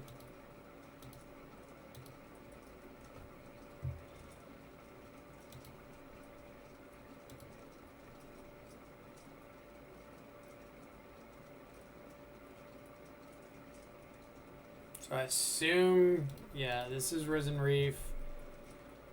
I believe I'm just supposed to let them have this.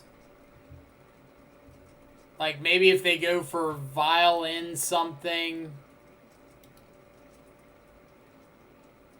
Like, Vial in a Phantasmal Image, I can respond.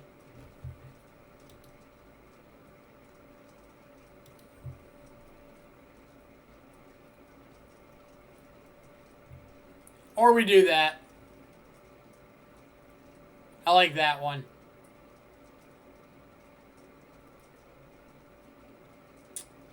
I like that one quite a bit.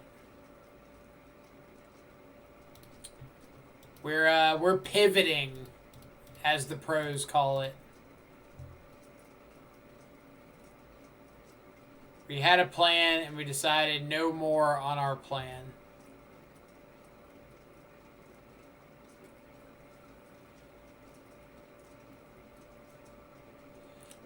What we're about to do is called a pro gamer move. I'm a Violent Phantasmal Image, Risen Reef. That's my guess. Yep. Oh, or Harbinger to go get the Evoke dude. Spike Bellows. That's pretty sweet.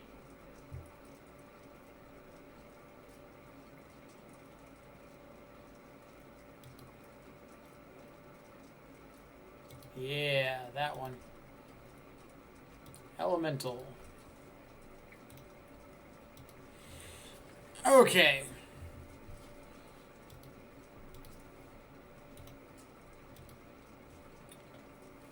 I forgot Spike Bellow was a thing. Not that it's changing our play, just like... I guess we're kind of glad that they kill this and not our shadow, so... There's that.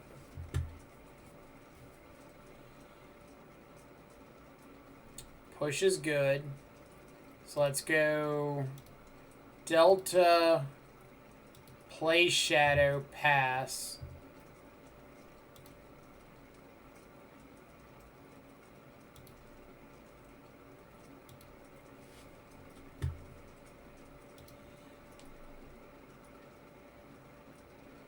Risen Reef, sure.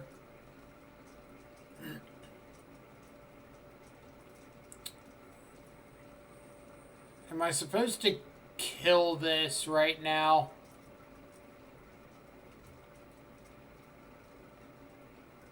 I think I am.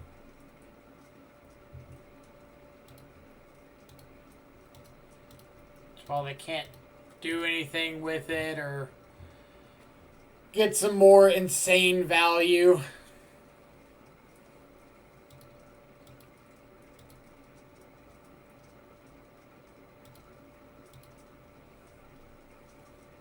How's the quad bolt action? It's not bad. I can't complain about it too much.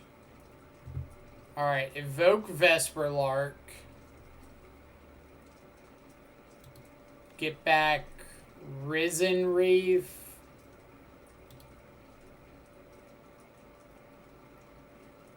Bolt does give us lethal next turn.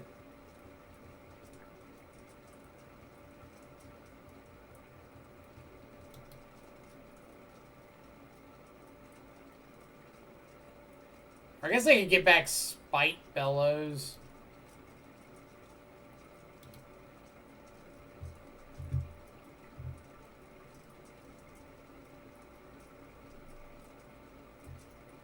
Second Vesper Lark, okay.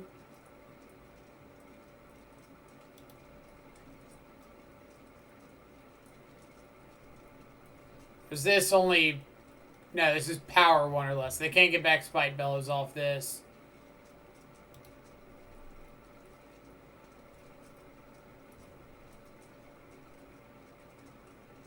Second Risen Reef, sure.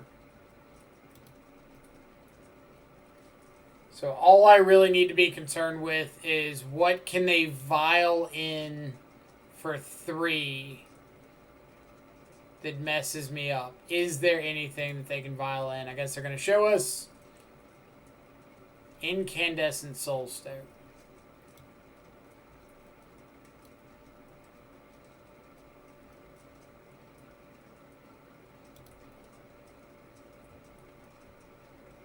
Speak of the devil from my stories.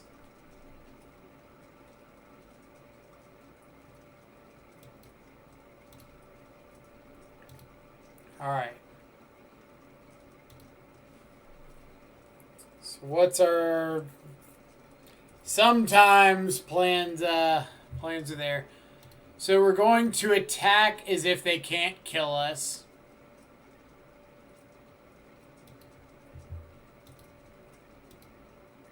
Let them make their plays, and we'll adjust accordingly afterwards. So we died to exactly Lightning Bolt out of hand, which I honestly don't know if they have or don't.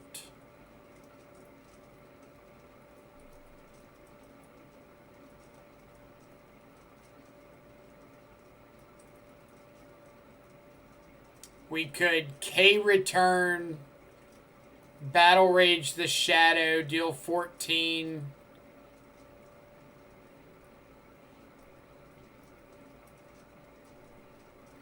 So, I think we have to go for the kill here. Because if I pass the turn, I just open myself up to, like, dying to Lightning Skelemental or something like that. I think I just have to go for this now.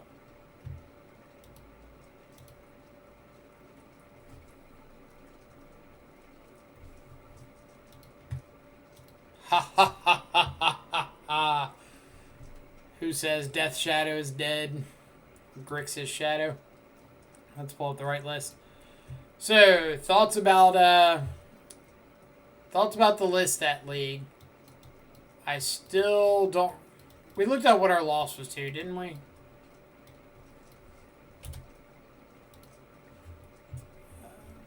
Grixis. We beat Elementals, which I don't think I've got a slot for.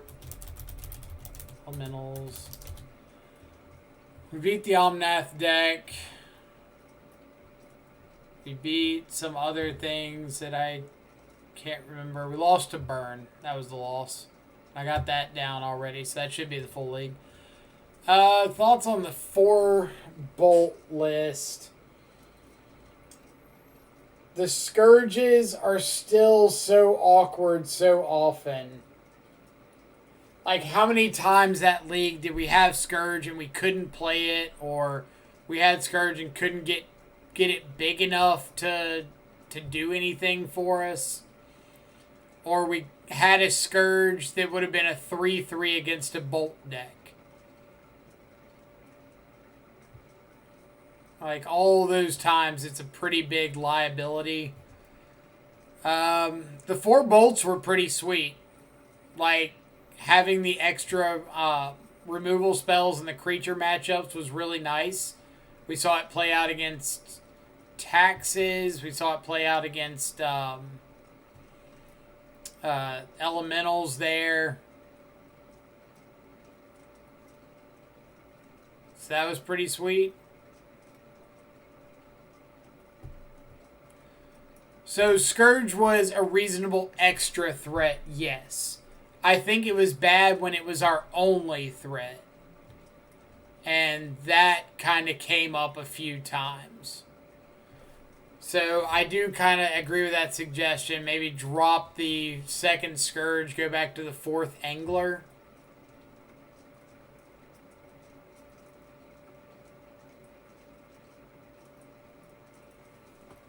Try Stormwing Entity.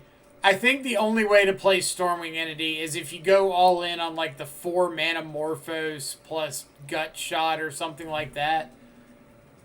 We don't really want to see 3 lands on turn 3. And that's kind of what you have to enable Scourge in this, or Stormwing Entity in this deck.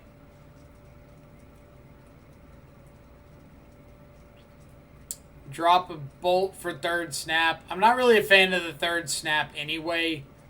So I feel like if I'm going to go Bolt, I'd rather go like all in on Bolt. Kroxa's not good for Grixis. Kroxa's okay, but Kroxa competes with Gurmag Angler pretty heavily for resources.